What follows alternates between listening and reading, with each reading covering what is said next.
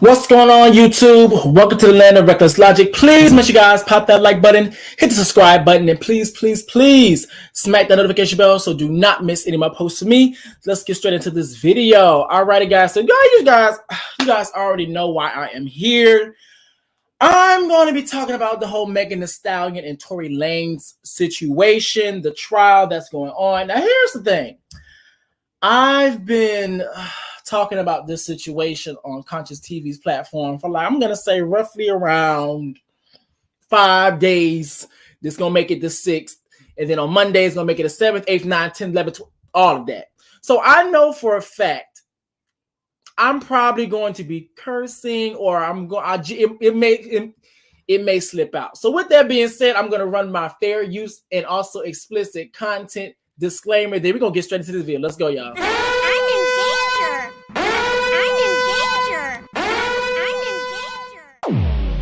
Disclaimer. Copyright disclaimer under Section 107 of the Copyright Act of 1976 allows is made for fair use for purposes such as criticism, always constructive. Comment down below.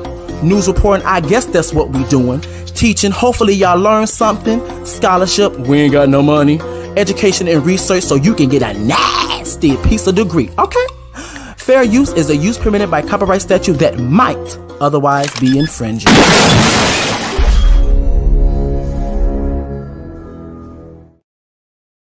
So y'all already know, y'all thumbs up this video. Thumbs up, thumbs up, thumbs up. Thank you guys for being here. Thumbs up, thumbs up, thumbs up. It really does help with the YouTube's algorithm. It really does help push your boy out there. So please, thumbs up. Now, this conversation has been really draining. I'm not even going to lie to y'all. It's been really draining to me because it's a whole bunch of things that's going on. Now, well, hey, how are you doing, Arshawn? Hey, Bree. Hey, Queen Intro. How are you? What's going on, Lady D? Baby. Thank you, Bree. I do appreciate it. But, I got to have my disclaimer because I'm pretty sure I might curse. I might not. Just in case. You have been warned. Okay, so as everybody knows, Tory Lanez has been accused of actually shooting Megan Thee Stallion in a situation that happened 2 years ago. Within that situation, this situation was picked up by the state, and now they're currently on trial and also in court. Y'all make sure y'all share this video out. Y'all make sure y'all share this to your baby daddy, your baby mama, your wife, your husband, side pieces, your children, all those things. The people that's Team Tory, the people that's Team Megan. Okay, so I'm not gonna lie. We even got to this situation, as in dissecting the situation, even to the point to where I'm not even gonna lie. Conspiracy theories came up.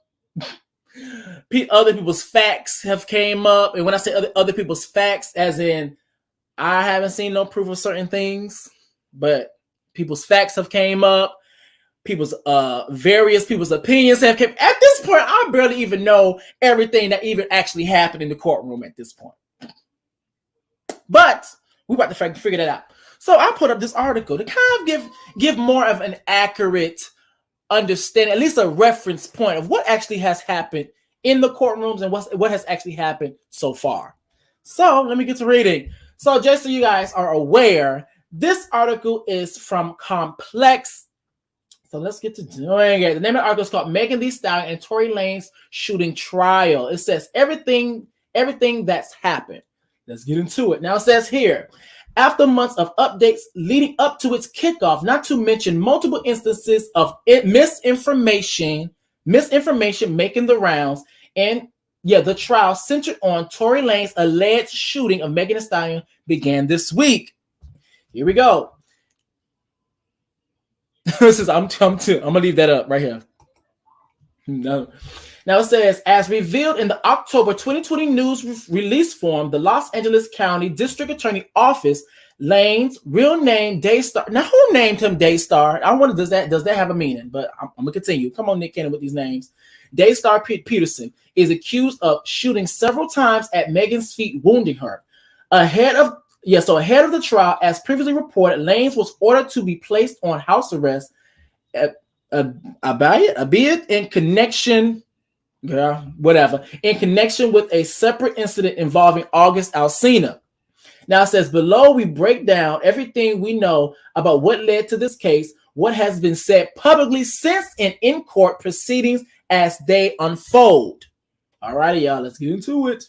Now, first, now we have a subheader. It says what happened. Now it says Tory is alleged to have shot Megan on July 12th of 2020 following a party at Kylie Jenner's house. Now keep in mind, y'all, this party was apparently when because you know Kylie Jenner and also Megan and Stallion were both in the music video for WAP with Cardi B. Now apparently that's how they met, and apparently that's how they got a connection. Yada yada yada. That's based. Now that's through the grapevine. That's what I'm hearing.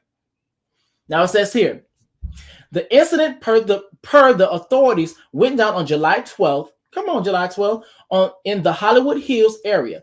Kelsey Nicole, who's been reported to have at one point been connected to Megan in a friend and assistant capacity, assistant, was also with Tory and Megan during the night in question. And I got something for Kelsey. I got something for Kelsey, but that's going to be later on. Now it says here, now according to the aforementioned initial news release from the DA's office, Lanez and Megan got into an argument while riding in an SUV after the group left the gathering. At some point, Megan, then identified only as the victim in the prosecutor's documents, exited the SUV at which Lanez is alleged to have shot her. Girl, this gonna be. Now it says a subsequent medical report later reviewed by Complex noted that Megan still had bullet fragments in her feet. Now remember, y'all, when the situation happened and they got into whoever got into argument and whoever, either Kelsey or Tory, that actually fired off. Remember, when gunshots were heard, the commotion was heard, the cops were called. And so when the cops were called, remember, y'all, Megan alleges, or what she says is that she told the cops that she stepped on glass. Okay. But when she later on, she got to the hospital, because remember, y'all, when she stepped on glass, she was not going to report this at all. She felt like she was in between a rock and a hard place. Either I tell them and have the cops shoot all of us, because at the time, that's when George Floyd's situation took off, Sandra Bland, all those things. So it was very, the timing is very sensitive when it comes down to melanated people and the police, especially at that time. So it says here, a subsequent medical report later reviewed by Complex noted that Megan still had bullet fragments in her feet in connection with the shooting. As reported in April of this year, the record stated, among other things, that the risks and benefits of operative treatment have been discussed. Such risks were listed as including injuries to arteries, infection, loss of function of the extremity, and more. Yeah, here we go. Let me see what you guys are saying. Let me see. You just made me look his name up. Apparently, it means Most High or Jesus in the event. Come on, Daystar. Ew. I'm gonna leave that. Girl, you know what? Girl, I'm gonna leave it alone. Now it says, what has oh no, okay, here we go, guys. Another subheader. It says, what has Megan said in the lead up to the trial? Here we go. Initially, Megan did not name Tory in connection with the incident, telling Gayle King in a subsequent interview that the U.S. long history of police brutality and racist policies made her fearful in the immediate aftermath. Hold up. I'm going to keep reading. In that same interview, which marked the first time Megan spoke out in detail about the shooting, she said that Tory had offered her a payment of $1 million to not speak publicly about allegedly shooting her. Now, that's what because my thing is, I never understood where that bribe or that bribe allegation came from. Okay, it comes from the interview. Okay, got you. Come on, clearing things up. Damn. Now it says here, and it says, I quote, "He is standing up over the window shooting. I didn't even want to move. I didn't want to move too quick. I was really scared because I had never been shot at before, Megan said at the time. Now it says here, early in the late 2020 track, Shots Fired, off her Good News album, Megan appeared to reference the shooting. She also later discussed the case in a Rolling Stone interview this June, saying at the time that she wants Lanez to go to jail. She continued, I want him to go under the jail. And I quoted that. Yeah. Now here we go. I got another subheader. It says, what has Tory said in the lead up to the trial? Here we go. It says, Lanez, meanwhile, has continued to claim his innocence in connection with the case. In September, Lanez made a slew of claims about the incident as part of a Daystar project in 2020. Among the claims, which are broken down in greater detail here, and girl, I gotta click on it. I'm gonna click on it. Let me see, can I click? Please don't be long. Please do not be long. Oh, girl, please don't be long. Let me see. Oh, girl, this seems long, girl. Well, it seems like we're gonna have to get in detail. We're gonna have to get in detail, girl. I'm gonna have to read it. Now it says here. Now this is now here are the claims Tory Lanez makes about Megan Thee Stallion shooting incident and aftermath. So this is gonna clear up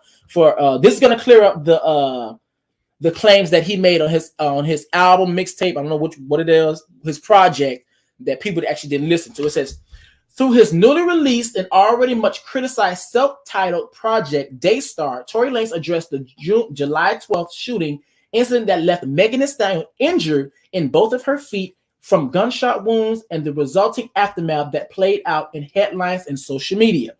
It says here, although he has not been charged for shooting Megan, at the time he wasn't charged. Now, to my knowledge, y'all, he was not charged until October. That's to my knowledge. He was not charged until October.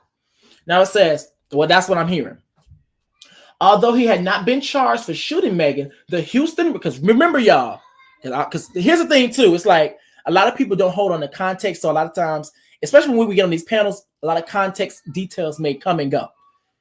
Now, here's the thing. When it comes down to why didn't she not say anything? Because remember, y'all, she was not going to press charges.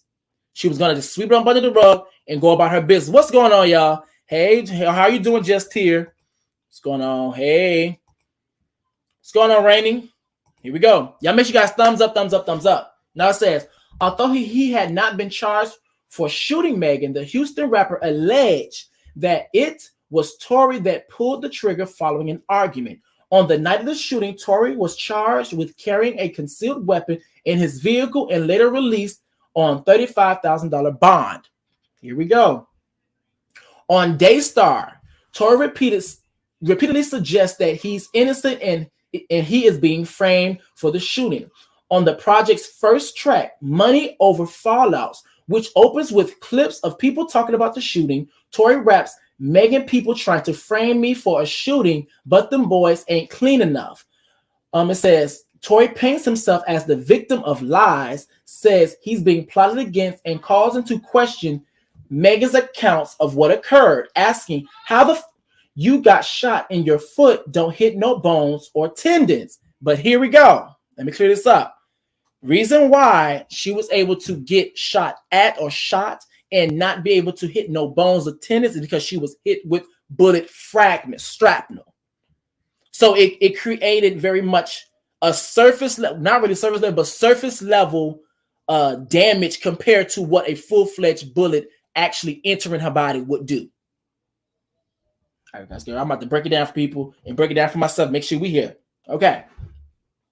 Okay, here we go. It says, he continues, and I quote, girl, you had the nerve to write that statement on an affidavit, girl, knowing I ain't do it, but I'm coming at my truest.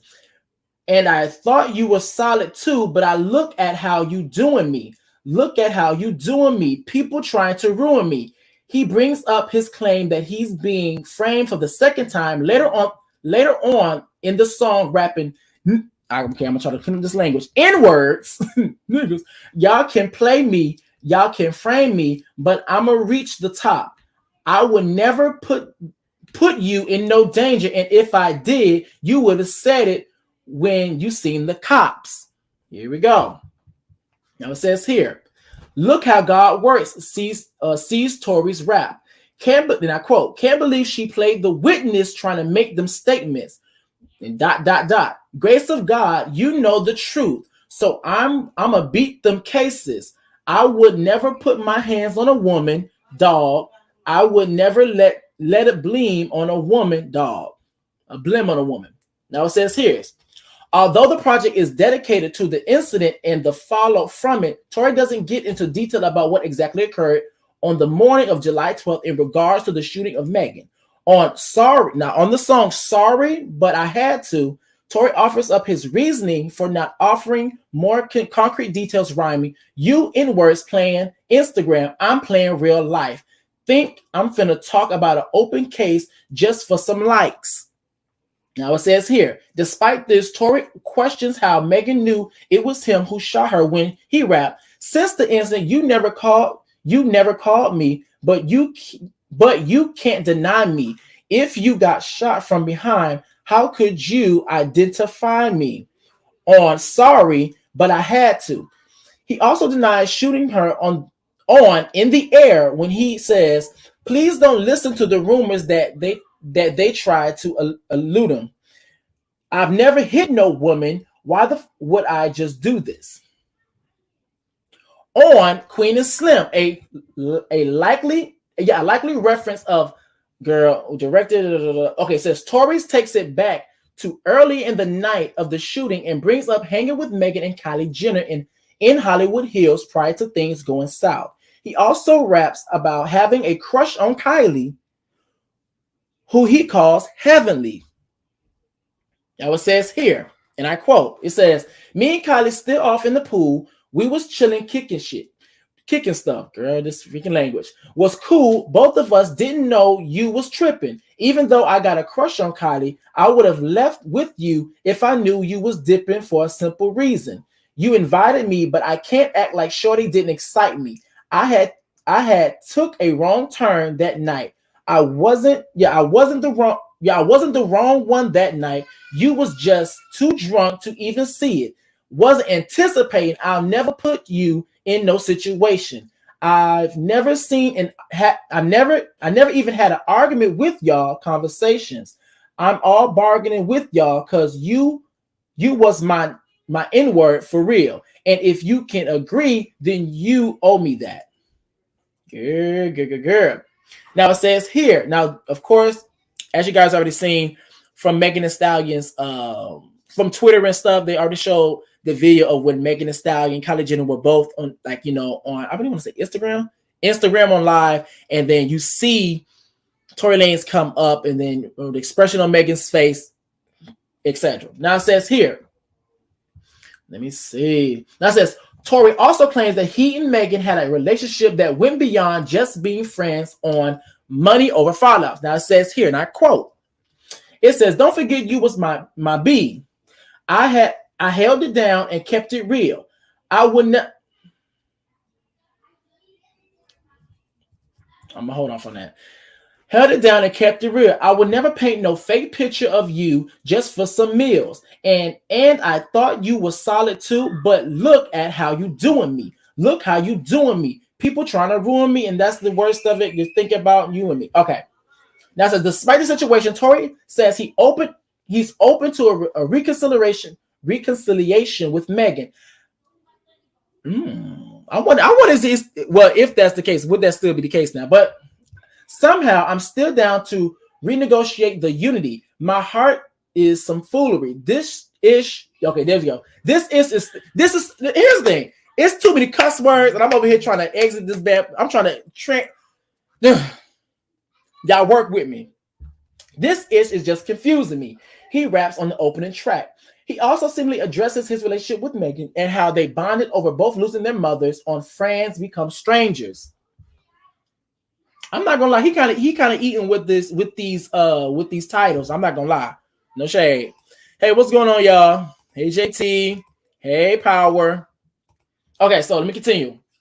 It says, and I quote, because remember, y'all, this is Friends Become Strangers. It says, when does When does it get strange? When you start lying to your best friend about us and hoping she ain't entertained? Or is it strange when the loving come with secrets in the games? When the world unveil your curtains, ooh, come on, curtains, and all they laughing is at your pain? What does it change when we both reveal that we both of our mothers had passed? It's really the D word, D-I-E-D, had passed. We still dealing with some pain and need someone to entertain? Or does it change when you break down in my arms and start crying, feeling like you alone, and I tell you everything's okay? Will we ever talk about this? Will we ever console again? Or will we keep on acting like I put you in danger and some pain? Girl. Hey, Mary. Now it says here. Now, of course, okay, so there's Instagram post, of course, referencing that. Now it says here as well. On top of all of that, Tory took time to call out the multiple people that have sided with Megan in the incident, such as Kalani, Cash Page, and others. Last month, Kalani explained why she was removing Tory from the deluxe edition of her album, It Was Good Until It Wasn't. Here we go. And I quote, I got nothing but love to spread, but in words. But okay, so instead of saying, I'm gonna say Iggas, because girl, switching this stuff out is a bit much. But Iggas hates me, hurt my heart. Yeah, hurt my heart to see them Twitter fingers come from Kalani and Cash Page. Tory raps on Money Over Fallouts. On Bittersweet, Tory brings up Kalani again rapping. Kalani hops on the news like it was something to prove. Like me and her wasn't cool when I've been friends with you for 6 years. Now it says here, on Sorry I Had To, Tory takes shots at Dream Doll. Give me one Dream Doll, Hidden record, I'll wait. Asian and Chance the Rapper, who he called irrelevant. Watching the industry try and hold you. Asian Doll talking, but shawty, I don't know you. I never met you, nor have I heard a song. And not you say you never heard a song. And nor have I seen billboards. Tory raps on the song. Now it says he also takes shots at Lakers player J.R. Smith, who previously called Tory a clown. Now here's the thing. I'm not gonna lie. I understand that there are levels to this, but I just think it's very interesting that a lot of times, because I've seen a plethora of this. And plus I want to give you guys a break from this article because I'm trying to break it up so we all retain what's going on. Here's the thing.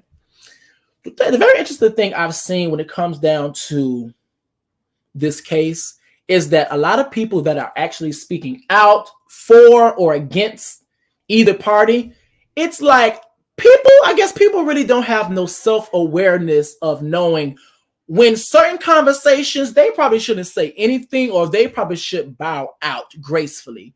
Reason being is because I've seen numerous of celebrities, numerous public figures come out, try to demean Tory, but yet they have a domestic violence background. They also have a history of disrespecting women as well. So it's like the pot calling the kettle black. And then on top of it, it's different when you done those things, you learn from that, but it's different. But there's a difference from when you've done those things, but yet you still haven't learned your lesson. Okay, so it says here.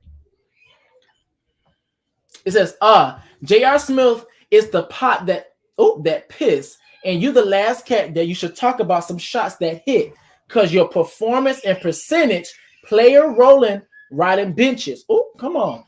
In Igga, I'm from the trenches. Igga, Tory says on Sorry, but I had to. Oh my God, they got everything going in the background. Everything just going on. Hold on, y'all give me 2.5 seconds. Oh, girl, there's a lot going on. Okay, it says here. Now this is what had now it's showing an Instagram post here. It says, now this is what J.R. Smith responded when it came down to Tory. It says, this clown shoots a female and y'all listening to his music like it's okay. At Tory Lanez, you a straight clown, and tell whoever to hit my line, it's whatever. Oh yeah, I know, girl. It's been a lot going on the side of my head. Okay, so I'm gonna continue. It says here, outside of celebrities that have criticized Tory, the chicks tape artist went after people on. Went after people on social media that have blasted him and made fun of him with memes. He even calls attention to his height. Which has been a running joke on the track Money Over Follows, where he claims he's actually 5'7". Oh, now I'm 5'3". Igga saying I'm a shorty, but Lil B, I'm 5'7". Money on me, sidestepping. Come on, sidestepping. Okay, so that's what he was referring to on his album. Okay, we cleared that up. Let me go back to the complex. Let me find it. Where that bad boy at? Okay, so this is what Megan had to say. This is what Tory had to say. Okay, so I'm going to read it again. In September, Lanez made a few claims about the incident as part of his Daystar project in 2020. According to the claims, which are broken in greater detail here, which is his album or with his project, are Lanez purporting that he's being framed. Later that year, it says Lanez again claimed he was innocent, this time in an Instagram comment in which he referenced in Daystar lyrics. Now it also has another. Okay, let's see. Good, this is gonna be a long one, but however, we're gonna get to the nitty-gritty. Okay, y'all make sure y'all thumbs up. Okay, I'm over here glitching. Get it together. Girl, come on, Mercury retrograde, get it together. Okay, so now let's actually talk about the comment. Dang, I just lost it. Okay, so I like this. This is actually breaking stuff down to its core. I like this. Because now we can really get more of a detailed understanding of everything that was going on. Let me see. Okay, so yeah, it says Lane claimed that he was innocent this year in an Instagram comment in which he referenced in Daystar lyrics. Now we're going to understand this.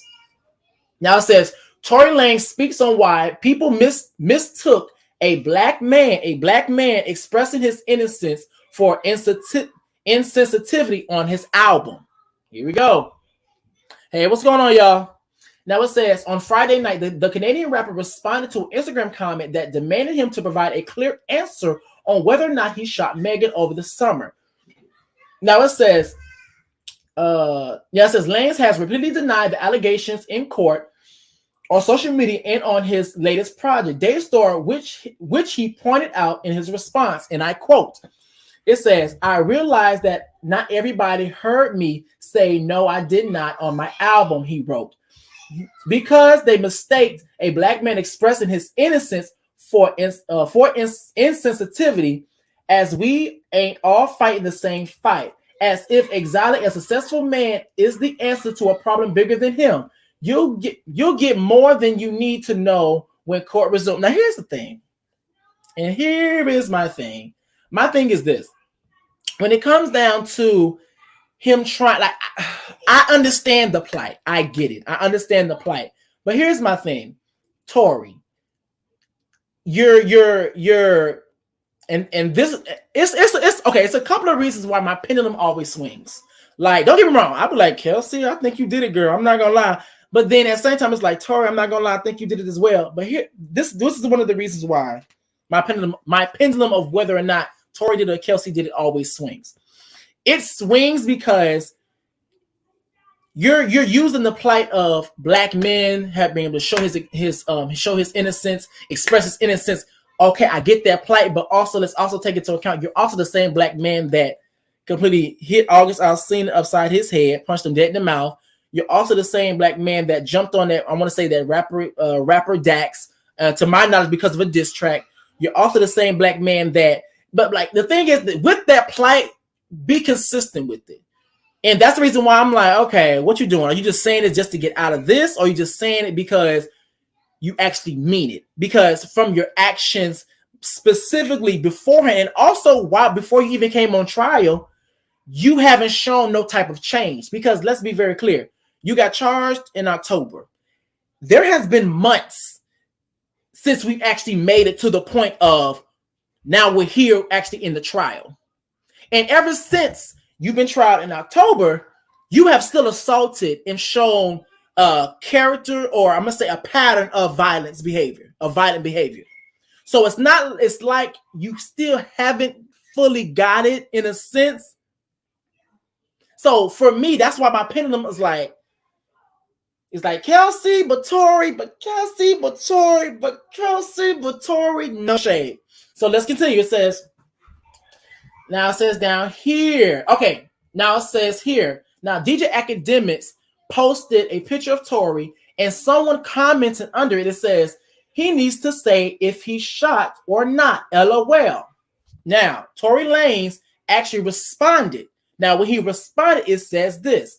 I realized that not everybody heard me say no on no, I did not on my album because they mistake a black man expressing his innocence for insensitivity, as if we all ain't fighting the same fight, as if exotic a successful man is the answer to a problem bigger than him.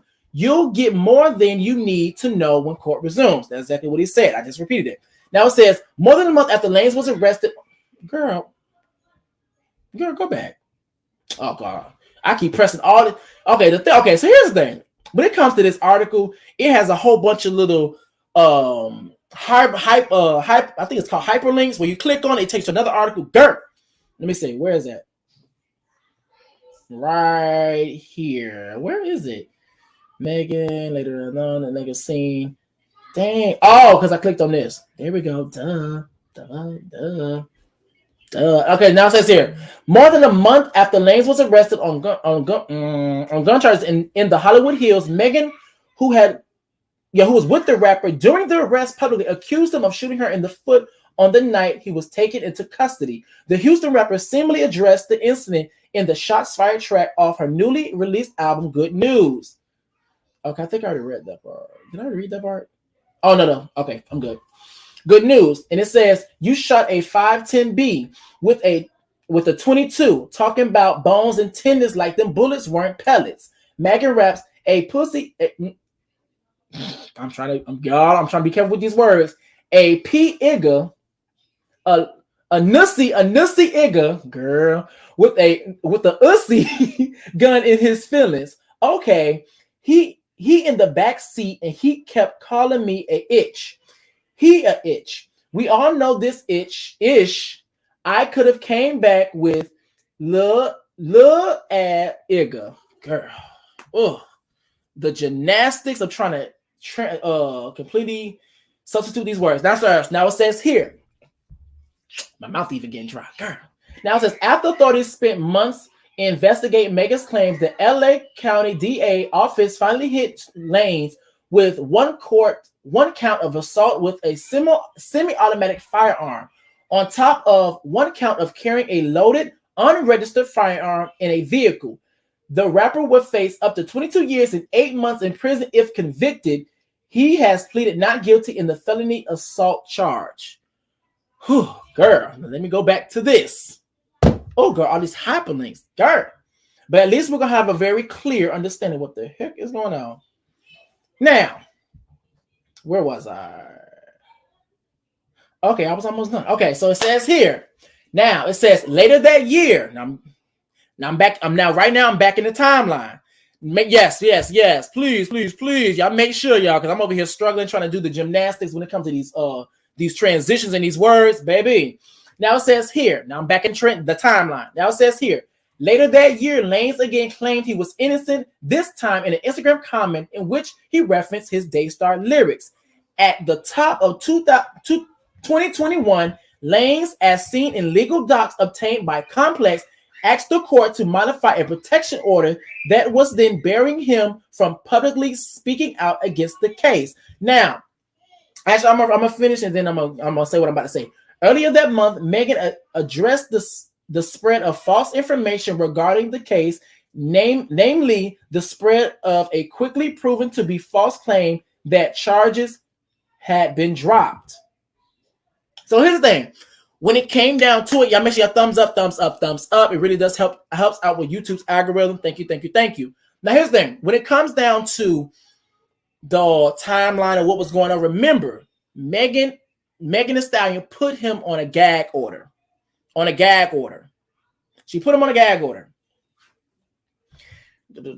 Now we have another subheader. Now it says here, What has Kelsey Nicole said in the lead up to the trial? Let's get into it. It says here, Kelsey Nicole initially spoke out in the form of a diss track titled Bustin' Back, itself a response to a aforementioned Shots Fired song from Meg. Now, right here, it says it has a hyperlink. I'm about to click it. We're going to get into the details. Let's get into the tea. It's going to be a long video. Let me see. Oh, okay. It's not that long. Now, here's the thing. Now, it says here, Kelsey Nicole responds to Megan and Stallion's Shots Fired with Bustin' Back diss track. Girl. Now it says Megan and Stallion's former best friend Kelsey Nicole has hit back with a diss track of her own titled Bustin' Back.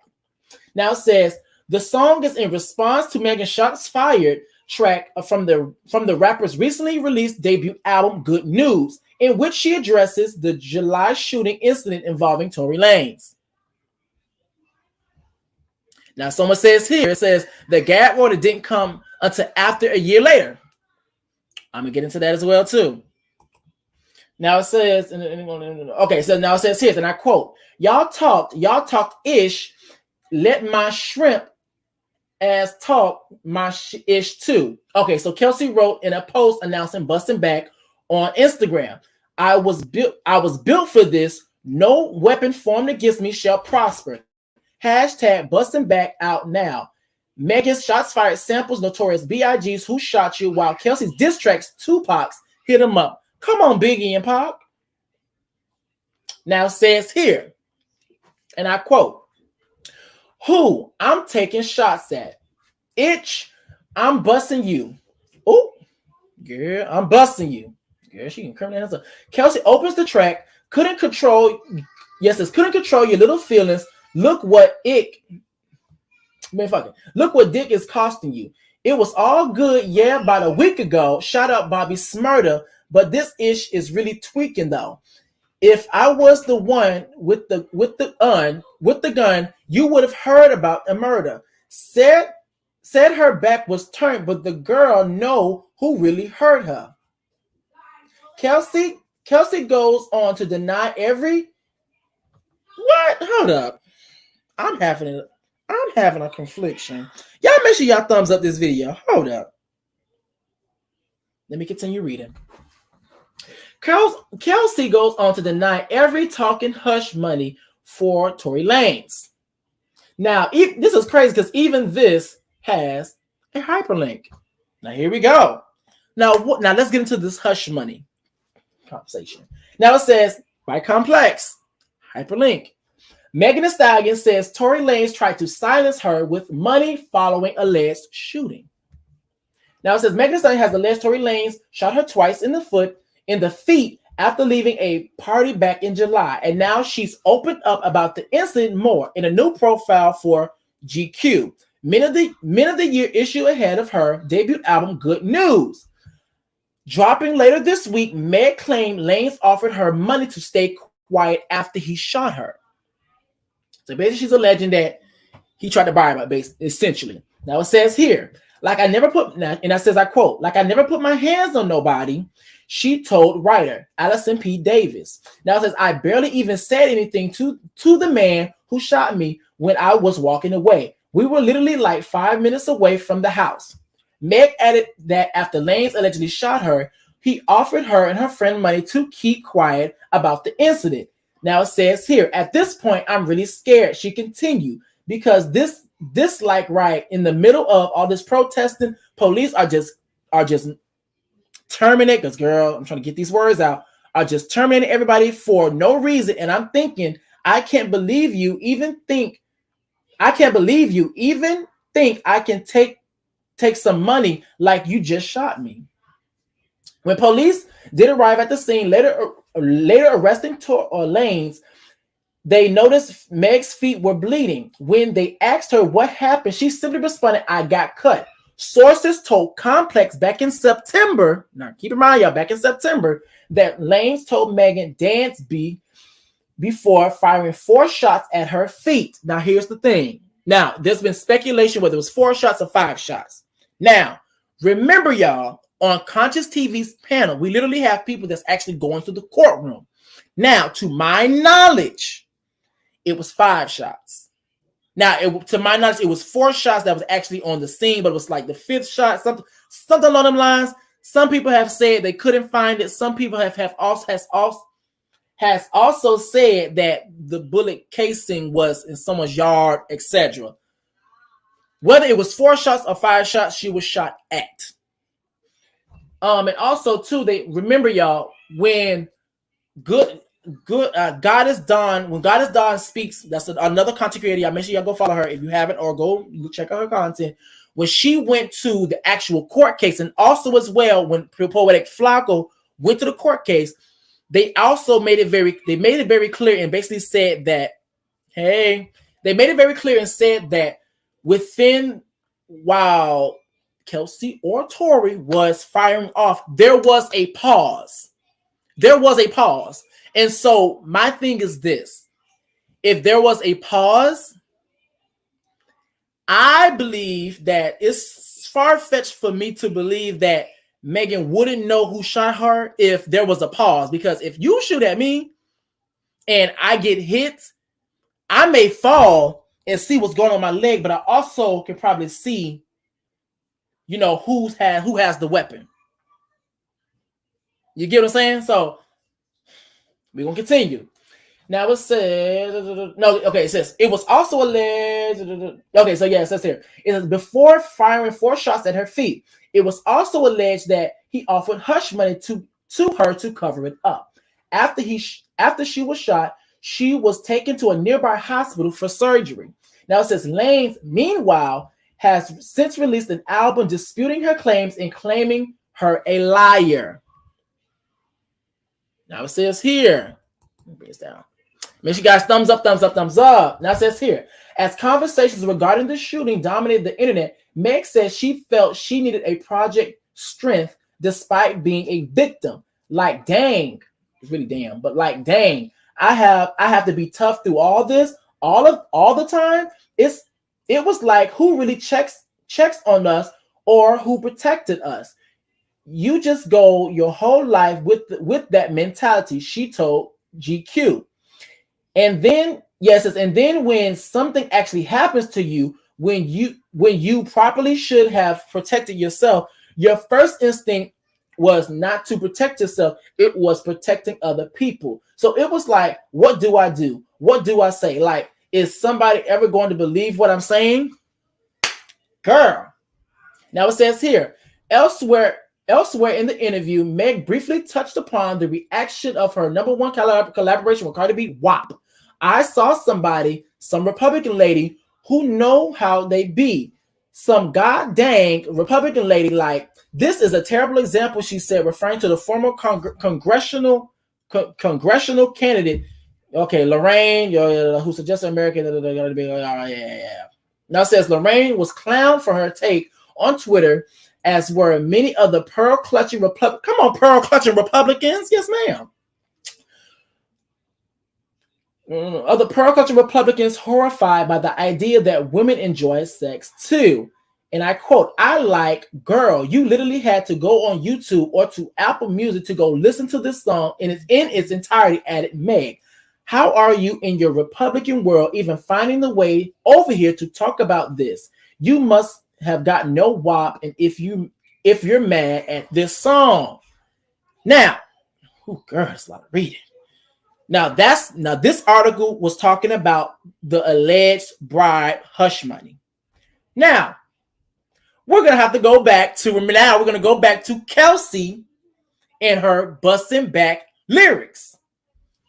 Oh, girl, this is too much. I'm over here doing. Y'all make sure y'all thumbs up, thumbs up, thumbs up. If you guys feel propelled to help donate, I really do appreciate it. My Cash App tag is the name that you see right here at $RLogicc with 2 C's 98. Make sure you guys thumbs up this video. It really does help with YouTube's algorithm. Please, please, please. Thank you. Now, where is it? Where is it? Where are you? Okay, busting back. Let me go find my place. Okay, now it says here. Now I'm gonna start again. It says Kelsey got on to deny ever taking hush money from Tory Lanez. Now it also says here on Shots Fired, Megan calls her former friend a goofy behind itch. who's jealous of her success. Then it says, I quote, watching me succeed from your knees sucking ick. It says Megan raps on the track. I know you want attention from you niggas, and that I get. I'm a steak, you a side plate. Shrimp stay in your place. Girl. In addition to dropping Bustin' Back, Kelsey also took to IG to accuse Megan of betraying her. And like everybody knows, we already know this specific clip, but I'm going to play it here. I mean, the truth is, in your song, I think you said, I want the niggas, I want the niggas you got or something. We all know that I ain't never wanted none of your niggas. It was really, come to find out, your was behind my back that I was on first. And that ain't right, because you're supposed to be my best, you're supposed to be my best friend. We laugh at that do that to each other. We're not supposed to do that to each other. So stop playing with me. And I don't want to go back and forth on the internet. I don't want to, I don't care whatever you think you got on me, expose this, because there's nothing that you can expose that I won't hold myself accountable for. Accountability. You need to learn how to hold yourself accountable for shit. Okay, that's what Kelsey had to say, y'all. And remember, y'all, this is also the same clip. Oh, shoot. Sorry, y'all. Oh, God. My lips getting dry. All this reading, girl. And then on top of it, I'm over here doing all the gymnastics with switching out these cuss words, trying to make it more appropriate. Thank you. Hold up. Oh, girl. Let me address this super chat. Thank you, Power. I really do appreciate it. Thank you for your contribution. I really, really, really, really do appreciate it. Thank you guys so very much. Thank you. Okay, so let me get back to all this reading. Now, remember, y'all, this clip is the same clip with, come to find out, you was messing with a dude behind my back. Yeah. You know that's Conscious' favorite clip to play. So here we go. Now it says, and I continue. Megan seemingly responded to it all on Twitter with laughing emojis. She also posted a video of herself laughing and throwing up the middle finger and captured the post, good night from the besties. And it's most definitely showing it. Now it says here, you can listen to Bustin' Back top via YouTube and revisit Megan's shots fired below. Now also says here, it's not the first time Kelsey has addressed Megan's shots fired track. Y'all give me 1 second.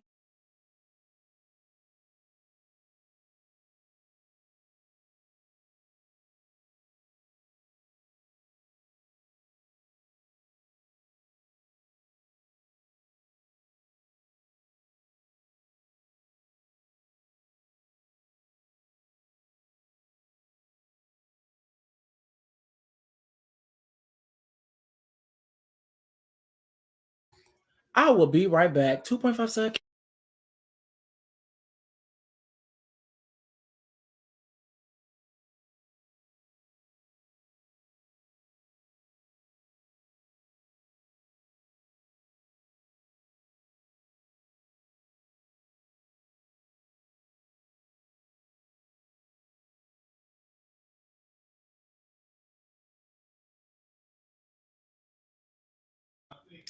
Okay, so so everybody just getting in trouble now. So girl, I tried to warn them. Now everybody getting disciplined and stuff. Girl, tried to warn them. Y'all make sure y'all thumbs up this video. You see, like whenever I'm over here trying to do the Lord's work, it's like a whole bunch of chaos is going on, y'all. Oh, y'all pray for the situation. Y'all hear that? Y'all hear that? You hear all that chaos? Girl, I tried to warn them. Okay, anyway, let me see. Okay, so that was the end of that, honestly, when it came down to Kelsey. Let me go all the way back. Oh, Lord. Oh, God have mercy. Trying to do this Lord's work. Now, let me see. Spoke out. Okay, so now we're going back to the timeline. We're back in the timeline, y'all. Trying to keep track of all this. Now we're back in the timeline. Now it says Kelsey. Now, remember, y'all, this is the subheader. What has Kelsey Nicole said in the lead up to the trial? Now, since Kelsey Nicole initially spoke out in the form of a diss track called Bustin' Back. Now, it says itself a response to a aforementioned shots fired song from Meg. More notable, however, is Kelsey's response late last year to claims made by Tory Lanez then defense lawyer Sean Harley. I'm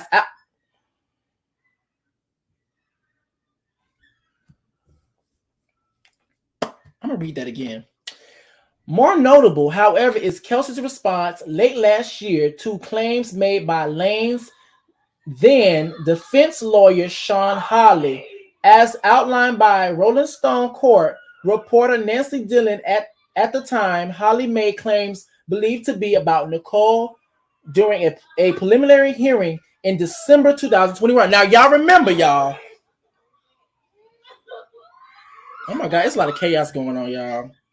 Y'all make sure y'all thumbs up this video. I'm trying to do the Lord's work. It's a lot of chaos. We got people crying, people over here getting in trouble because I keep trying to tell them do their work before their parents find out. And all of a sudden their parents found out. Oh, girl. Y'all make sure y'all thumbs up.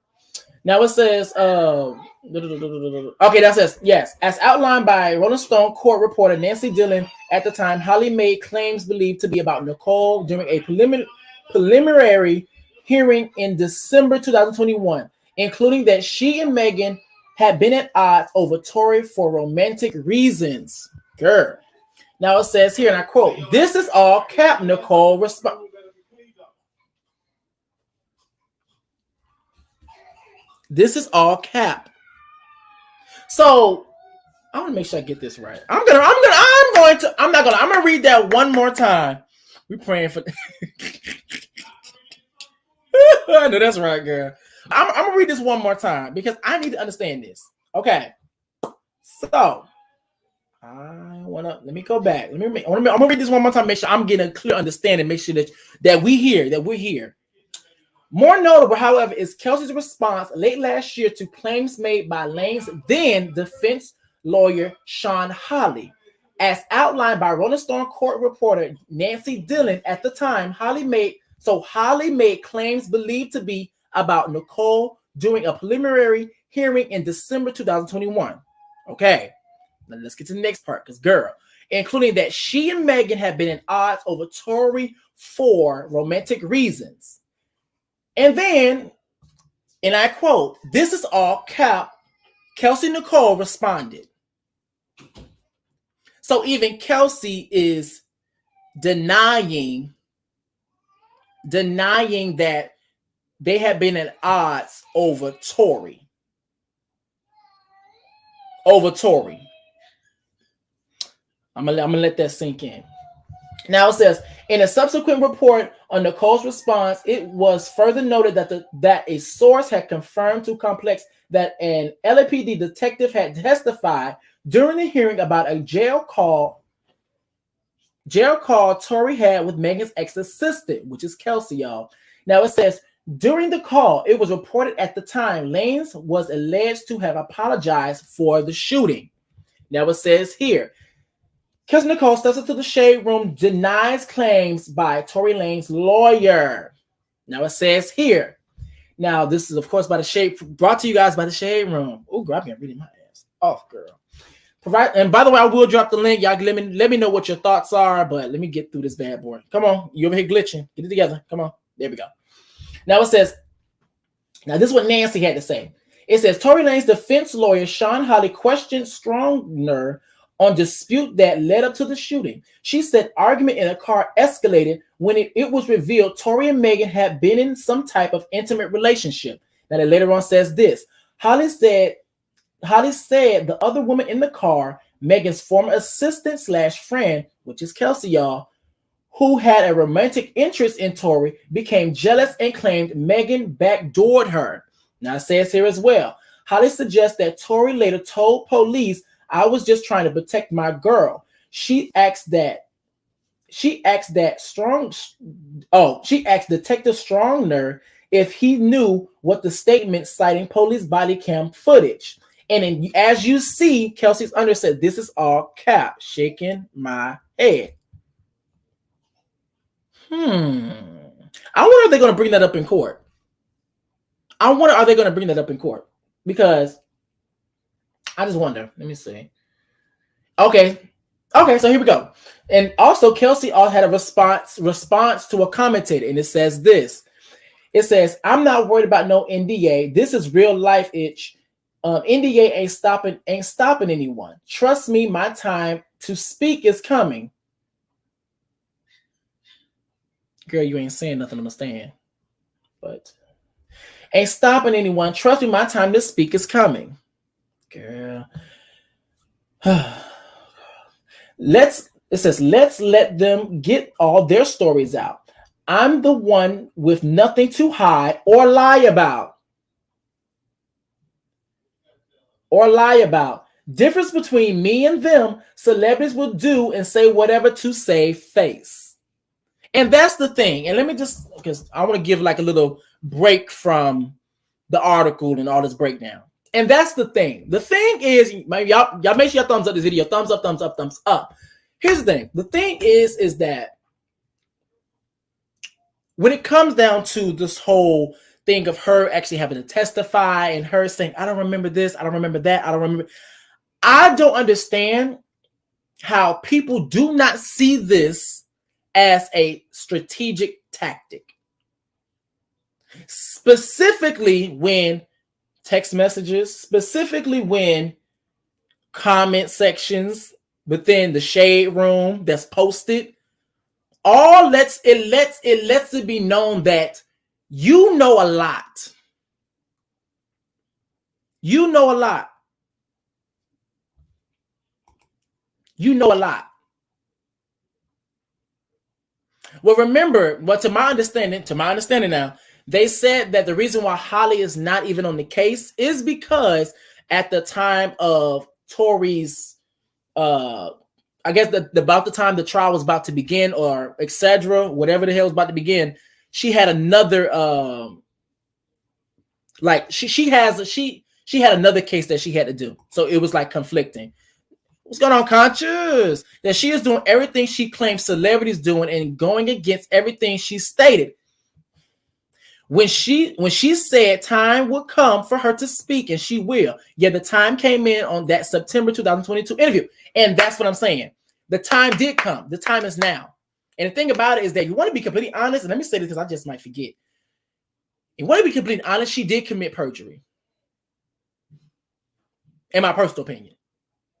Now, I could be wrong, but I think she committed perjury. No shade.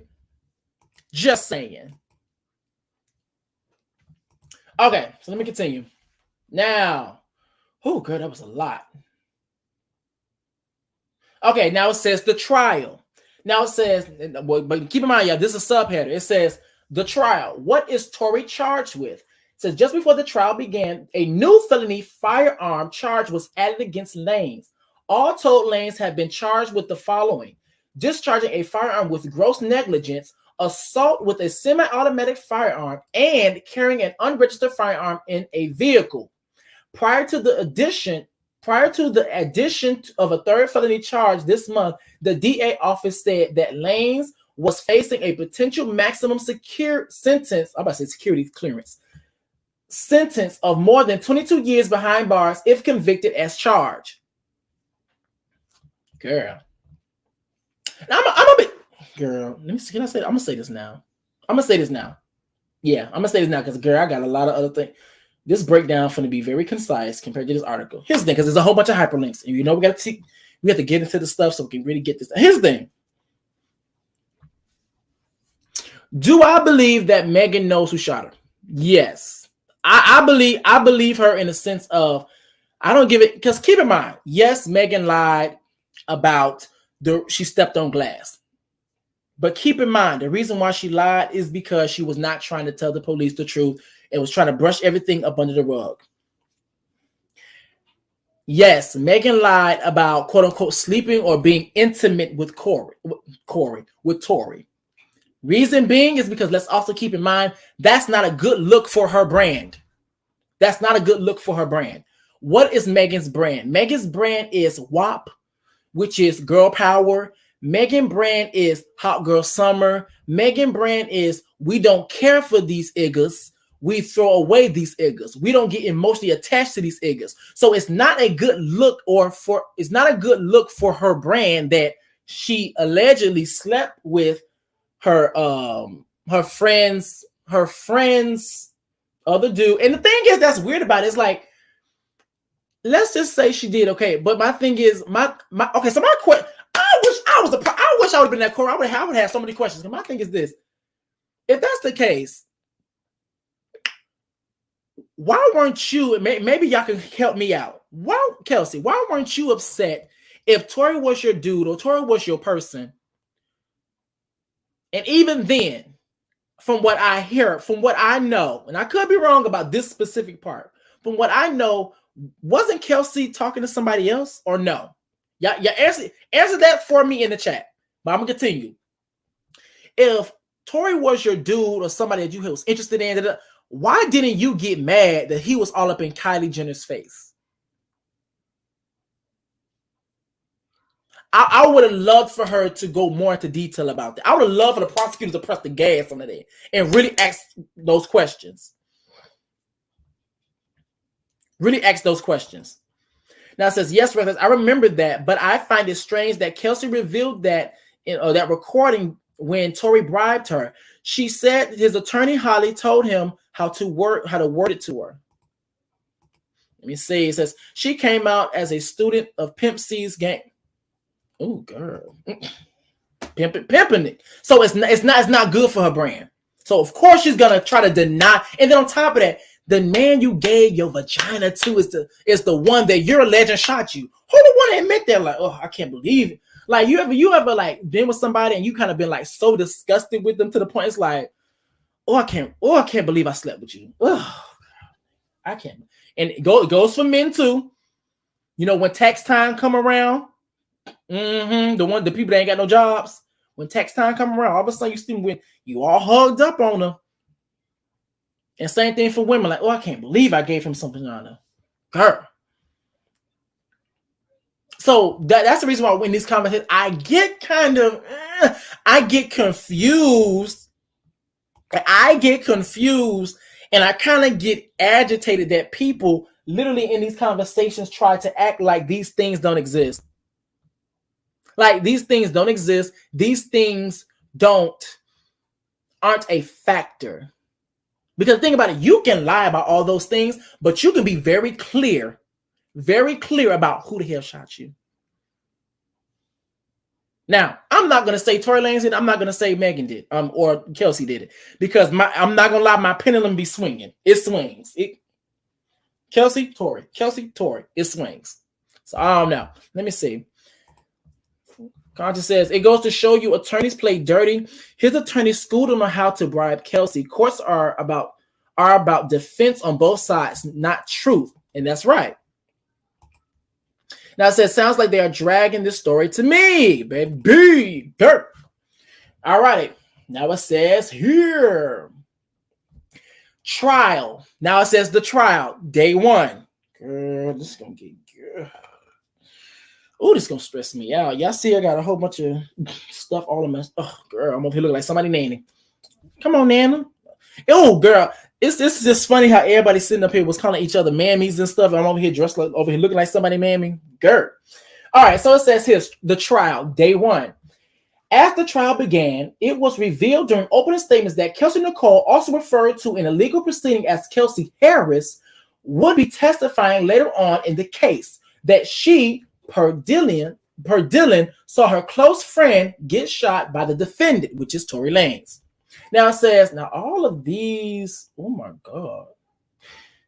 Okay, I got a hyperlink, y'all. We gonna get into it, y'all. Now it says here by Complex, it says Tory Lanez shooting trial begins anti-violence groups to rally in support of Megan and Stallion. Girl. Now it says here, the trial focused on Tory Lanez's alleged shootings of Megan Thee Stallion has started. Okay, so basically what I'm getting from this is that... See, can I skim this? I'm going to read it. Now it says, as the Los Angeles Times and other outlets have noticed, the trial is expected to last more than a week. Now it says here, with Megan said to be among those who will testify in a statement to Complex, the Los Angeles District Attorney's Office said that it expects to call the victim to testify this week. According to Rolling Loud's senior report, Nancy Dillon, now I'm probably butchering her name, but we're going to go with Dillon. Prosecutors said that Kelsey Harris is set to testify to seeing her close friend get shot by the defendant. Now, of course, it has the receipts of Nancy saying that, yada, yada, yada. Now, also says here, Nancy also saw prosecutors, no, it says Monday also saw prosecutors claiming that Tory shot Megan in both of her feet. Now, keep in mind, y'all, this is something else I want to bring to people's attention. It's crazy how people literally go for, she was shot in one foot, she was shot in both feet. And I went back and watched the Gayle King interview. And when they actually showed the damage of Megan's feet, from the pictures, you can obviously tell it's 2 feet. Because one was like on the heel. I want to say it was on the heel of the left foot. And then it was on the Achilles heel of the right foot. Something like that. But you can tell from the photos it was both feet. But people kept trying to say it was 1 foot, with 2 feet. Too much. So look, I'm going to clear that up. Okay, after the Houston rapper made fun of his artistry, TMZ reports. Now it says, so TMZ reported that that's the reason why they got into it, because she made fun of his artistry, got out, she got shot, essentially. Now, as reported last week, Lanez is now facing an additional felony firearm charge. Okay, additionally reported by the Shade Room and subsequently confirmed by Complex. Okay, I already read that.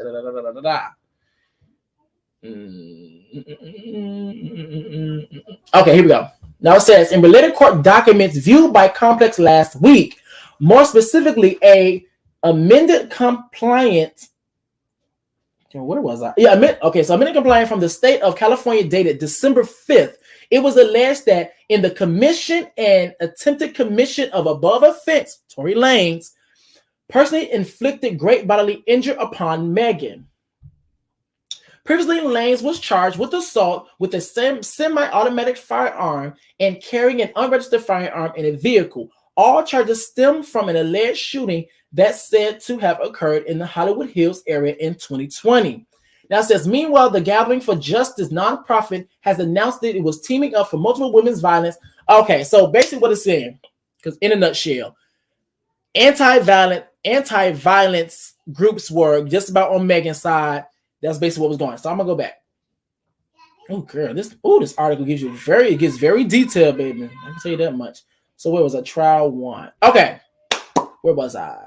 Right here. Now we're back to the timeline, y'all. With the subheader, the trial, day 1. Got you.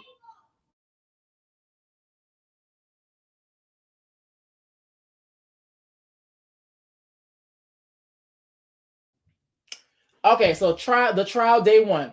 As the trial began, it was revealed during opening statements that Kelsey Nicole, also referred to in legal proceedings as Kelsey Harris, would be testifying later on in the case that she, per diem, said her close friend was shot by the defendant, aka Tory Lanez. Meanwhile, Lanez's team made a number of claims on day 1, including reiterating prior remarks about Nicole. As for a claim involving Ben Simmons of the Brooklyn Nets, namely one of the salacious variety, it says Simmons shared a quick rip of Rick Ross' viral false accusations clip to shut down such talk. Okay. Now, the trial, day 2. Girl, on the second day of the trial, Megan herself took to the stand at the Criminal Justice Center. Girl, I butchered the hell out of that.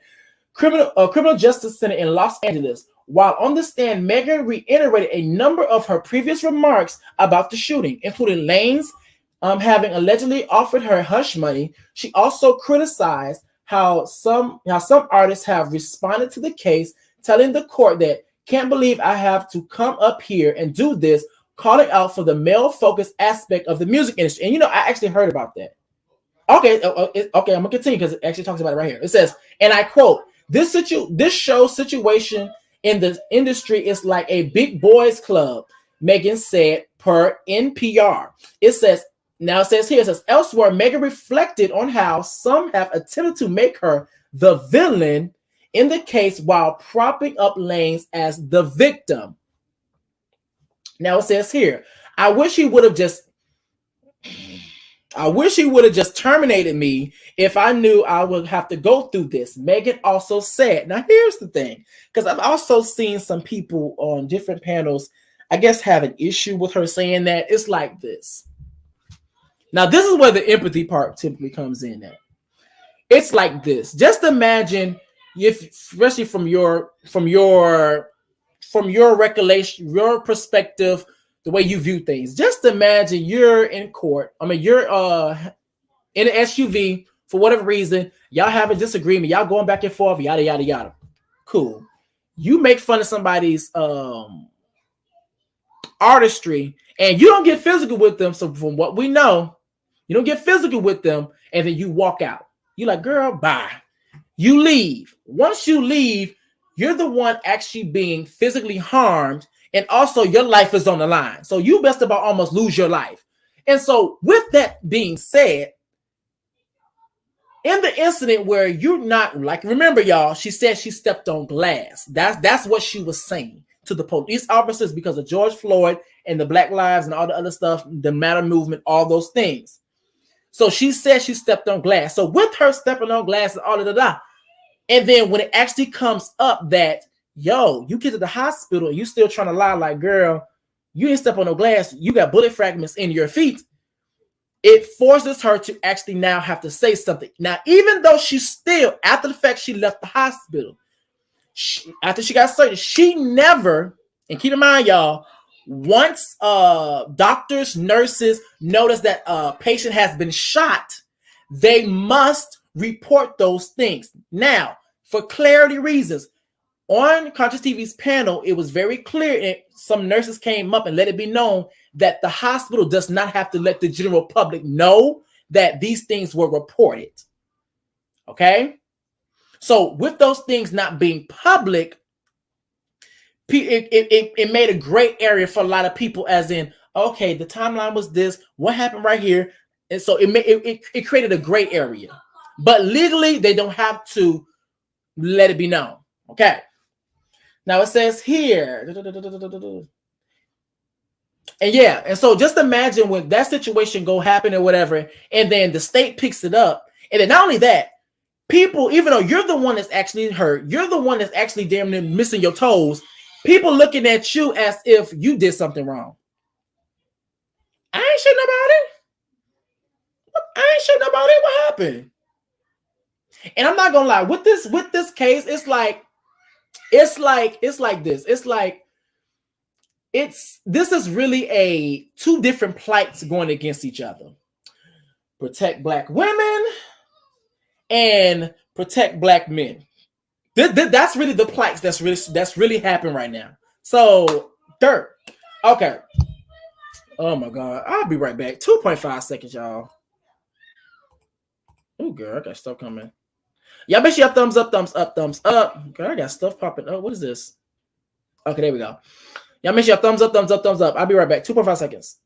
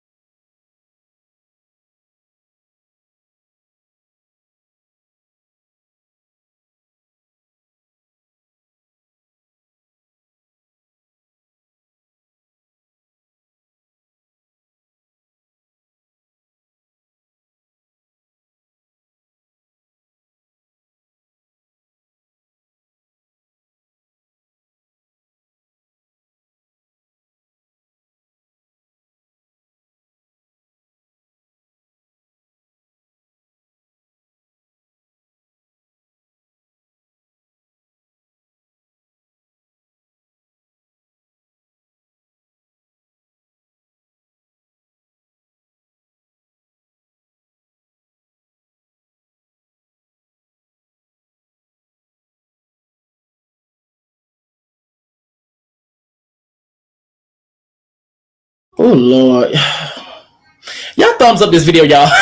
There's a lot going on. Oh girl, I'm over here multitasking. Let me read this. It says, because he was Meg Playboy, I feel the reason Meg was laughing to prove Kelsey wasn't her BFF, and also girl. Baby girl. Okay, so let's get back into what we need to get into. Now, as I continue, she says, in calling out the male-focused aspect of the music industry, and it says, I quote, this shows a situation in the industry is like a big boys club, Megan said per NPR. Elsewhere, Megan reflected on how some have attempted to make her the villain in the case where propping up Lanez as the victim. And it says, I wish he would have just terminated me if I knew I'll have to go through this. Megan also said, now we're going to take to day three of the trial. Now it says, Kelsey Harris. Now here we go, y'all. Here we go with the BS. Y'all thumbs up this video, because, girl, here we go. Kelsey Harris, Megan's ex-friend and former assistant, was granted immunity. Now, keep in mind, the immunity word. Immunity Wednesday in exchange for her testimony in Lanez's felony assault trial. And I quote, I don't care to be here today, Harris told Deputy District Attorney Kathy Lush shortly after taking the witness stand. I just don't want to be here. Now it says here, Harris told the court her mental health was suffering due to the recent passing and the birth of a child. Come on. Oh, so she just lost somebody, and also she just had a child. Okay. Now it says here, she said the trial was a triggering situation and accused Megan of weaving a false narrative that tarnished her reputation.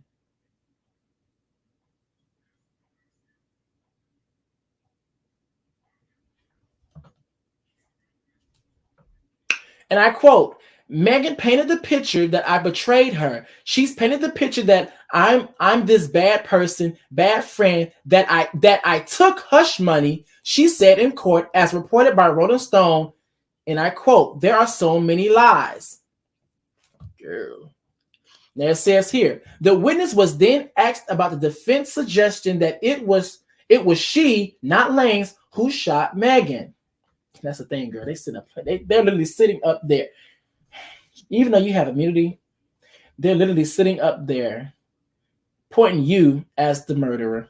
Oh, girl, these words. Pointing you as the shooter. And then not only that, it's all hitting me. It's the fact that they're literally sitting up here. Tory Lanez's defense team is pointing you as the shooter.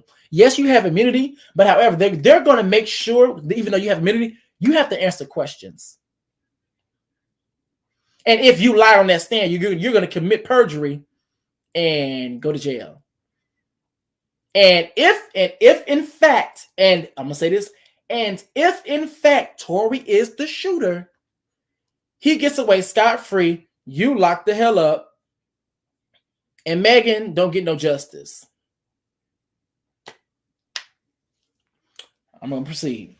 Now it says here, the witness was then asked about the defense suggestion that if she, not Lanez, who shot Megan, and told TA that the claims were ridiculous. Now it says, Harris then detailed the events that led up to Megan's alleged shoot. Now this is where I have an issue. Now this is why I say that it's perjury. Now it says Harris then detailed the events that led up to Megan's alleged shooting. She described her estranged friend as being drunk and a little off for the night of Kylie Jenner's party. Now it says here, and I quote, the argument that took place inside carried on, and she said, without getting specific, there was so much going back and forth, name calling between me and Megan, Tory and Megan, Tory and me, Megan and Tory. TA then brought up Harris' September interview with prosecutors when she claimed Lanez had threatened to shoot her. Harris was asked if she remembered making such a statement. Girl, let me get it together. But she remained tight-lipped. And I quote, do I have to answer that? Harris asked Judge David Harrington, who replied to the affirmative. He said, yes, ma'am, Harris said. And I quote, and this was in the car, correct? Tia asked. Yes, she replied. And I quote, what did he do and what did he say? Tia asked, prompting Harris to plead the fifth. What don't you want to answer? Why don't you want to answer that question? I don't want to be here, Harris responded. Now, this is the reason why. It's the reason why it irks my spirit. It irks my spirit when it comes down to Kelsey, because you did all of that talking beforehand. Now, all of a sudden, you're not speaking anymore. If you take into account that allegedly Tory was trying to give hush money. And then on top of that, you were asked, how did you pay for your lawyer? And you said you don't know. How the hell you don't know? My thing is, how do you not know? How do you not know? Like, and the thing that's crazy to me, it's like, I'm sorry, I'm from the outside looking in. I could tell, like, girl, you lying. Girl, you lying. You literally sit up here lying. So, okay. So it says the trial day 4. Harris returned onto the stand on Thursday, but struggled to provide conclusive answers. Come on, inconclusive. Now it says, according to Rolling Stone, Megan's former friend assistant rechanted prior statements about Lane's alleged attack on the Houston rapper. In a September statement to prosecutors, Harris reportedly corroborated Megan's accounts of the alleged shooting. She told authorities that Lanez had threatened to shoot her before he opened fire on Megan. However, the day 4 of the trial, Harris told the court some of her initial statements were not accurate. Girl, she finna, girl. It's like every time we get to this point, it irks my soul. Something for real happened from September to now. I don't know if it was the money or threats or both, but something made her switch up. Sorry, y'all. I'm prepping for the bed. Relax. Thank you. Good night.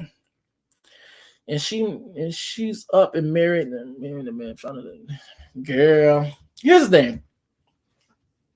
I think every time we get to that point, that's really what irks my spirit, irks my soul, because I need people to be smarter than that. And that's the reason why when I got on that live yesterday, I was going off, because it's like I need for y'all to be smarter than that. And my issue is this, and that's the reason why I asked that specific question on Conscious TV's panel when it came down to yesterday's panel of me talking to the people that believe that Tory Lanez was innocent. My thing is this. For me, what I've noticed is that the reason I can kind of tell that people aren't so much focused on the justice part is because of the simple fact that they're moving the goalpost. And so the thing about it is that when I asked questions along the lines of wondering whether or not, do you believe he did it? Do you think he didn't do it? Like, what's your thought process? And then when we start to go back and forth and, they may not be so concrete about whether or not he did it or not, all of a sudden the goalpost goes like, the goalpost moves. And when it moves, it goes to, reasonable doubt. And so when I hear that lets me know that you're not even worried about whether or not he actually did it or not. Did it or not, you're worried about actually getting him off. So the actual understanding if he actually in real time, real day actually did it, it's not a concern for you. The concern is, I just hope he gets off. If he did it or not, you don't care. So that's what I hear when they speak. So for her testimonies to line up, and for her testimonies to line up with the evidence, then on top of that, for her to have an 80-minute interview, and for her to give accounts of what happened, And for it to match up with Megan's, for it to match up with the evidence, and for it to say that's not true. And I just think it's interesting because when it comes down to Megan and they talk about all of her lies, and they talk about Kelsey and her lies, it's easy. It's so easy for them to find the inconsistencies. But the thing about it is that I think it's pretty much safer to say that Kelsey's testimony in September was the truth. Because it's very convenient about when she didn't remember something. It's very convenient about when she does remember something. Because the big, to be honest, what she said in that court was, oh, you know, if you guys catch this, it was something along the lines of, oh, what's the relationship between Tory Lanez and his bodyguard or his driver, whatever, Quan or whatever? And she said something along the lines of this. Oh, I really don't know them like that. You know, I don't know the relationship, yada, yada. The following day when she brought her ass back in there. Oh, they always had a good relationship. You know, they tight, they dogs. I thought yesterday you said that you didn't remember or didn't know anything about their relationship. Now you're sitting up here saying that you understand that they're tight, they're dogs, they're best, damn near best friend. Like what? Girl, what? Y'all make sure y'all thumbs up this video. Thumbs up, thumbs up. Thumbs up. Now it says here, it ain't about smart for a lot of folk. It's about the inherent sexism that lies within a lot of unconscious men and women. Tory lied in the case too, but Megan's inconsistencies get emphasized, not to her. Girl. And how do you not remember, but you really describe what happened in December? And that's the thing. And that's why I'm like, girl. And that's why when people talk about reasonable doubt, but here's the thing. I need for y'all to understand this too. Is that if the judge was looking at her like, girl, answer the question. Like, you know, you like, I'm pretty sure a lot of them jurors was thinking the exact same thing. Because how is it that you remember the small details, the very small details? Like, oh, because the thing is, you remember Megan was drunk. You remember you guys being at the party. You remember that her energy was off and she wasn't acting right. You remember her laughing hysterically. You remember those things. But when it comes to Tory Lanez, you don't remember nothing. You remember nothing. But yet in September, you remembered everything. Obviously, there has been a switch. Obviously, something has changed. Now, what that something is, I'm going to try to let y'all decide that when I drop the link. No shade. Y'all thumbs up this video, y'all. Now, Karina, okay, I bet she took a lie detector test, so that's going to blow everything out of the water when Tory testifies. I don't think Tory's even going to testify. Well, these to my knowledge, I don't think he testifies. If he does. Now it says here, how you don't remember and you recount with ease everything that preceded the shooting the day. And that's the point I'm saying.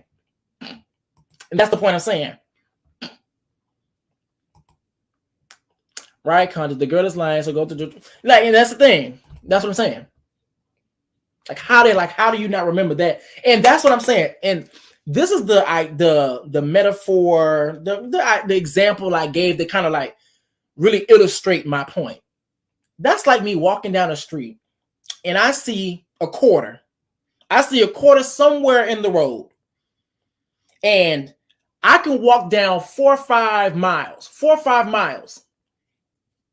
And for me, in my mind, you may tell me, I've seen that quarter. I remember I've seen that quarter. I didn't pick up the quarter, but I recognize that's a quarter. I see the quarter. I recognize it. I know where it's at. I continue walking. I pass nothing but buildings. Nothing but big giant objects, buildings. And I don't notice on my way that there's a firehouse station right there. I don't recognize there's a 7-Eleven over here. I don't recognize or remember there's a gas station over here.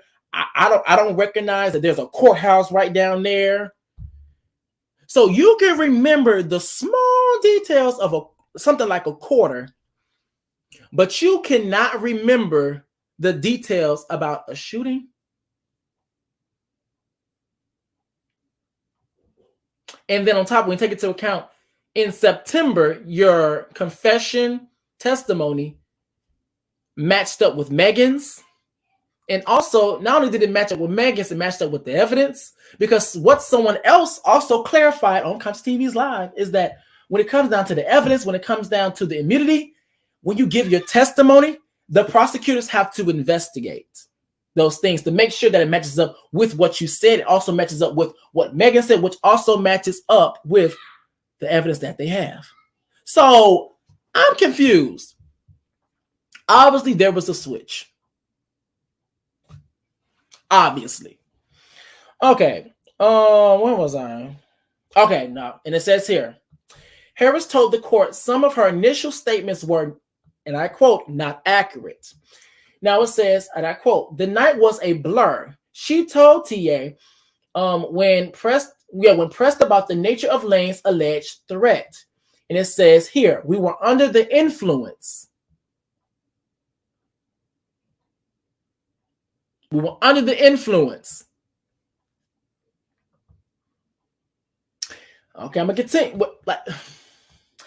The night was a blur. She told TA, when pressed about the nature of Lane's alleged threat, we were under the influence. So when you asked about the nature of someone threatening you, we were just under the influence. Even though forgetting you're literally in a case where someone got shot. And you do know that, like you do know that they're trying to pin you as the shooter. And you do know that if you're not careful and if you lie, you're going to jail for perjury.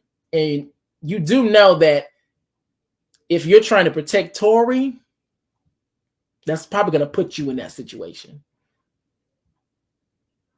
And also, someone did clear up with the immunity deal. They have to check all it out. So all this this reasonable doubt and stuff, I think that's either going to come from people who's not thinking. That's just no shade. People who's not thinking. Now it says here, Harris went on to say she never saw Lane shoot Megan, but admitted to sending Megan's bodyguard a series of text messages that read, help, Tory shot Megan, 911. She told TA that the messages, which were reportedly sent 5 minutes after the shooting, were based on assumptions. So why would you assume, that's the question, why would you assume that he shot Megan? And girl, like, that was a lie right there. That was a full, girl, you're going to have perjury. That was dang near a lie. It's an assumption, but they got GSR on you. You have GSR on you as well. And if you didn't do it, Megan didn't do it, and no one's really talking about Quan, so who did it? Who did it? And this is the reason why my pendulum swings. My pendulum keeps swinging because it's like Kelsey, but then it's like Tory. Who did it? And then why would you send that to the bodyguard? Now, I do know that when it comes down to hold on. Like okay, so I do know when it comes down, hold on, give me 2.5 seconds, y'all. Let me do this. Okay, that's good. It's not there. Okay, so I do know when it comes down to, let me see, can I get rid of this? Bam, it worked. It worked. It worked. It worked. It worked. Perfect. I can do this from StreamYard. This is awesome. Okay, so I had spam coming in. But here's the thing, like when it comes down to the text message, I can understand people say that's a cover up.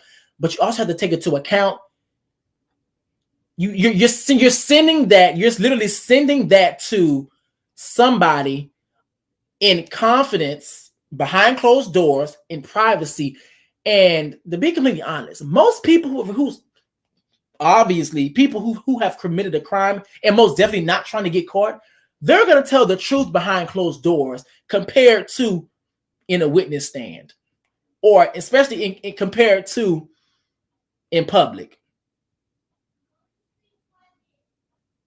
So why would you have to lie? And then on top of that, when you actually take into account other messages, it lines up with your first testimony that apparently you cried all throughout.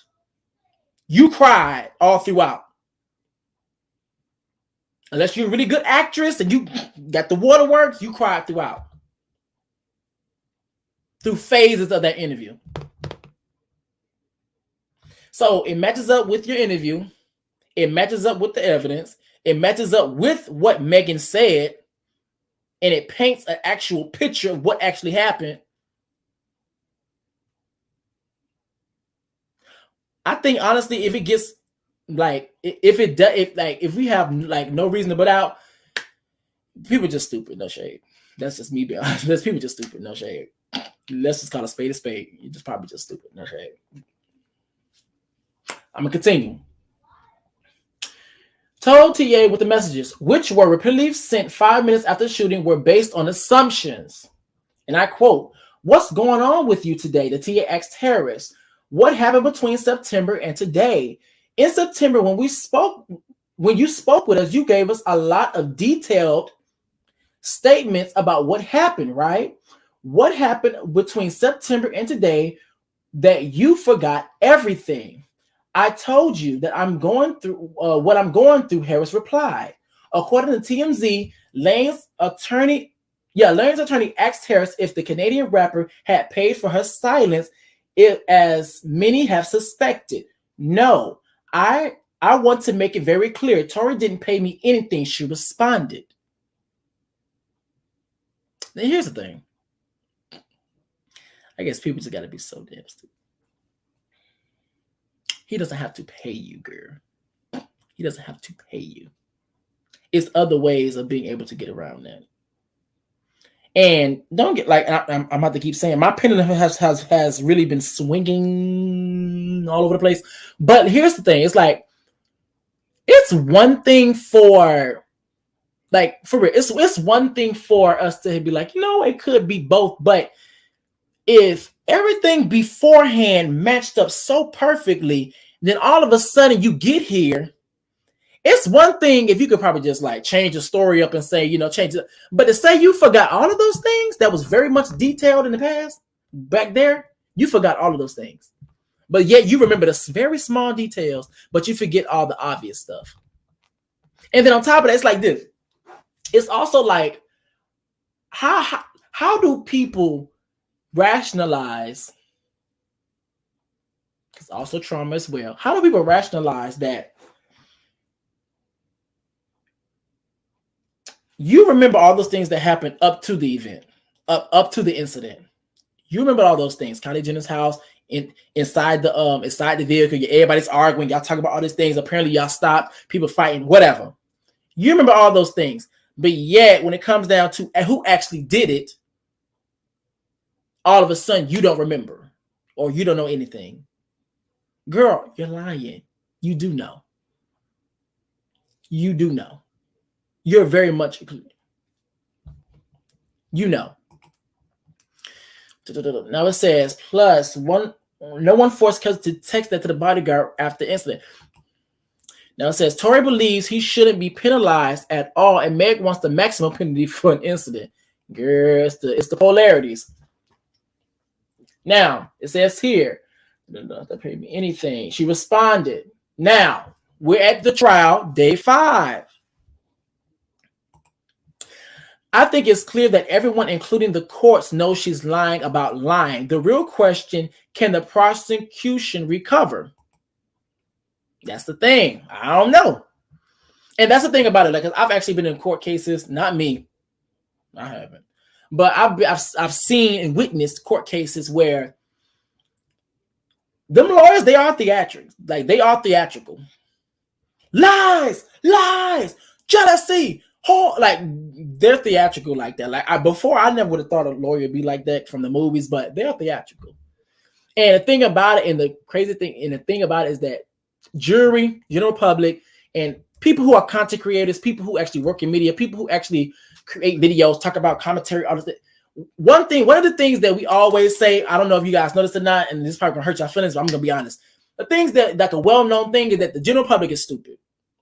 And that's something that is known within marketing. In my sales job, they say that people are stupid. Because in marketing, they say those things. In content creating, in media, they say those things. And so with that being said, easily is group thinking and also easily persuaded. Easily persuaded. So it says the trial, day 5. During the 5th day of the trial, the judge allowed the jury to hear the entire 80-minute audio of Kelsey Harris' interview with prosecutors. Here we go. In it, Harris detailed the shooting in detail, claiming the SUV stopped because Lanez wanted them out of the vehicle. Almost immediately, Harris hears gunshots, and by the 3rd and 5th shot, she saw Lanez sitting in the front seat, leaning over the front passenger door. He aimed the gun in Megan's direction. Now, this is from the video.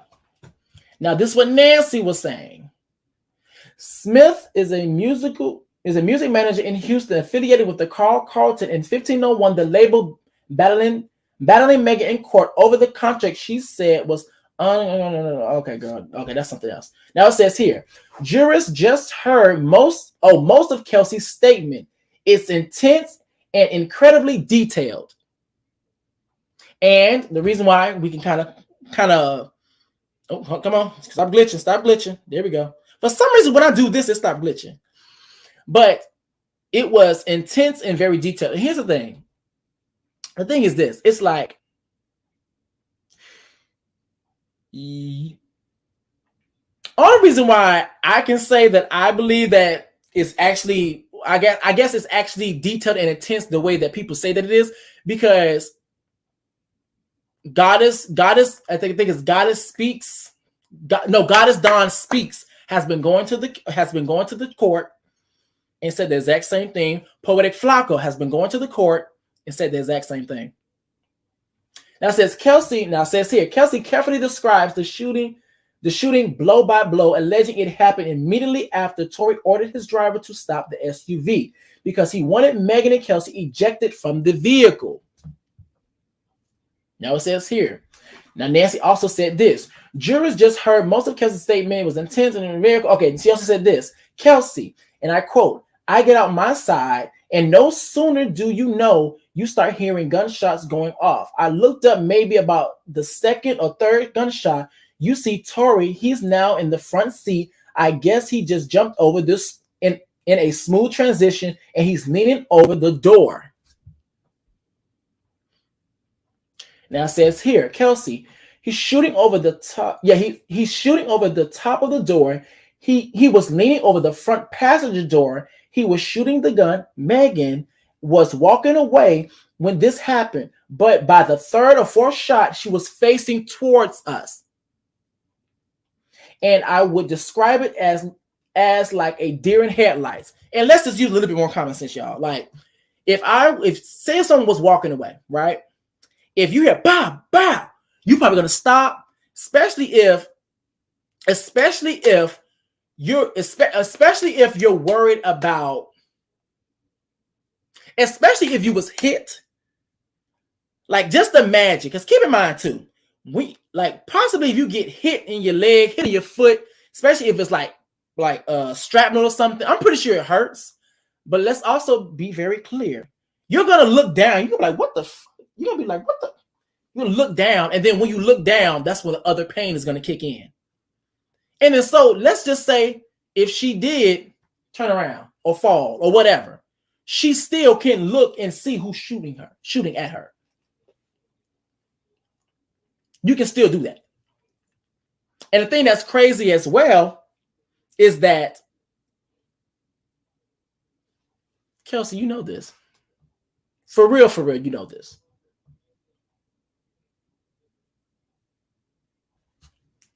And you're over here about to fight your way into jail trying to defend this. And this also goes to what I mean when I said, remember, after the 3rd or 4th shot or whatever, it was a pause. There was a pause. So with that pause, you can turn around and see who the hell it is. No shade.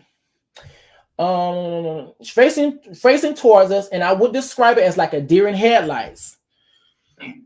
Oh, girl. Oh, girl, I just hit the wrong thing. God dang it. Here we go. Y'all make sure y'all thumbs up this video. Thumbs up, thumbs up, thumbs up. Hey, Quack, as long as they keep the focus on who shot Meg, I think the prosecution can persuade the jury. Here we're going to see. We're going to have to see. Folks are definitely stupid on purpose these days. You ain't lying. Okay, girl, this is not time for my phone to be sitting up here trying to give me issues. I need for you to connect. Okay? Y'all make sure y'all thumbs up, thumbs up, thumbs up. Girl. Let me see. Can I actually pull this up? I'm going to do this. This is what I'm going to do. Because right now, my phone wants to act stupid, which is cool. But what I'm going to do right now, I'm actually going to look this bad boy up again. But I'm going to do it on my computer this time because not my phone, so I want to act crazy all of a sudden. Yeah, make sure y'all thumbs up this video. Thumbs up, thumbs up, thumbs up. What was the name of that shit, though? It was like Megan, Stallion. Bam. Thumbs up, y'all. And Tory Lanez trial. Everything that happened. So that should come on. Is that it? Let me see. Bam, right here. Period. Now that's how you eat. Okay. Let's get straight into it. So let me continue. Come on, Mercury retrograde, slowing all my stuff down. Get into it. Where are you? Kelsey Nicole. We were down here. Oh, we was on day 5.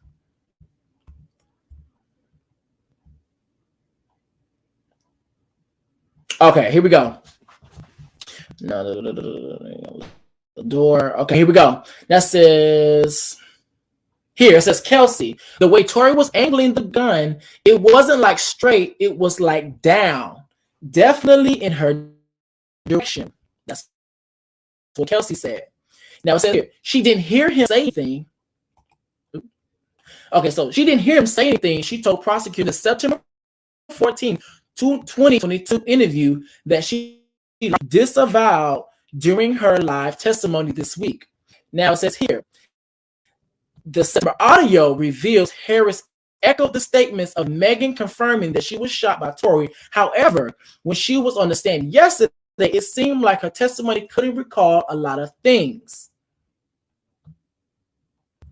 Okay, that's what I had to say. Now, before I drop the link, let me make sure I make one more thing clear. So, not only that happened, let me just get this stuff together. Ooh, come on. Come on. Come on. Stop. Come on. Stop glitching. There we go. Let me see what you guys are saying. Because she was so detailed about what happened and how he fired the gun, where each person that was in the and that's the thing. It's the details. You were too detailed. Too detailed.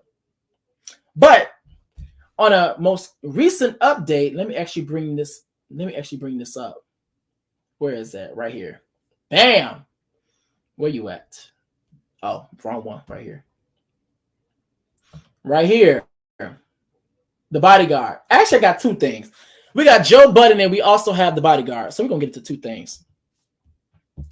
Okay, so we'll start with the bodyguard. It says Megan Thee Stallion's former bodyguard, Justin Edison, goes missing because he's scheduled to testify in court. LAPD currently investigating his disappearance. Now it says this. As the first week of shocking testimony wrapped in the Tory Lanez assault trial, the Shade Room has exclusively learned that Megan Thee Stallion's former bodyguard, who was also scheduled to testify on Friday, testified on Friday, Justin Edison cannot be located. It says Meg's attorney, Alex Spiro, spoke exclusively to the Shade Room and stated, "We've recently learned that Justin Edison went missing right before he was scheduled to appear in court. We also told the LAPD," and then, it goes, whatever. But here's the thing. I also seen something along the lines of people were saying in the comments talking about he's not missing. He's overseas watching for World Cup. So, girl, I don't know what's going on with that, but it's just very convenient that a lot of people that were once about to testify against Tory or against the situation or even testify in general, all of a sudden they can't go up. They go missing. They nowhere to be found. It's real convenient, if you ask me. No shade. If you ask me. But I also seen something along the lines of people saying that and I wish I could. Actually, I probably have the video. I probably have it right here. Let me see. Can I find it? I think I found it. I think I found it right here. Bam. So now it says right here, update. Now this is provided by Hollywood Unlocked. It says, update. LAPD says there isn't an open missing persons case for Megan Thee Stallion's bodyguard. Plus, prosecutors claim Tory Lanez apologizing to him for allegedly shooting Meg. So Monday he was supposed to come in and say that apparently Tory was apologizing to him for quote unquote shooting Meg. Now, another thing as well too, something else I seen. And now keep in mind, I don't have these receipts all together, so I'm gonna fish for it as I talk. I also seen something along the lines of, and I could be wrong, is that apparently, now don't quote me on this. I'm trying to see, can I find it? Apparently, that the bodyguard's testimony or the bodyguard's or the bodyguard's evidence was already collected about him apparently apologizing to Tory about the Tory Lanez whatever. That situation was already taken into custody, so they may not need him. That's something I've seen, but I also know there's a whole bunch of misinformation that goes around. So I'll just try to find. Come on, stop glitching, stop glitching, stop glitching. Come on, stop glitching. There we go. I also know that a whole bunch of misinformation goes around. Now it says here, now it says TMZ update. LAPD tells TMZ they do not have a missing persons case open for Justin Edison. That doesn't necessarily mean he isn't accounted for at the moment, but his alleged disappearance hasn't risen to the level of cops needed to classify him as such. Now, to my knowledge, well, I could be wrong, but to my knowledge, in order for a person to be documented as missing, if it's more than 24 hours, or at least 24 hours, or more than 24 hours. I don't know if that's a general rule or that's everything, but whatever. Now, Nancy says, source tells Rolling Stone that Megan Thee Stallion's bodyguard, Justin Edison, was due to testify at Tory Lanez's trial, but now is allegedly MIA. Gave a prior witness statement claiming Tory Lanez apologized to him for the shooting. So that's probably what it was. Let me see, can I find one more? Because I feel like I left it in here. Okay, that's all I see so far. As you know, as I drop the link and stuff, I'll let y'all come up, talk it out, and I'll look for it to see if I can find it. Now, Joe Budden. Let's get into it. This is what Joe Budden had to say. And this, like, with a girl. So let me be clear to the audience. That has nothing to do with this case or Tory Lanez. For me personally, I've seen this woman do horrible things to some really great people that I have long-standing relationships with in this industry. So I'm biased. Like, you can't just treat my friends and people I with and people I've seen in this game for 15 years a certain way. That aside, I'm talking about her and what she's chosen to do professionally. I want to be clear. I don't know her as a person. She could be amazing, but there's a lot to deal with when you sign, and a lot happens fast.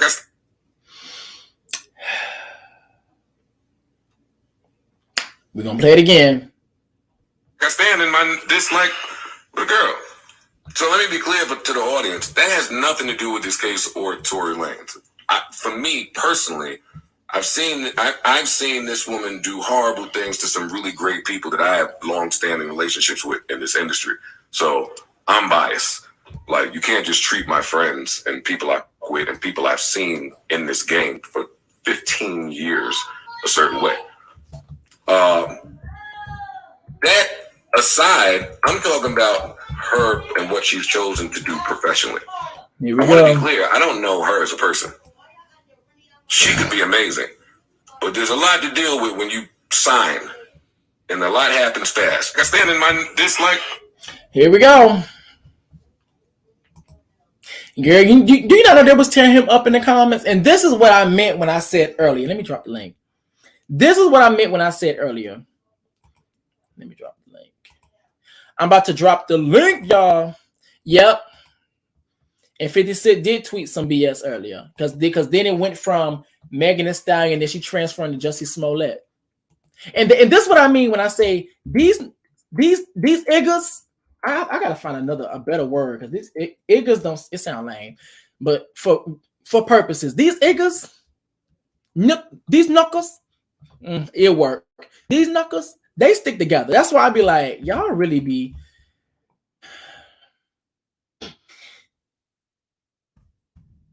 Like they really stick together, and the fact that a lot of times.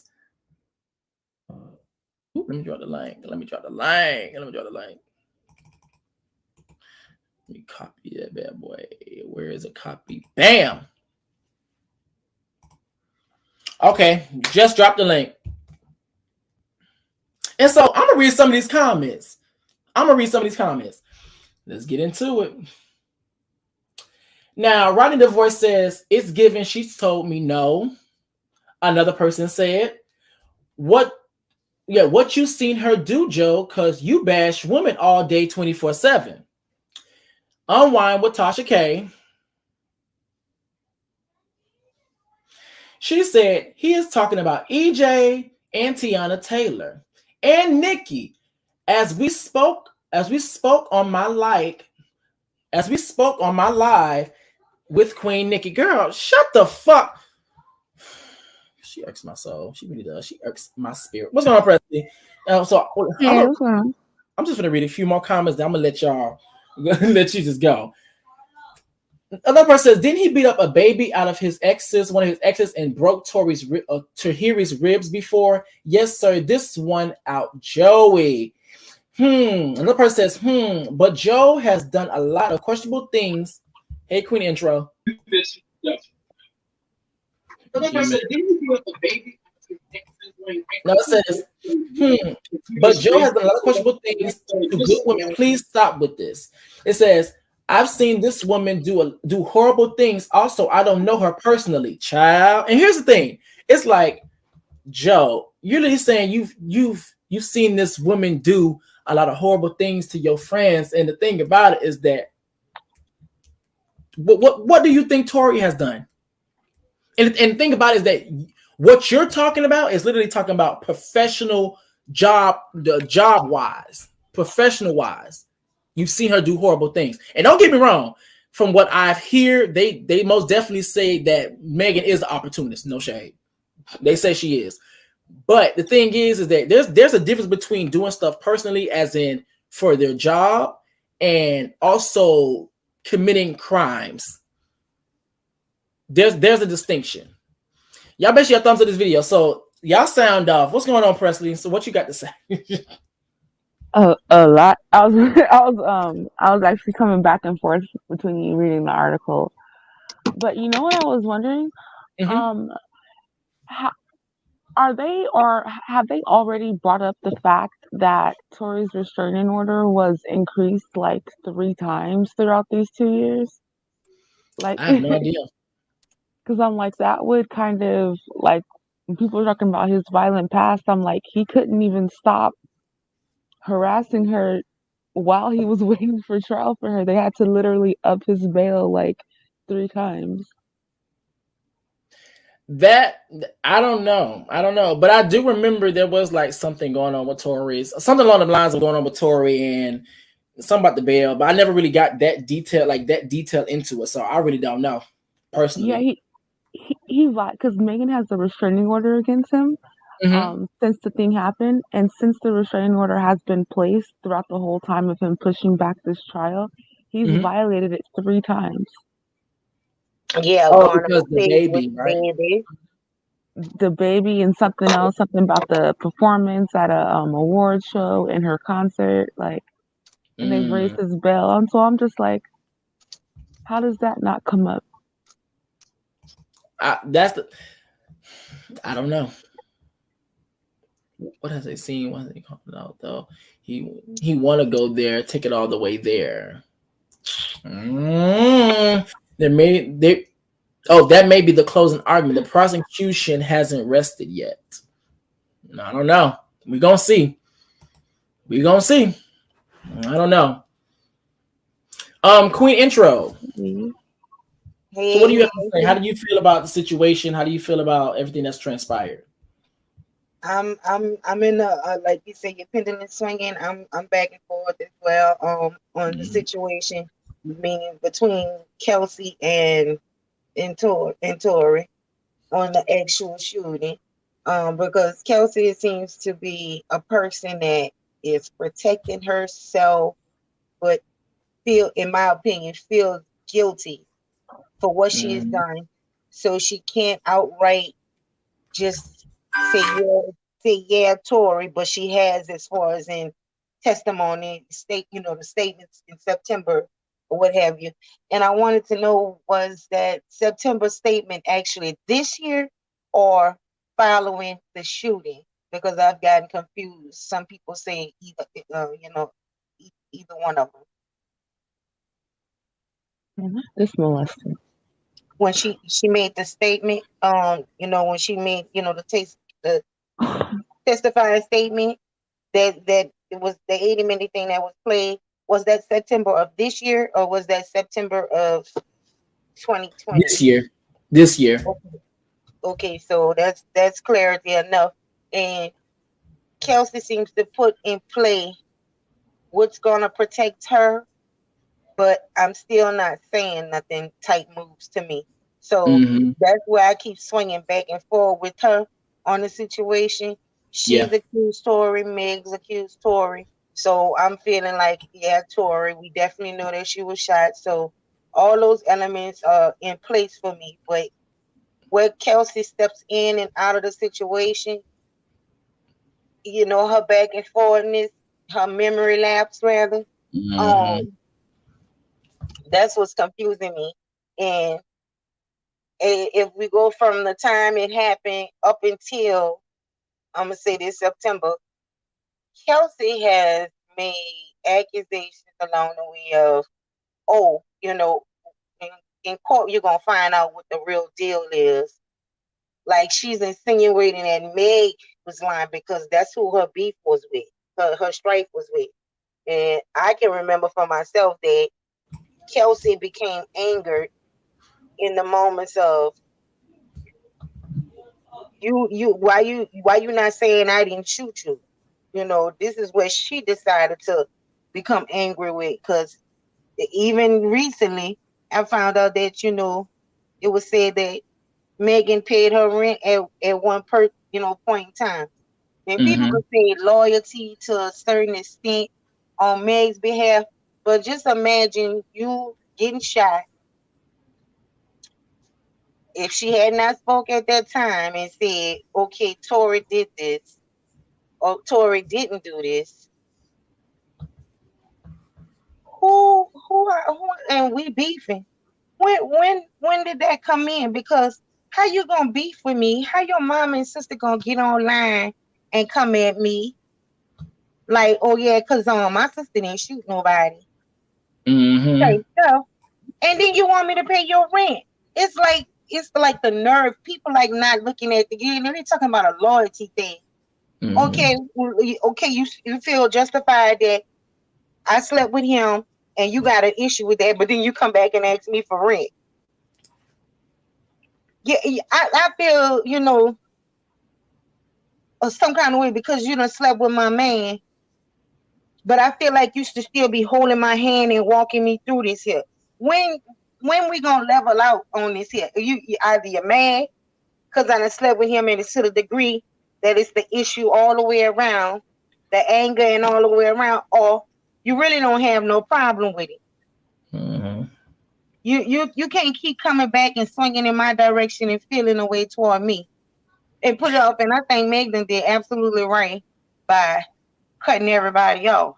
Because who's really friend? Yeah, I agree, because if you think about it, Kelsey, she already got Megan back already for things that she did. Megan hurt her emotionally by, I guess, cutting her off. But then after that, she went and linked up with the people who are fighting in court against Megan.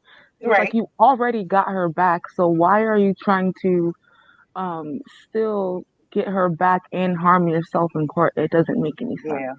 Yeah. Because that's where I'm at. Like, where you keep dropping out, you say that ain't the issue.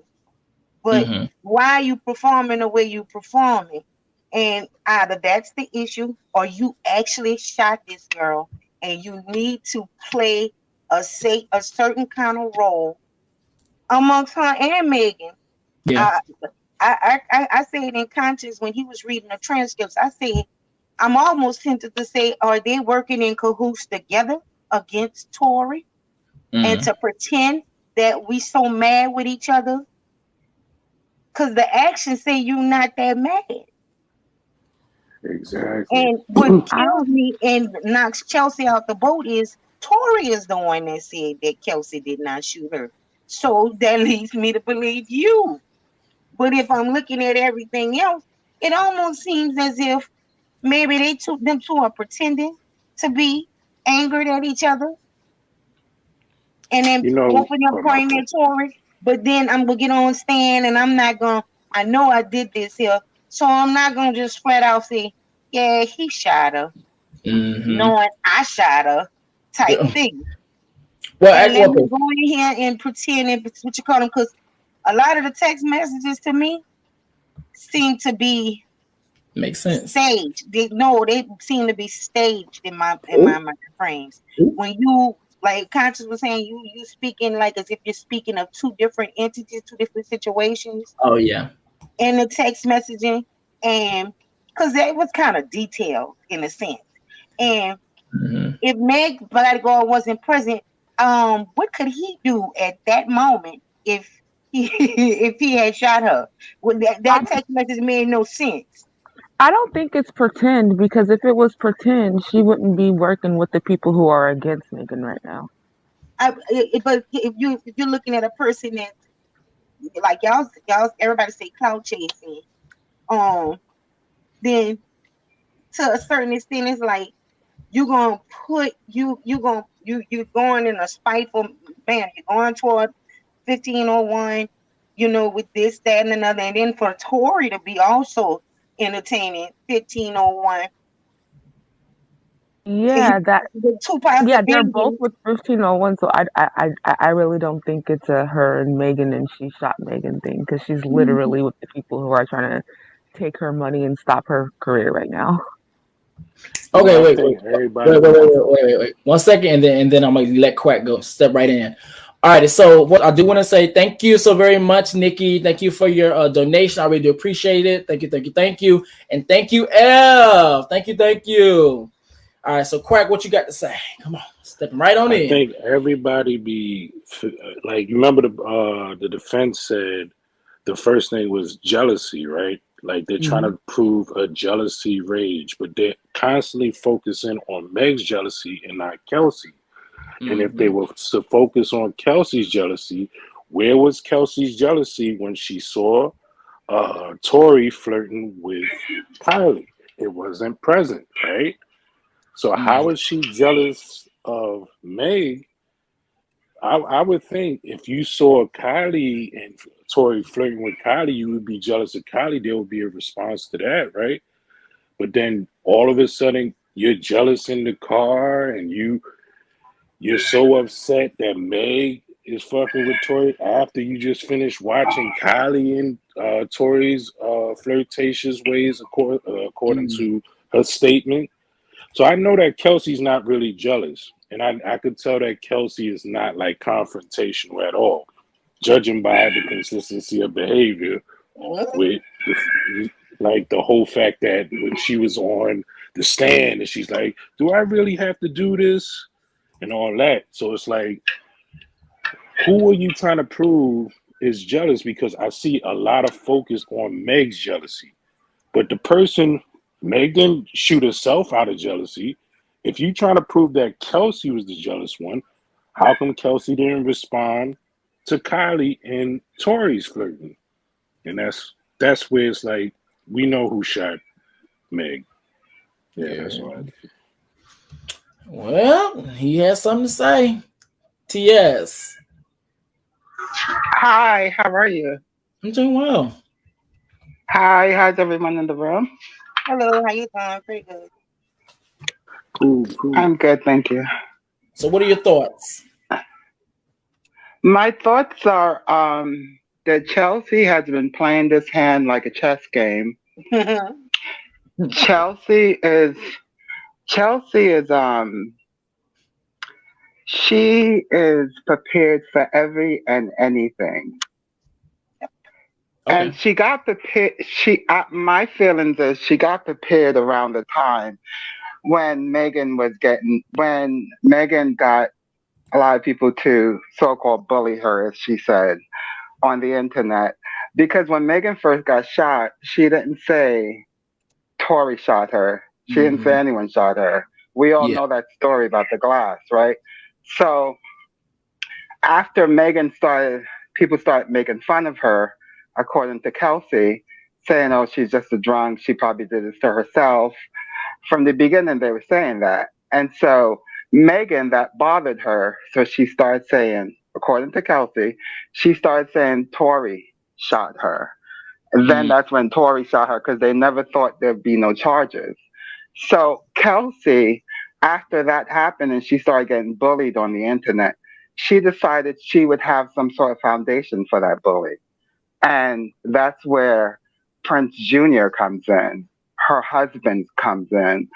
That whole connection with Cole and all of them comes in. Mm-hmm. And their interest is not Megan Thee Stallion anymore.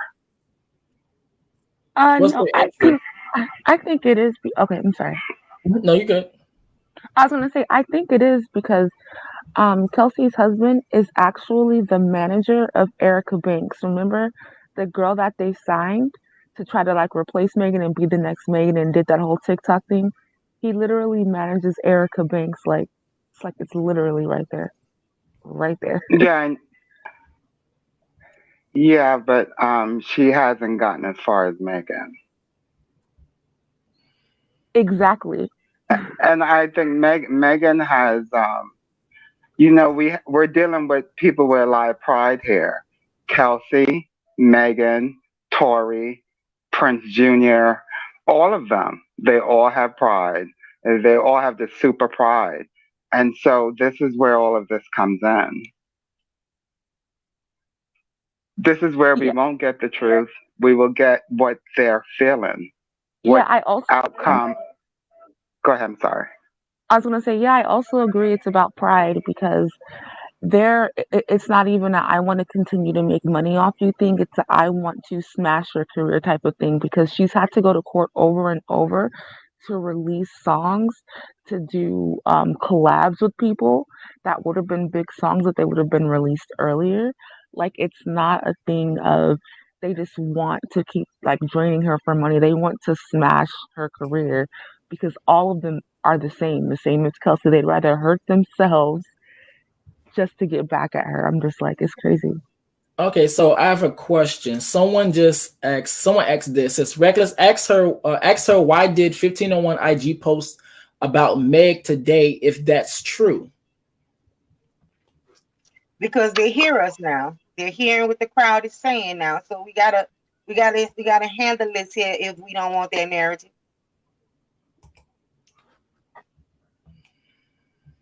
Because why 1501 posting the other time, everything else is being like an objection toward Meg from 1501 since they've been in court. He speaks even on a personal level toward Meg. His attitude toward Meg in this court case puts me in the mind of Ashanti and Irv Gotti, yeah, exactly. Yeah. I've got you under my thumb, and I might have hit myself, but because it's more than business for him. The way he go about doing stuff and the things he chooses to say. There's another blogger who damn sure definitely don't like Meg, but been quiet as hell. She been quiet, Lord.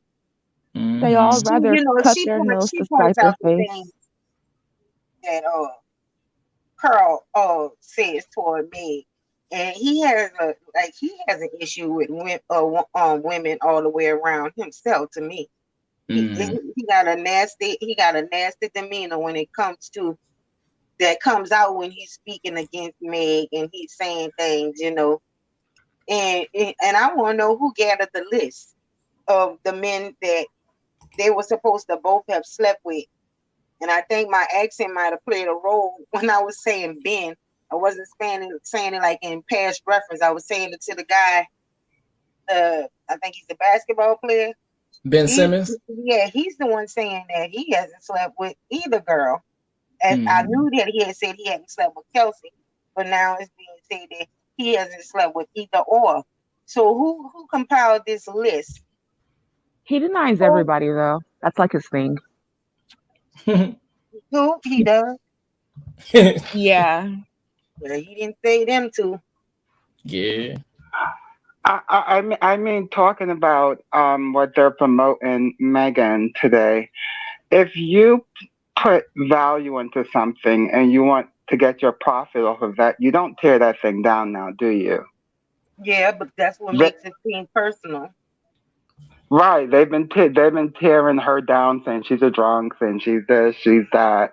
She's so many things, they say.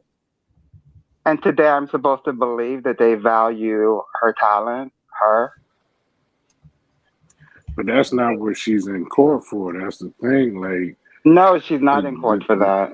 Yeah, I think she was responding to the. I think she was responding to the question about why did they post her on IG today. I think she was just basically saying that they're trying to save face. Yeah, yeah, they really are. Yeah, they are. Because what they're watching how the people are kind of gathering, and they're watching all of that, and they're seeing what outcome should they have, what should be their response. What is the defense trying to prove? Because that's my question. Is like, what is the defense is so focused on making Meg look bad, but it's like Meg didn't shoot herself. Your defense is Kelsey shot Meg, right? That should be the defense. So they haven't been showing that Kelsey shot Meg. They've been showing that Kelsey lies, that Kelsey did this, but it's like they're not focusing it in on Kelsey shooting Meg. Well, just you know how the world works, and the world works is if you show a drunk girl that's a hoe, then most likely the jury is going to go against them. I think well, here's the thing. Okay, so here's the thing. Kelsey.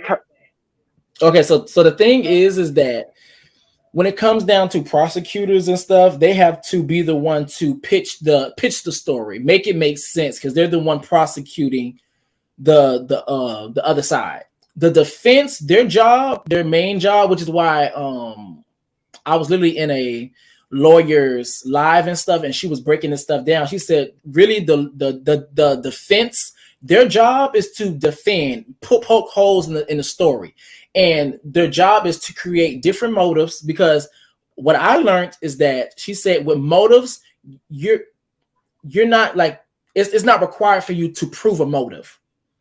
So really, the defense job is to create doubt. That's all their job is, to create doubt, to make the jury confused.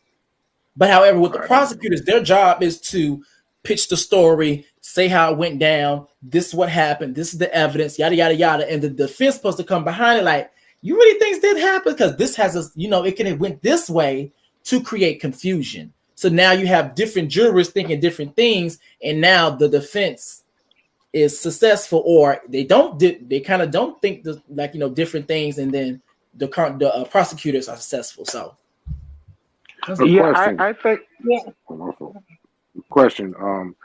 So with the jury, right? Because I never knew this. Is it like the majority rules, or is it like everybody got to agree and then it's a guilty?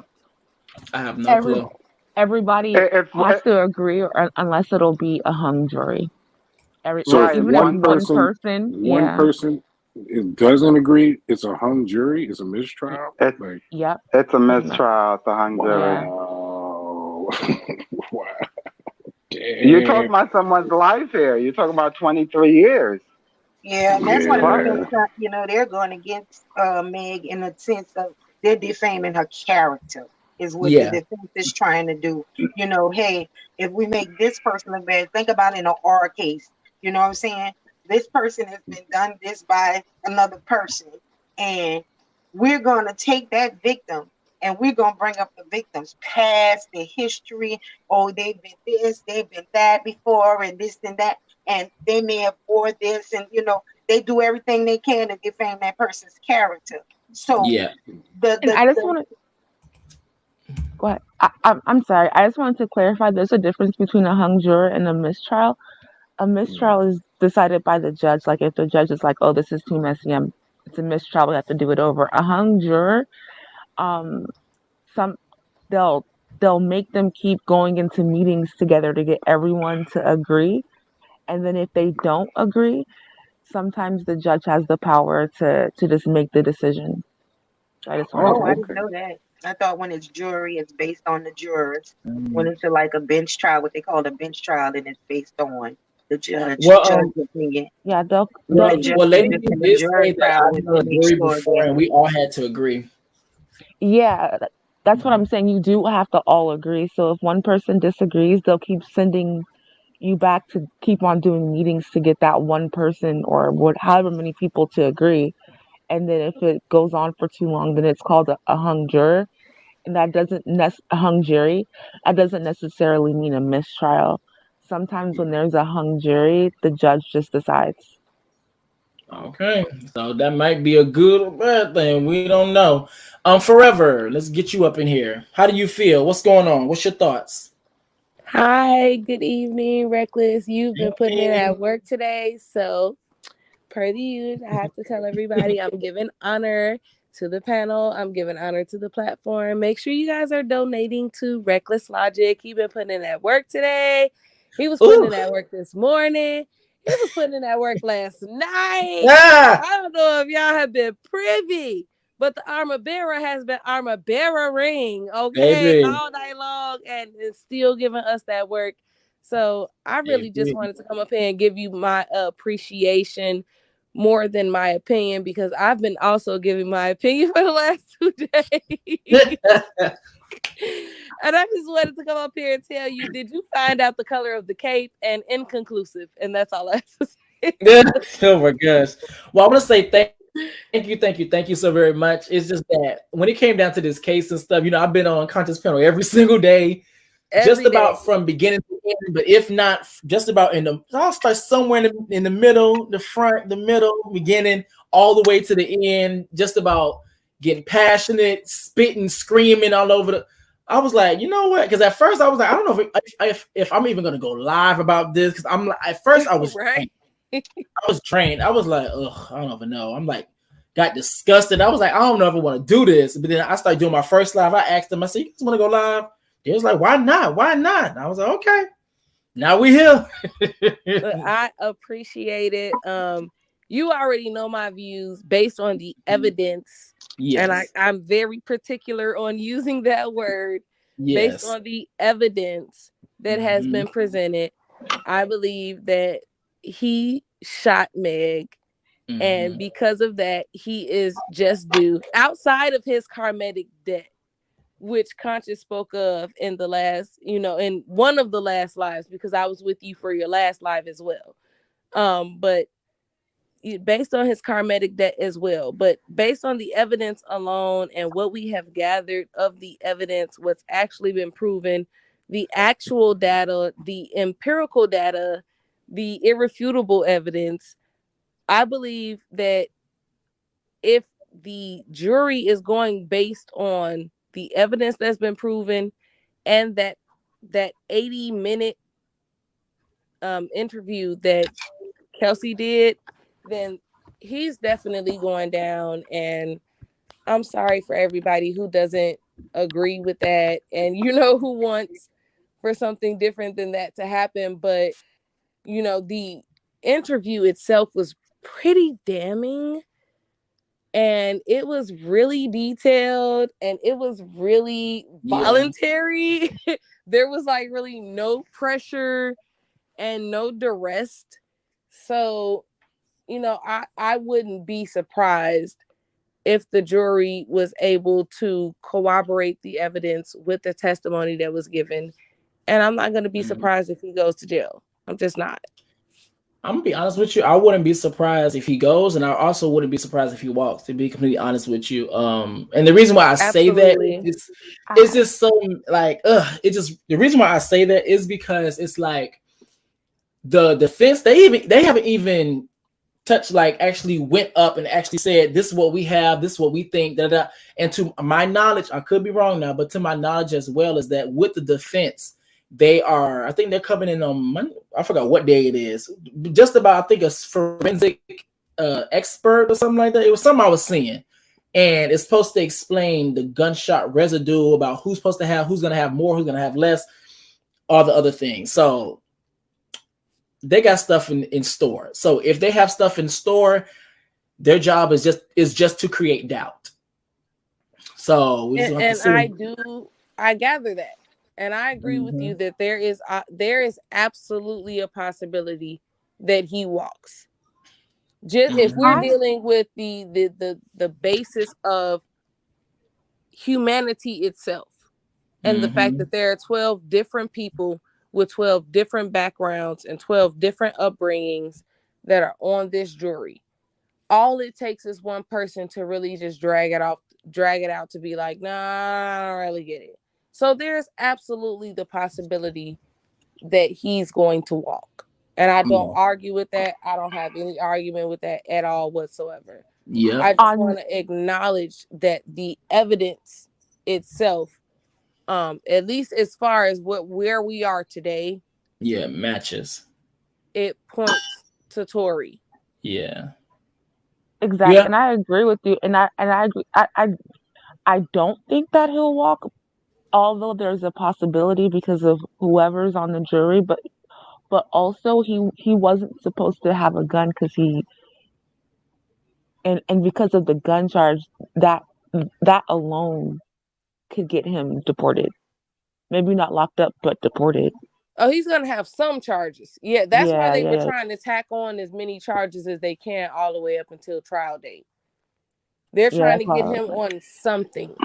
So that's where that karmatic debt kind of comes in on that on the CTV side. Like he may walk for the actual shooting, but that doesn't mean that he's going to be cleared of all charges. I don't even think he's going to walk on the Meg thing, though, to be honest, with everything. Even though the jury, like, there's probably some characters in there. I heard that one juror got swapped because he showed up drunk. Like, so yeah, I heard about a juror that was coughing like crazy. But he was only coughing during evidence or something like that. Like that was weird. Yeah, but so Poetic Flacco did come on the platform, Conscious TV's platform, and did say and basically said that it was an older guy. So they were investigating it. Now I don't know if he got replaced or not. But they were investigating it because it seemed like it was really convenient about him coughing, but at the same time, he is older. So I was like, yeah, I'm not sure if it was him, but I do know that one of them got replaced because they showed up drunk. Oh, yeah, I heard about that too. This case has really been crazy. And like, so let's just have an honest conversation. Let's just take Tory and Megan and Kelsey them off the table. Look, I'm over here in my CTV bag. Okay, so let's have an honest conversation. What do you guys believe that when it comes down to the plight of protect Black men and the plight of protect Black women, what do you think is the conversation, or what do you think is the answer to move past this situation? And the reason why I'm asking this is because there seems to be a big giant divide. Now, don't get me wrong, there was a divide before. Like I'll see it, I'm like, okay, but now I haven't seen Mammy in my chat. I haven't seen Mammy in CTV's chat so much in my life, and also on panels. So there is a divide. So what do you think would be the best route to kind of get past or try to or solution for this? First, I'm sorry. Go ahead. There's a king that's trying to speak. Go ahead and speak, and I'll come in after you're done. King, girl, you know history. Now, listen, Presley. Don't start over here with us. A different conversation. All right.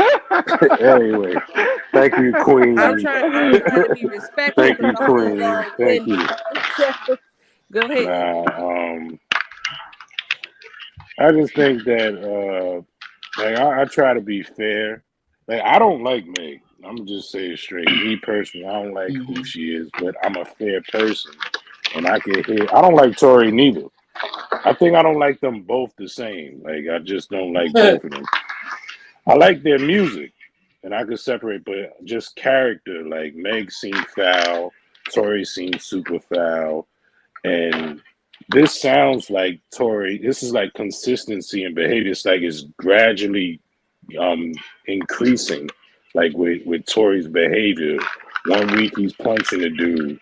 Next week he's talking about, like, what first thing I saw was with Travis Scott, where he was in Travis was like, yo, is that me? Oh, okay. Yeah. The first thing I saw with Tory when he was in Travis, and he was like, yo, everybody step outside and let me and him, da da da da da. And Travis was like, nah. Second thing is him shooting in the pool. Third thing is what's that shit? It was some type of it's like a weightlifter trainer. He punched the trainer. Then the fourth thing is Prince. Then the sixth thing is Dax. Then the seventh thing is Prince again. Then it's this. So it's like this guy. And then I saw another one where he was on tour and a fan did something. He's punching the fan. So I'm like, okay, this guy's a hothead. And it seems like he can't take criticism very well, right? Anything that goes against him, he has an issue with, which is fine. But you should be able to deal with yourself emotionally. Like, you should have like emotional control and everything. Yeah. He seems very sensitive. So this sounds like this is just a gradual. It's like the graduation to his hot-headedness. So it just disappoints me. But I don't like Meg neither. But she seems more believable. Like, I don't hear her tone switch when she says he shot me.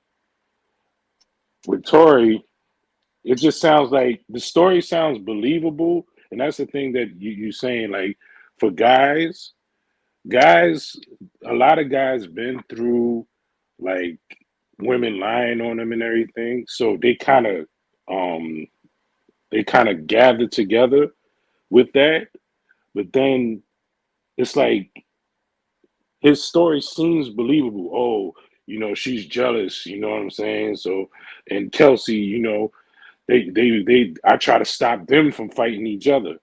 When I heard Kelsey on the stand, and when I heard I didn't hear it, but I heard someone read the Kelsey thing, the whatever, it just was like, this finally makes sense. That's the only part that makes sense. That's the only part that it's like there was nothing that was making sense except that moment.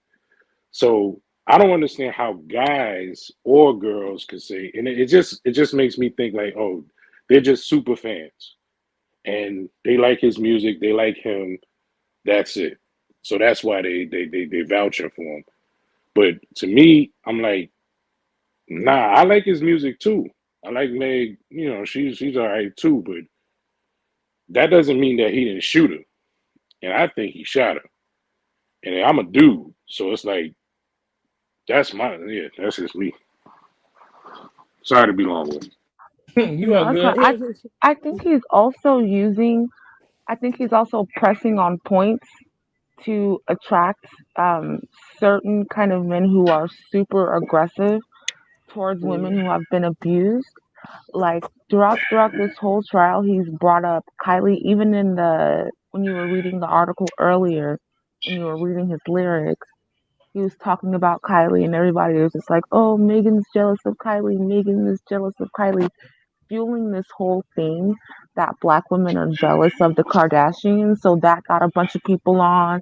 That got a bunch of people aggressive too, and so that narrative is also being pushed along with the basically not believing women who point out abuse things. Yeah.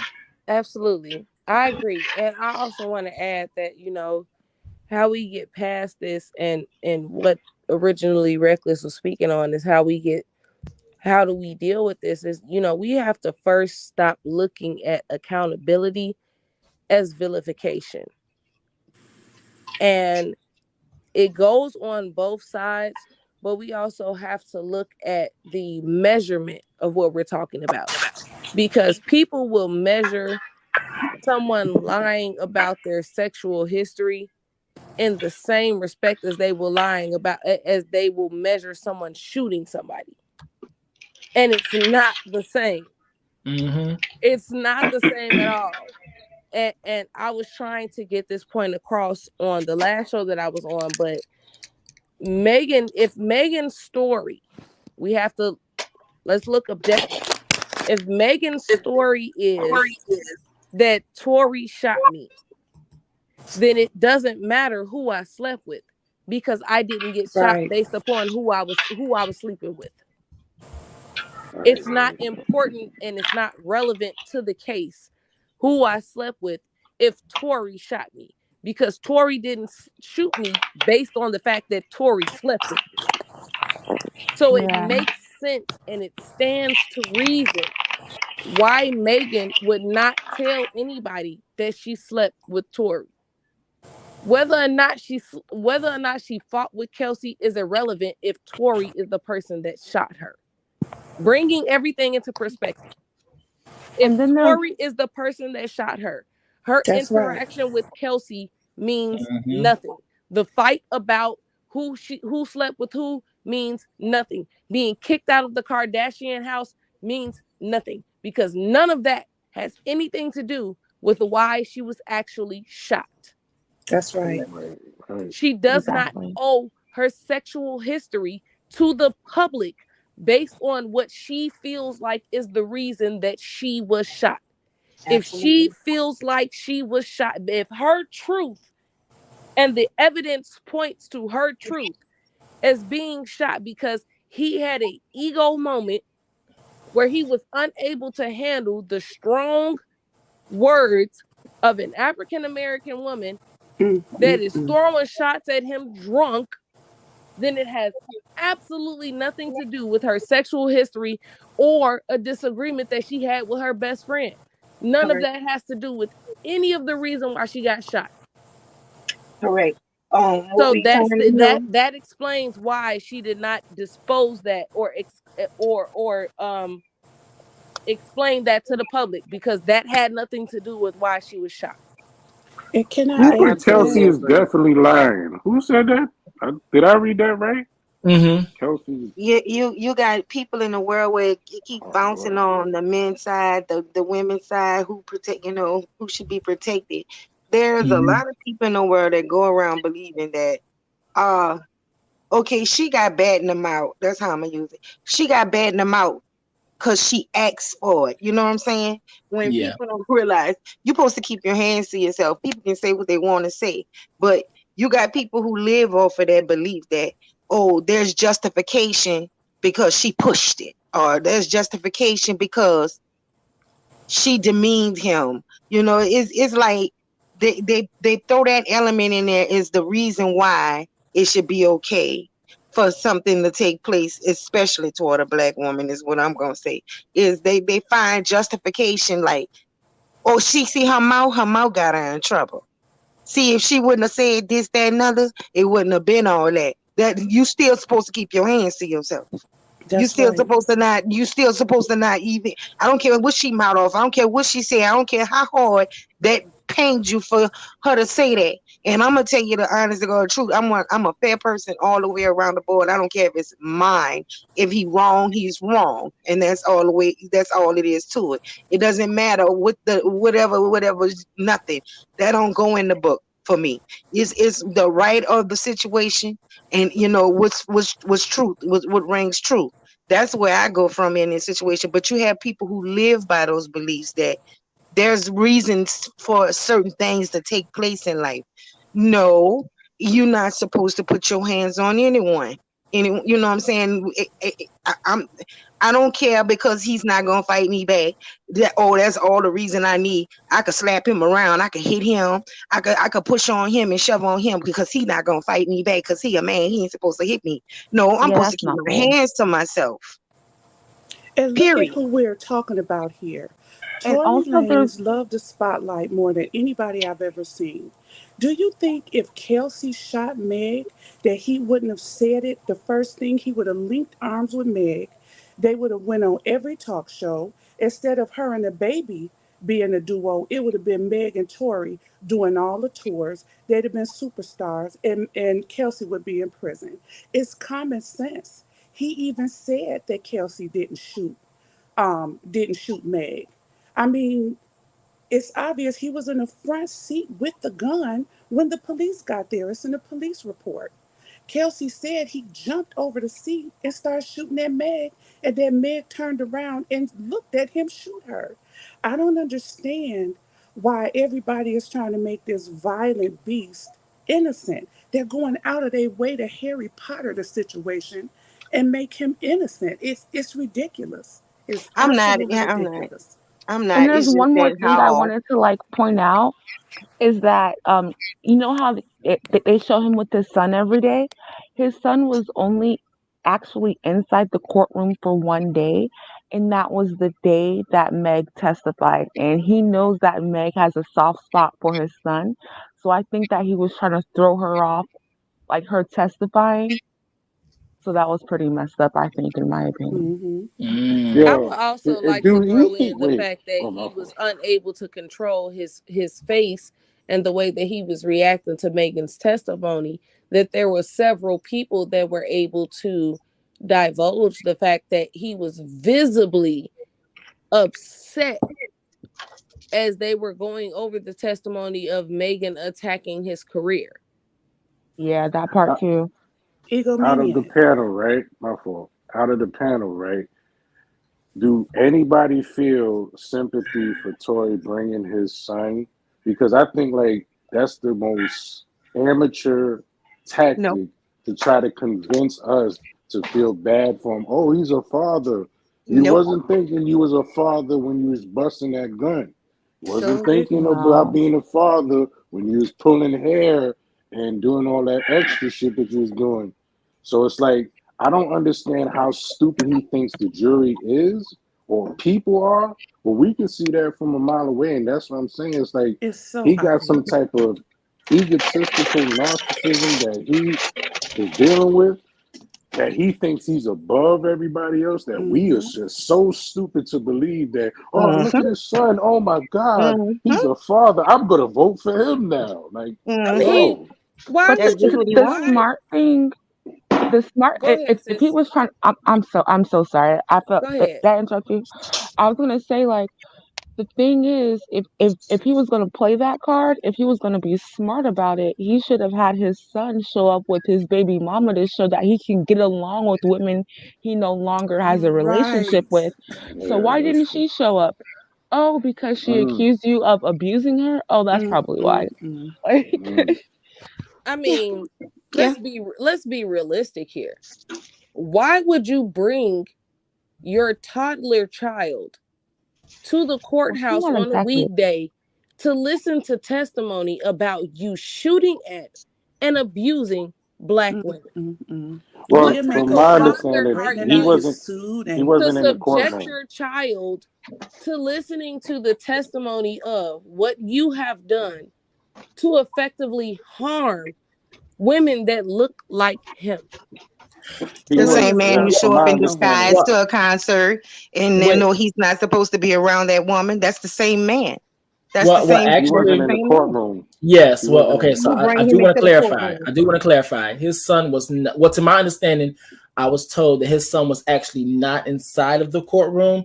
I guess they had him in like the lunchroom, break room.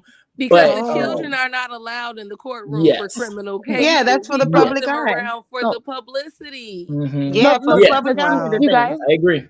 You guys, that is right, that he's normally not in the courtroom, but he was in the courtroom for Meg's testifying day. He was. That's reported. I can pull up the link where several reporters said that his son was sitting with his stepmom, his dad's wife, on the day that Megan testified. That's why I said it was messed up, because he knows that Megan has a soft spot for his son.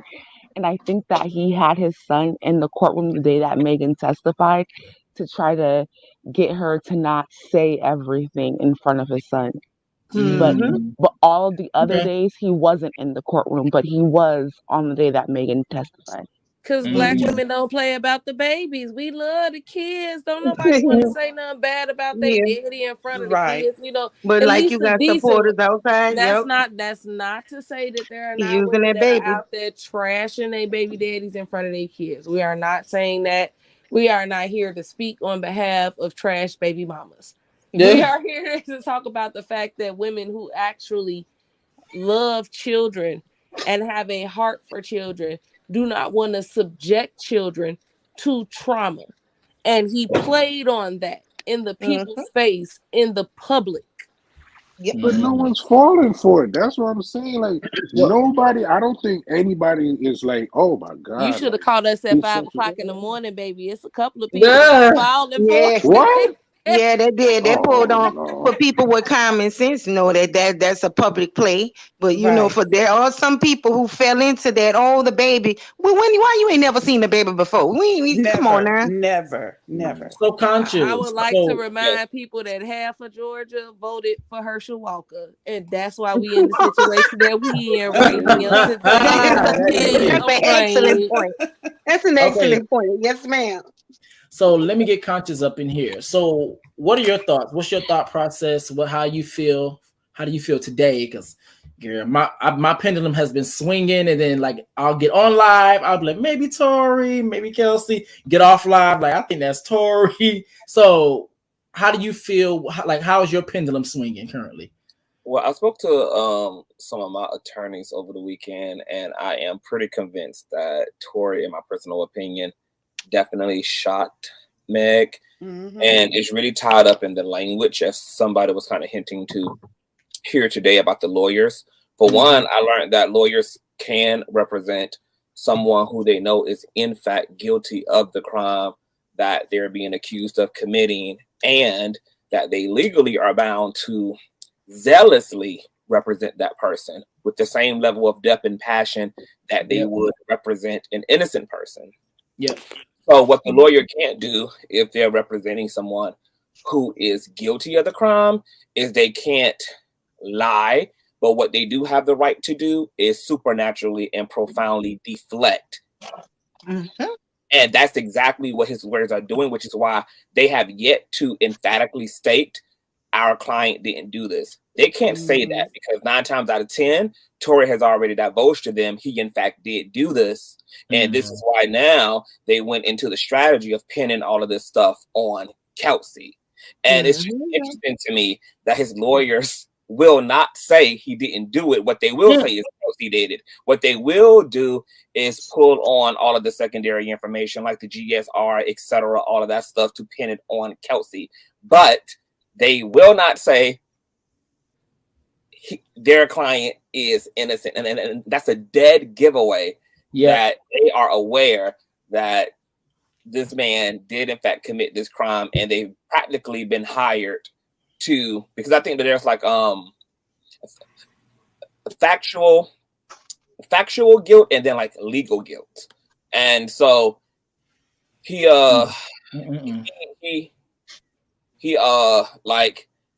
so the difference between factual guilt and legal guilt. Factual guilt is what the defendant actually did, and legal guilt is what a prosecutor can prove against the defendant. So he might be, as we've been saying, he might be factually guilty of the crime he committed, but it's going to come down to what they can prove that he did. And based upon the way that this case is going, I fully believe that a guilty man is going to go free, because you just have too many inconsistencies. You have Kelsey, who has muddied up this whole situation. You have Meg's bodyguard, who is overseas when he was supposed to testify Friday on her behalf, because not only is he the one who received the incriminating text from Kelsey about help, Tory shot Meg, but he's also the one who retrieved Megan Thee Stallion's clothes from Tory's place, and he alleges that Tory confessed to him directly that he shot Meg.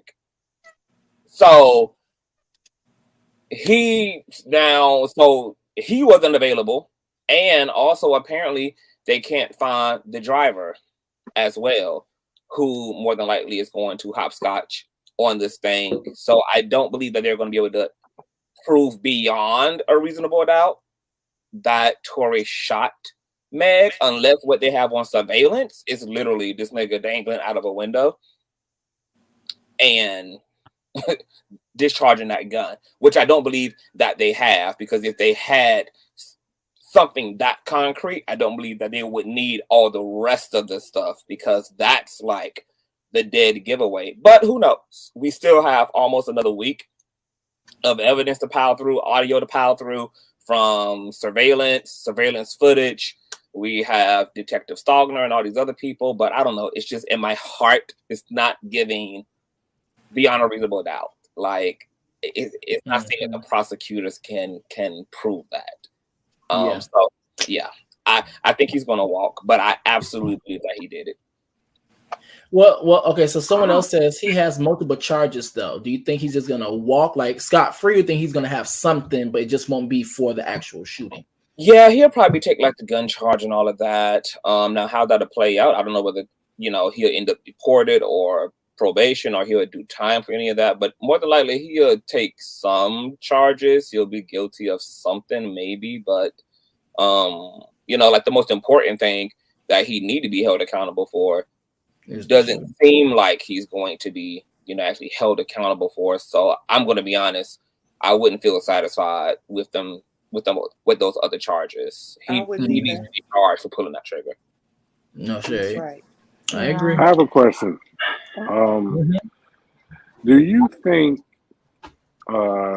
Kelsey's hatred towards Meg is the motive of why she was testifying the way she was, or do you think Kelsey's alliance to Tory? Absolutely. Which one is it? The alliance to Tory, or is it her hatred towards Meg? Which one is like playing? I both think of in the them can be beginning, true. I don't know. Both of them can be true. Why does there have to be one over the other? I think both of them can be true, but and she's taking a bribe from Tory. So she owes a loyalty to the bribe, but she took the bribe because of the hatred. So both of the two can be true at the same time. Okay. But I think it's a little bit more toward hatred, though, because look at what it's because of the situation she's in. She thinks it's because of Meg. Meg threw her under the bus, abandoned her, had her move, and then kicked her back out. I just think it's a little bit more toward hatred. But you're right, both can be true. Hey, Reckless, do you block links in the chat? I think so, right? You said, do I block links in the chat? No, like, because not saying that you specifically, but I'm saying, like, do you have it to where if you like post a link to like pull up something, like it YouTube won't be only shown allows in there? moderator to post links. So what you can do, you can send it to my Instagram. Okay, I was just asking because I was, Oh yeah, no, the private chat. Yeah, do the private chat. Okay, cool. I want to say that I think that Tory is guilty, but Kelsey's actions is what keeps making me sway. It's like, why are you doing this? Why are you doing this? Why are you doing this? And a lot of people seem to think that because they were friends, that Meg has an obligation to pay her rent, to keep her under her wing. You know, hey, look, my friendship doesn't have to go out into those orders. You know what I'm saying? I can if I want to, but I don't have to. Where's it stated that, you know, Meg should have continued on this, even if this didn't happen? Why does she have to pay your rent? Ain't you a grown woman? You have businesses. You know, when are you going to stand for your own accord? Obligation is a lot to me in this situation. But wasn't she working for her? Yeah, she's working for her. Okay, she's working for her. So are you getting paid enough to do what you need to do in life? We all have to work. That's what I'm saying. I don't like Meg. That's that part right there. It's like her character's fucked up with Kelsey, because like I don't think Kelsey was wrong in any of it except this testimony shit that she did. Like I don't think she took the bribe neither. I'm probably the only person who feel like that, but I don't think she took the bribe from Tory. I think she really did this because she really don't like how Meg moved on her. And she wouldn't even know how to behave to be able to deal with this like the way that she's dealing with it legally without having had to take that bribe.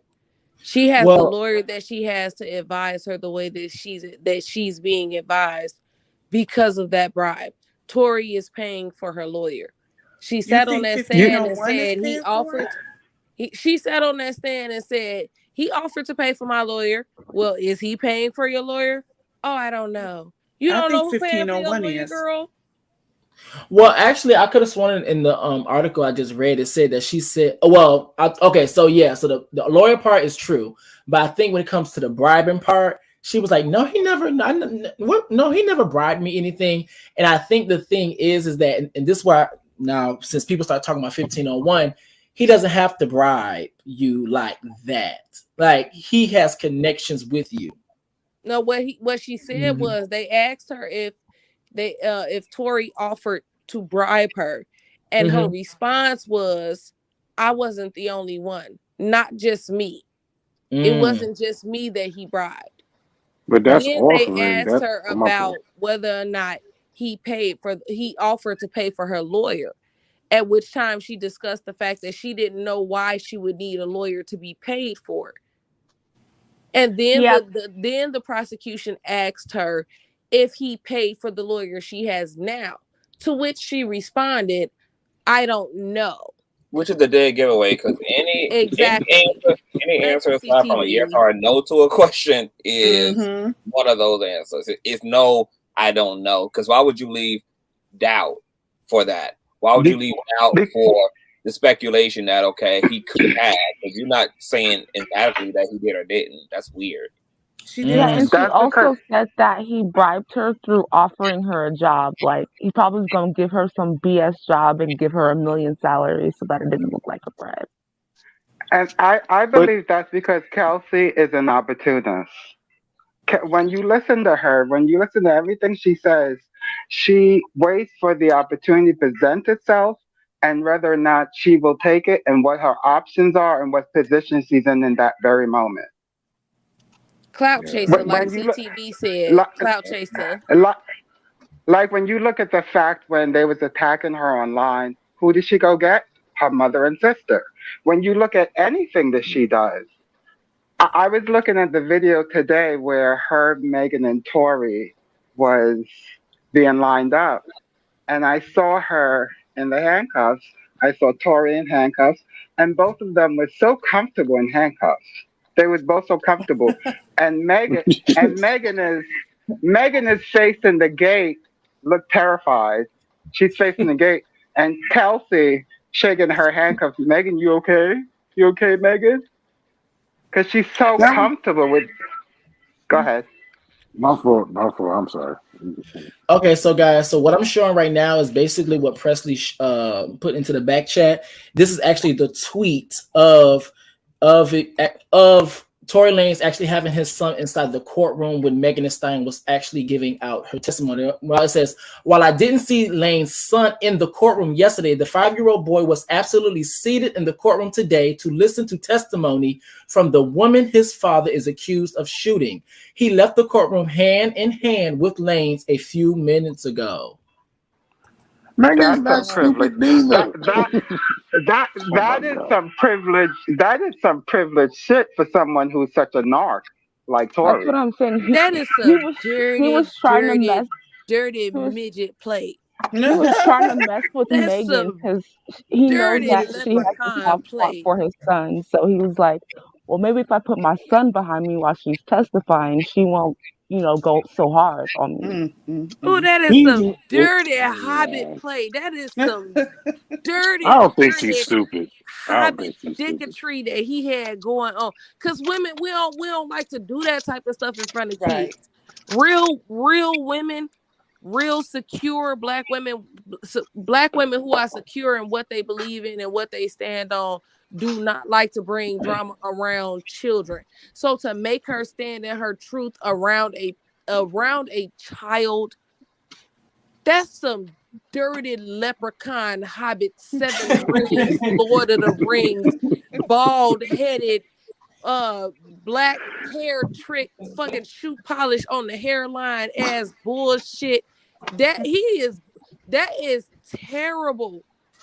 The amount of trauma they are trying, because I really feel like Tory Lanez is trying to take Megan down. If I gotta go down, she gotta go down with me.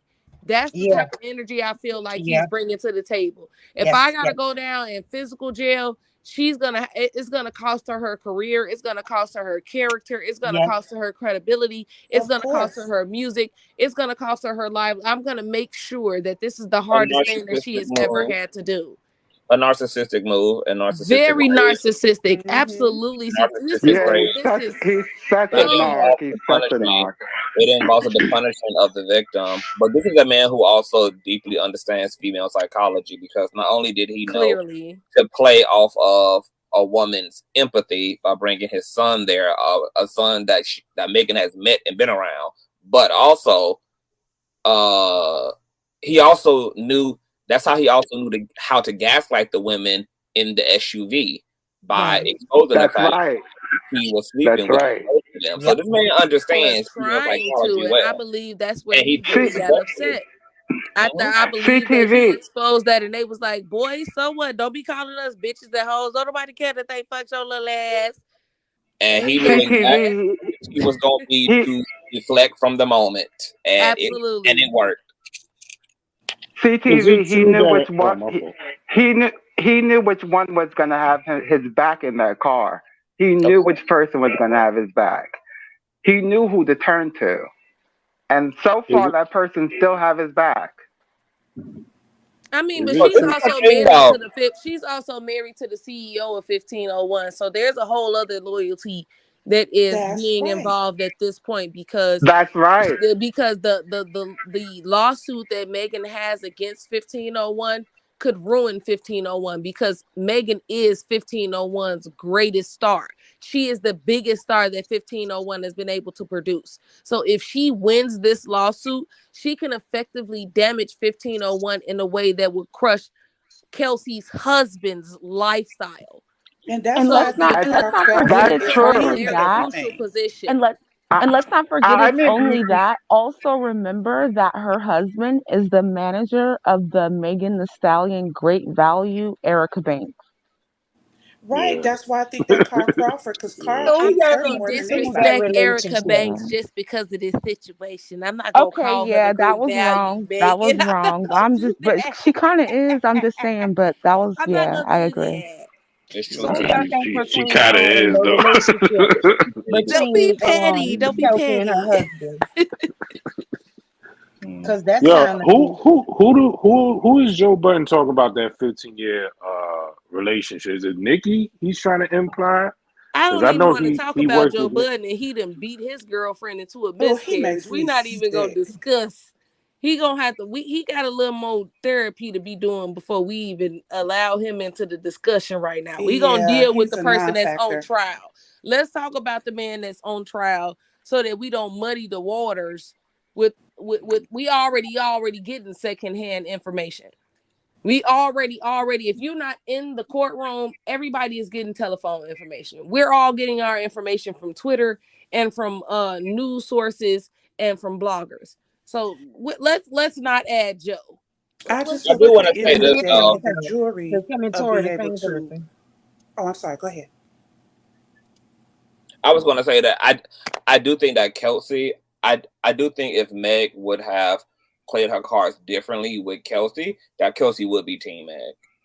I do think that she would be hand in hand with Meg. I do think she would have testified when this all came around if her and Meg would have been able to retain a relationship, because she started off in our card defending her friend and all of that against him, and they have the longer history. Megan is the bigger star out of them. That would have appealed to Kelsey's clout chasing nature anyway. So she would have, Meg having seniority between her and Tory when it came to Kelsey, if things would have went differently, then I do believe that Kelsey would have been side by side with Meg. Absolutely. But unfortunately, you don't have the luxury of that relationship now. Absolutely. And I believe if Kelsey would have cut Tory off completely, I believe if she would have never taken that call from Tory, then they would still be in a position to be ride or die together as friends. I believe the straw that broke the camel's back is being shot and being in the hospital. And I know I hurt you, but we haven't even had a chance to reconcile before you went and tried to save that motherfucker out of jail. And I believe that's where the cutoff happened. I'm sorry, sis. Go ahead. I'm sorry. My bad. Oh no, I don't want to cut you off. It's just that when I be wanting to respond, and then I don't be realizing when people are like done talking or not. So I'll be like, and so I sound like I'm trying to interrupt, but I'm not. So if you were still talking, go ahead. You got the flow, sis. I said enough. Oh, okay. And then I was also saying that how people were asking, well, if the son is no longer in the courtroom except for that one day, then what's the point of him walking out with his son every day and being filmed by that? Although this is a high-profile case, it isn't high-profile enough to where the judge orders the jury to not look at news sources. So the jury is able to go home every day and look at news sources. So when they go home every day and they're able to pull up stuff. So they're able to see Tory walking out smiling with his son, bear hugging him and doing all of this stuff, and he knows that. So he knows that he could still influence the jury outside of the courtroom because there's been no order for the jury not to take in media. I think he's also trying to secure it on the in a court of public opinion as well, which goes back to what I think that goes back to what I think Forever was saying, or Two Presley. Somebody had said it earlier, but this is a part of his also takedown, just in case he goes down. He want to make sure that Patriarchy rallies against Megan and reminds her that she destroyed the life of a father. She took a father away from a child. So he's doing that largely also as a whistleblow to the male community that look at what these women out here doing to us. Like, if I go down for this, remind her of what she did. Remind her of dicketry. Yeah, it's on the back end and the front end. He working this thing. He is working this dirty dicketry. He is absolutely working. It is terrible. I can't imagine not having my mother, not having my father, not having my best friend, not having a friend that I acquired in a time that everybody was locked down and locked up, having to actually testify against that very friend, just to have my best friend not have my back for something that I'm not even prosecuting. I'm not even the one prosecuting. Bitch, it's the state. We was both subpoenaed. That's telling though. That's y'all a question. That's telling to her character though, because that's why I don't like her. Because it's like, yo, you got shot. Why does it take this? LA prosecution to do the work for you? You the one who got shot. Quack. I'm not charging her with the trauma of Black women. We are trained to be ride or die. You learn being ride or die from the time that you are able to recite rap lyrics all the way up until you are an adult. The first Black man rap lyric you gonna hear, but you're right, you're gonna die, but you're gonna die before you're gonna die before you realize that your frontal lobe hasn't even already developed for you to even make long-term decisions. There's actual psychology that goes into this, and this is where the trauma comes in at.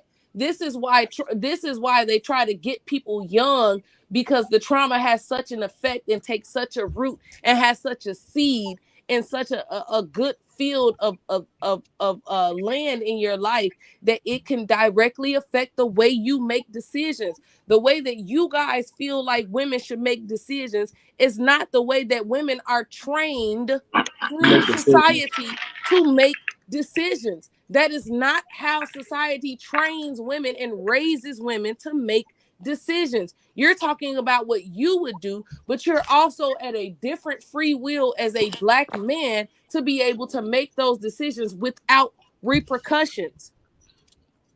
Like we're literally, and I know Black women are literally trained. Can I cuss on here, Reckless? Black women are literally trained to be bitches, to do everything for a pat on the head, just like a little dog. And that's exactly what a lot of women who haven't realized that they are women do. They'll do everything just for a pat on the head. Kelsey, and to your point of Presley, I was just saying on my live the other day that that's the way that, I'm not gonna say all men, but those men who identify and are conditioned by patriarchy, they look at females as human pets. Wow. Little pat on the head, which is exactly why am I stuttering ill? But which is exactly why these women are out here. They're literally looking for a pat on the head. There's a blogger who Tory just shouted her out one time, like years ago. She's showing up to court looking crazy in ill-fitted dresses, and he walked right past her, and she Are you talking put about the embarrassment online. I don't know what you're talking about, girl, but he just walked right past her in her ill-fitted dress. Can y'all find that footage, because I didn't see it? I can't lie. I can't lie. That would have been the day my support would have stopped. That would have been I saw it.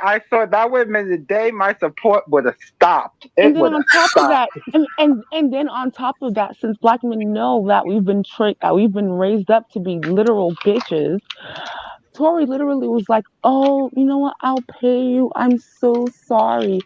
All that some Black women who I identify as mules, all they want is a little pat on the head. Like I don't think that's a Black thing, though. That's that, Yeah, it's not. I don't think that's a Black thing. Yeah, it's not. A lot of women are like that. Yeah, it's not. It's not strictly a bad thing, but overall patriarchy. A lot of women are trained to gain their perspective of who they are as a woman based on how they are accepted by men. No, that's patriarchy. I completely understand that, but why I'm saying Black is because it's magnified, because I don't know how to say this. Because in our community, and no disrespect to the men who are up here now, again, I'm just stating about the majority, not the minority. I never feel offended. Okay, but simply because we're raised to be independent, because we know that a lot of straight Black men aren't going to show up for us. And so when Black straight men do show up for us, a lot of us act like little bitches, get happy, start wagging our tongue, wagging our tail. I'll do anything for you for a pat on the head. Oh, anything. So, But I wonder if it's also because of the unique position that our particular community is in, to your point of Presley, why it's like more and contrasted in the Black experiences, because because our women are also, not only are they conditioned by patriarchy, but they're also historically already prepped for having a master because of slavery. Yeah, that's what I'm saying, and that's why I was trying to be careful, and I know it came out wrong and a little jokey, because it's not funny. It's actually kind of No, like we sad. understood where he was coming from. But like, yeah, I didn't mean to. What's up, everybody? Hey, what's going on, IG? What's that? I just enjoy listening to this wonderful panel. What's that in Duchess? What's up, everybody? What's going on, IG? Hey. How y'all doing? How you doing? Hey, what's that? And all the voices. I want to also say to what y'all was saying, because I recently did like a review of Jubilee's channel, and it's an interesting panel where it says conservative men versus trans men, and everything that you ladies are speaking on, you can see the other side of what other men, even besides black men. There's a black American man on there, and unfortunately he's the most toxic, in my opinion. But it shows exactly how it affects, like, that privilege. There's a white gay man on there. There's a Hispanic cisgender man. There's a white heterosexual man. There's a black gay man. And when it comes to they literally say, like, men feel important because women need them. And I'm just like, what? So, I mean, it really does speak on the other side of how patriarchy really does view women, not even just in the black community. Yeah. You can see, like, from that panel, if you look it up, you can see, like, wow, the other side of the godfathers and the forefathers of, quote unquote, the people who are the descendants of the forefathers of the United States. It ain't us. But you can literally see that same pathology. You can see by when they answer certain questions like, well, do you believe that you have male privilege? Now, 3 of the trans men stepped up. None of the natural born males stepped up. Not a one of them. So, I mean, it really does. I understand we are focusing on black people, which we should, but there is a lot of information to really hold water to show that, this is where we got it from the Godfathers. And I'm not using that as an excuse, but there's a lot of other YouTube spaces that really, really shows the telltale story of how the unbiased patriarchy works in this country in particular. I would like Yeah, so I shouldn't have specified black people in general. It's just the generality of it. It's just that I just see it magnified a lot with us. That's all. And we oftentimes just talk about things within our community because they can take care of their own mayonnaise business. We kind of concerned about our own black and brown big facts. We're dealing with us. Exactly. Enough to deal with. Exactly. Can someone please explain patriarchy to me? Because I hear that a lot. I do not understand it. You asked the right question. Go ahead. He got called on. He got called on TCTV. Okay, who want to go first? Who want to go first? We're waiting on TCTV. I hear it a lot, and it's like I feel like I'm getting pointed at, and I'm like, I don't know if I'm doing it or if I'm not. I know I have privilege as a straight black male. I know I have privilege. I know that. But I don't try to take advantage of it. That's the thing. Like, I make a conscious effort to not take advantage of it. But you get advantage whether you try or not. And that's what we're talking about when we're talking about patriarchy. It's the fact that you have certain accessibilities and certain privileges and certain accesses that you get whether you want it or not, just for the fact that you have male reproductive organs. So it's not about what you're trying to do. That's like a lot of Caucasian people are not out here like, yeah, you should give me this because I have white privilege. Like, they don't know what the white privilege actually is, but they experience the benefit of it. So you're experiencing benefits of patriarchy, but that happens whether or not you ask for it. Okay, I can you give me an example? I can give you a perfect example. You better check this PowerPoint that Reckless had up earlier live bid, because he done put this work together, and Reckless is out here putting together this work. Strictly reckless99@gmail.com on your Zelle and PayPal, and you need to make sure you hit that cash tag RLogicc 2 C's on the Reckless, because he put that work in last night, this morning, and again twice this evening. Make sure y'all are hitting the like, sharing the stream, and giving RLogicc 2 C's 98 his Cash App tips. Thank you. Let me give you a quick definition and a quick example, Quack. A quick definition is being able to go out and have impulses without having to have control, and not being what's the word? And not being reprimanded for it, and not being punished for it. An example is one that you gave literally the other day, is that because you said that men's needs include sex. Yeah. And yeah, you said that men's needs include sex. Women's needs don't include sex. So that's an example of the patriarchy. Like that's an example right there. Wait. Okay.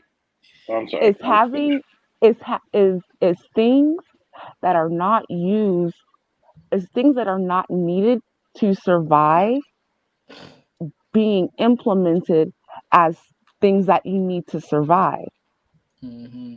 White people need privilege. White people need certain things, but in actuality, they don't actually need it.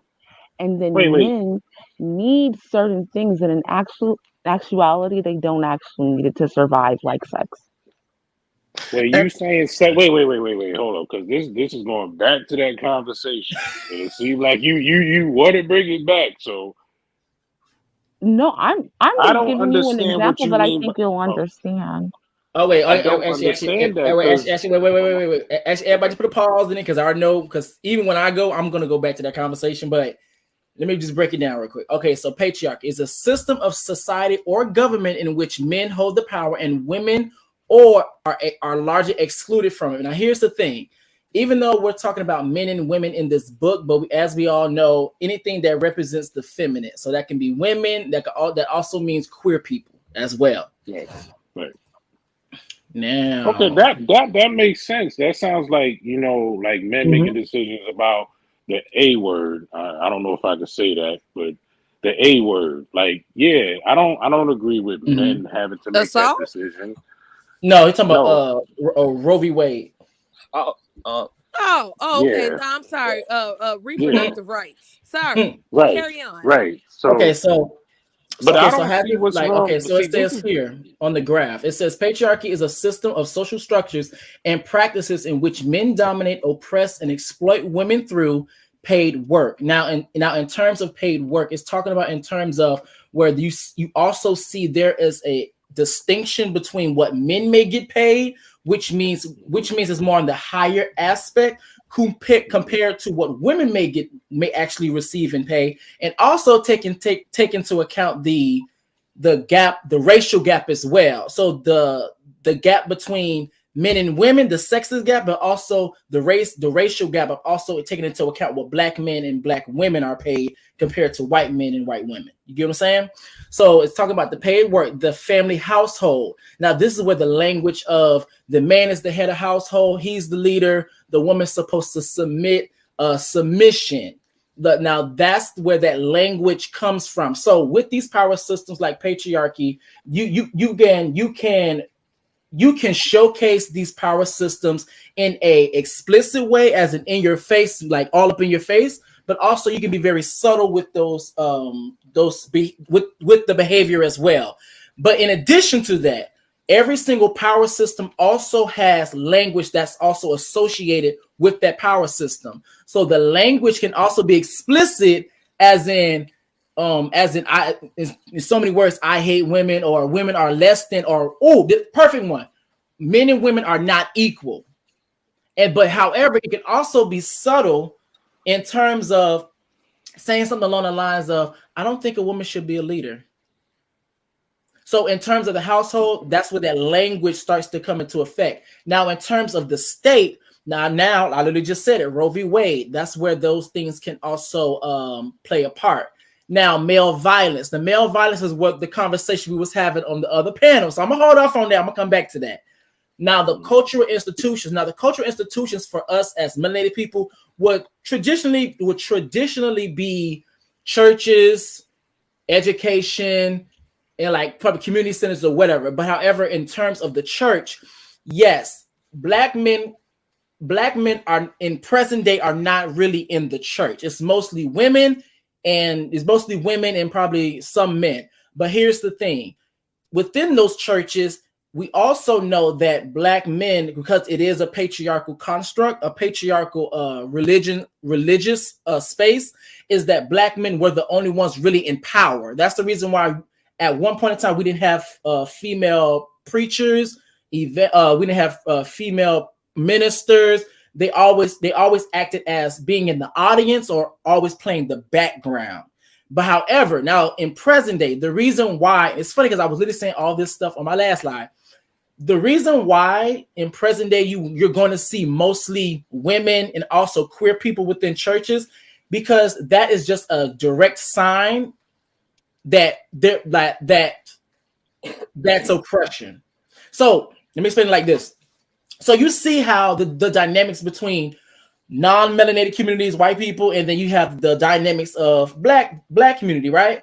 You see how the similarities where you may see the man is the household, but the man is the head of the household. The woman must take care of the children, and you see how the gender roles and it kind of like you see the comparison, right?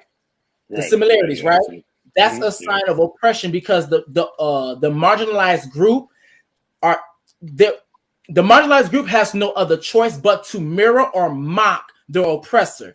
And so it goes to the same thing where you see the heterosexual community, and then you also see gay people, right? The same heteronormative roles, ideas that straight people have, gay people, queer people believe in those exact same things too. So yes, there are a plethora of times where me and Conscious talk about women not really being into bisexual men.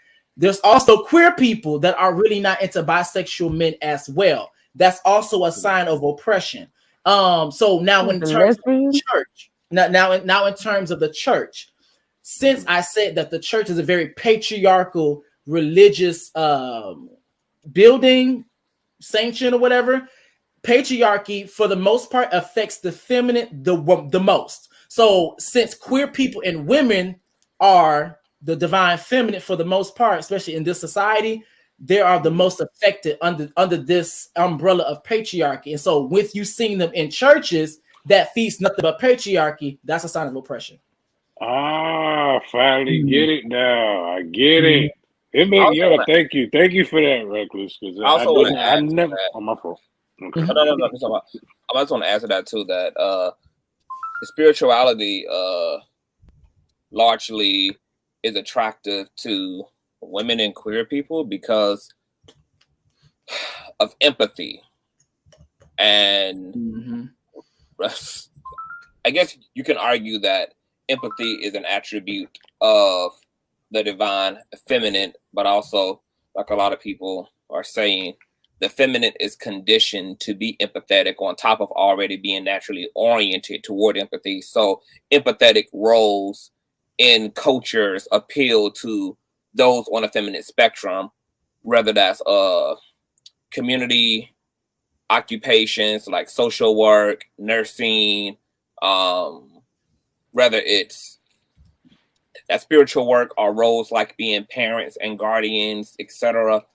So you're going to see a larger demographic of the feminine in the spiritual community, but some other examples, Quack, of privilege, like Reckless was saying, Black men are borrowing from white patriarchal constructs. Right. And so it's a trickle down effect. But a large part of the privilege is the fact that even though Black women are more educated at this point than Black men, that Black men are still outperforming women in terms of higher pay for their occupation than women who occupy, once again, more so feminine occupations, which have a a lower rate than men's. Also, you can look at that privilege, and I just had it in my freaking head. I think a large part of the privilege as well is the fact that just on a social level, there are things that you and I, Reckless, don't have to inherently experience because we're kind of more cultivated to be the predator as male. So you don't have the same concern for sexual exploitation that women are subjected to just by existing as a woman in a female body. You don't even have to concern yourself with being objectified by women largely or men. You don't have to, that's so not our reality. That is just really beyond. And there was one more that I had as well that was really, really, really, really, really solid about this patriarchal. I got something to add to that too, Conscious. Okay. One thing though too, I noticed with the whole socialization, one thing that patriarchy does do, it kind of conflates biology from social construct, because what it does to women or females in the sense of just being trans conscious, when I say females, I just mean in the sense of your sex, right? What they tend to do is misappropriate behaviors of sex and nature. Well, what I mean is that everything in the animal kingdom and nature has a self-preservation function. Males and females of any species, they're dependent, codependent, and independent. So what patriarchy does, because of a female, if she supplies her own food, shelter, and clothing, where you're told that that's being in your masculine, but according to biology, you're not being in your masculine, you're just using self-preservation. So patriarchy misappropriates the function of self-appropriation and only appropriates it to the masculine. So that's one thing that patriarchy has done by disenfranchising women, because it's a very silly thing for any adult to be waiting around for somebody else of any gender or the same gender to provide their food, shelter, and clothing. That does not exist anywhere in nature. So that's one thing I kind of want to point out too. They conflate biology with nature, or the social construct from biology, and they're not the same. Okay. And one thing I needed to add, one thing I also wanted to add is something that snapped me out of going down the mammy or mule route from young. I'm sorry, that word cracks me up now. I'm just saying, but my granny, when I wanted to go out and like literally have fun, it was like my senior trip, and I'm like, oh, I can't wear this. This is gonna be, it's gonna be for forever future. And she literally told me that my life, and I know it sounds like rhymey or like she literally said my life is not an audition to be a wife. And she said she wanted to make sure that I didn't live my life auditioning to be someone's wife, because so many women miss out on life and miss out on so many fun experiences because they don't want that on, I guess, their record when they're ready to settle down. And she's like, your life is not an audition to be a wife. Like, stop it. Okay. All right, so I have a question, right? I'm learning here. I'm learning, okay? I thought that y'all was trying to make me, the other panel, feel bad for getting horny and looking at women with the eyes of, like, objectiveness. Like, I think the word I'm using is wrong, but I'm attracted to what I'm attracted to, and I respond naturally. And I thought that y'all was like trying to tell me, oh, that's patriarchy. And it's like, how is that patriarchy? I'm moving in my nature. Like, I'm not like, I don't feel like there's anything wrong with that. I can answer that. Okay, please. And there is absolutely nothing wrong with you being attracted to women. Nothing at all. Or looking at them with an objective eye, like saying, like, oh, she's sexy. I want to have sex with her. That's my eye. Is that patriarchy? Is there something wrong with me when I don't know this person or out of nowhere? There's nothing wrong with you being attracted to the opposite sex. What is wrong is how you feel like you should address, how you should talk to, and what you feel like is owed to you because you are attracted to the opposite sex.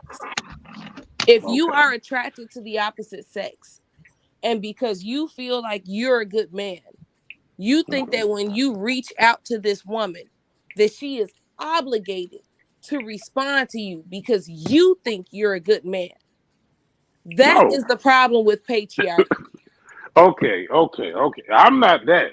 Or just because you're a man, period. I attract women to me, so they come to me. But I focus in on what you're attracted to, and then I become that. And it's not just physical. Oh my God, that is the worst thing you can do. Okay, This is what you just said. What you just said is the reason why I no longer tell men what I'm looking for, what I like, what I'm attracted to. If a man tells me, well, what you looking for in a man?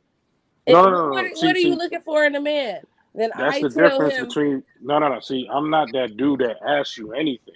I study you because. But you also just said you become that. You don't need to become what I like. You need to be who you are. You don't need to become. No, I am. I am that. That's what I'm saying. I have a clarifying question. Quiet. Okay. Are you talking about like in the context of only like sex culture and hooking up, like that? No, not just that. Are you talking about like in general? Yeah, I'm talking about like conscious. For instance, I'll give you an example. Conscious. You're an attractive man. Like, I'm not looking at you sexually, right? But I'm attracted to you, right? Because I'm listening to you, right? Mm-hmm. So this has nothing to do with sex. You did the necessary things because you are who you are. You attracted my ears, and we agree, we align. I'm here because of my attraction to you. You see what I'm saying?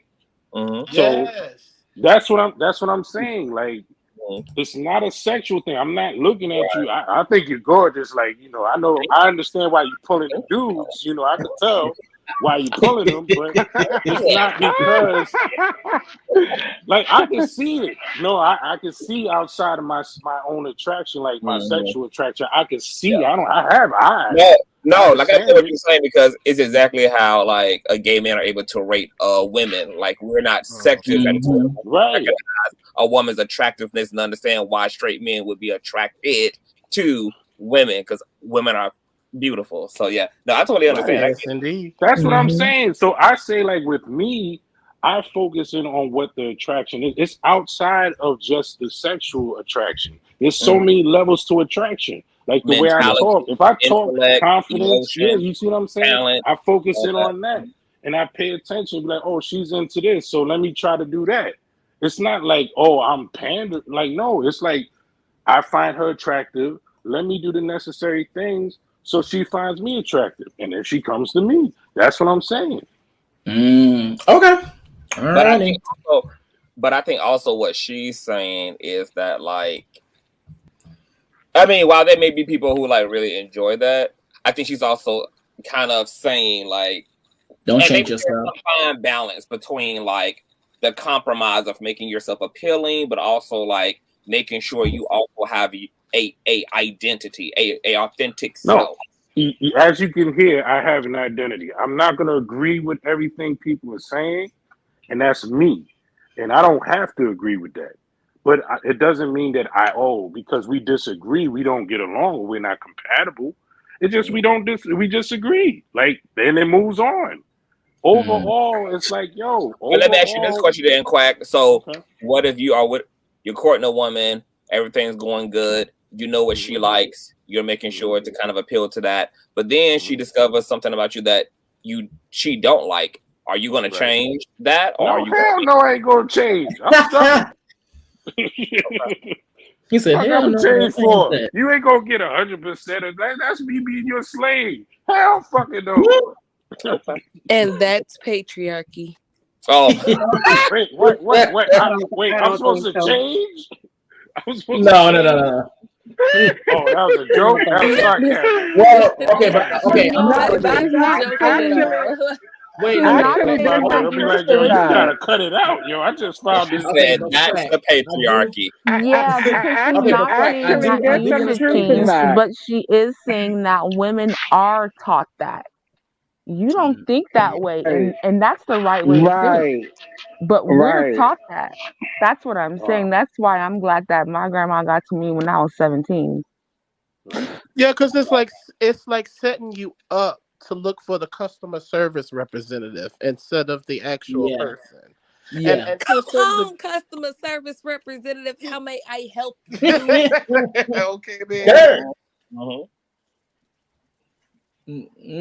Oh yeah, you Okay. too, Reckless. I can understand why you pulling niggas too. So it ain't Period. just conscious. You too. Period. I can Hit see. that I cash got app if you highs. feel like I can that. Hit understand that it. cash app if But you actually, feel I like do that. want to explain this.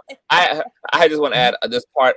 The biggest issue with patriarchy, because we can go through like examples after examples, but the real issue is the power dynamics. And even though Black men really do not have any patriarchal power in terms of the overall patriarchal system, which is dominated by our white peers. There's more of a social equity of that patriarchy within the Black community. So while there are no real rules or real legislations that like kind of really demonstrate Black male privilege on a legislative level, even though some of that is there, for instance, the fact that Black men got their right to vote in the 1800s while Black women didn't until the 1900s. Like some of those examples are there, but more of the privilege is just in the fact that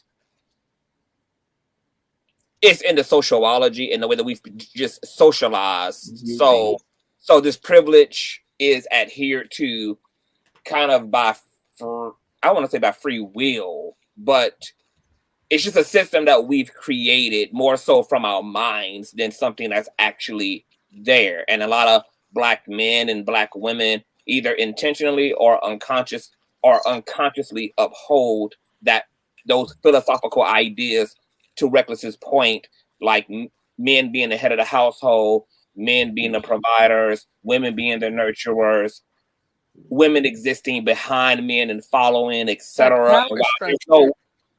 And why there's no real, it doesn't really exist in some like it's not biological formational way. It's just something that we've been conditioned generationally, and ideas that have, and that's why we not only call the trauma a generational intertransference, but also all of the customs of our community have been passed down. So they're more so rooted in all of that. So like whoever, I think it was Forever, who was saying that her grandmother encouraged kind of like her independence and sense of self, and make sure that wasn't me. That was the other sister that was on this on the map. Who was talking about her grandmother who raised her to have like a sense of self and authenticity, and to not revolve her life around a man. More Black women have cultivated their girls kind of in the opposite direction, including my grandmother, who raised my aunts, and my aunts raised my female cousins under the more so like traditional conservative female trope of, just being just maintaining sexual purity and virtue, definitely making sure that you did what women do, and that you and so all of that. But it doesn't really. My grandma did too, but the thing is, she saw her mistakes, because like I said, when she told me that, it was because I was scared to wear a bathing suit. My mom was basically like, "What, you wearing that?" And then that's when she was like, "Oh, I fucked up." Like, so she did that too, but I guess she came to her senses. But at least eventually she did. But okay, so I'll be honest with you guys. I'm gonna read this because I feel like this is actually this is most definitely tying into what we're talking about. So okay, so everybody sees the picture, right? You see the picture of the white woman. So what we're going to do, we're going to go to increase. That's that first line. So it says, increase exploitation of women in prostitution, the sex industry, and human trafficking. Now it says the last of W6 structures and culture, specifically a society's cultural institutions. She claims the patriarchy Oh, girl, I'm about to drop my phone. Hold up, y'all. Conscious takeover. Oh, I'm gonna drop my phone. Thumbs up this video, you guys. If you're in the building, please definitely hit them up in Cash App, RLogicc 2Cs988 and show my dude some love, honey. Putting out this content, honey, trying to keep, and then he about to get his phone, so he gonna definitely need some Cash Apps for repair. Gary almost messed everything up. So where was I? Okay, so key social institutions and agents of socialization in society, including education, religion, and the media, which all of which create the representation of women within a patriarchal gaze. That's the important part. And that ties into what Presley's grandmother was just about correcting, because you're correcting yourself through the eyes of through the patriarchy. Like, what's gonna attract them? Pick me, like, what can I do for them to be chosen? And there goes that language when men talk about some, women need to get chose. Like why can't you keep a man? And that's where all that language comes from. And where was I? Okay, it says the world's religions, for example, continue to exclude women from the top positions and seem determined to restrict them to the caring rather than executive level. This they say is more natural for them. It says women are thereby defined from a patriarchal viewpoint and kept firmly in their place. And so it's funny because I was actually explaining this on my last live. Were you in the IG? I think he was. And I was explaining how yes, I was. There was. You said what? Yes, I was. Oh, you was? Okay, so in my last live, I was literally explaining how there was a specific panel that me, Conscious, and IG did. It was on Yellow Pill's panel. But at the time, it was only me and Conscious.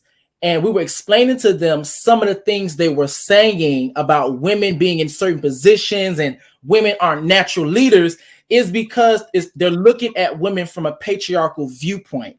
The viewpoint of automatically they're damsel in distress, they're weak, they're not leaders. And the thing about not being leaders, and actually if you pay attention to the language and also what is said in the book, you want to restrict them from executive level positions. And the thing is that you want to restrict them from that. And then also in the exact same live, the language surrounding them, their reasoning was that, oh, you better go become a medic. Oh, become a doctor. Oh, go do desk work. And you pay attention, medics and doctors, they care for people. They're nurturing. They're taking care of the sick, taking care of the poor. They're nurturing to people, which is already aligned with femininity because we live in a big giant binary. Men are masculine, women are feminine. There's nothing in between. And so I think once we actually get all of those, the nuances understood, it makes it completely easy for you to understand. No shade. And then that's why I like to use the word mule instead of mammy, because mule makes more sense. Because mule is used as a worker, mule is used as someone who carries everything, but mules, they aren't appreciated at all. They're just like, okay, I need to carry this, I need to do this work, I need to do this work. Let me get the mule. Bring the mule. Can I ask you? My fault, it's better than a mammy, because I think that mammy could sound too similar to mommy. And I think that being a mommy is a good thing. But being a mule, I like mule, but I think a lot of these people are muling and mammying too. You see what I'm saying? Because a lot of men, because of the patriarchy, they socialize women to over coddle men, to be over, not in the sense of, because it's kind of weird because they're over coddle men in a way that they want their daughters, and I've seen this because of the patriarchy, because they uphold the male gender in such a hierarchy in a way that they're diminishing, because when they think that, biblically, I'm a heathen on here, you're from New Orleans, you know what I'm saying, but biblically they present y'all as being the helpmeet, not the priority. And honestly, in my opinion, with our different spiritual systems and just biology, it goes against nature.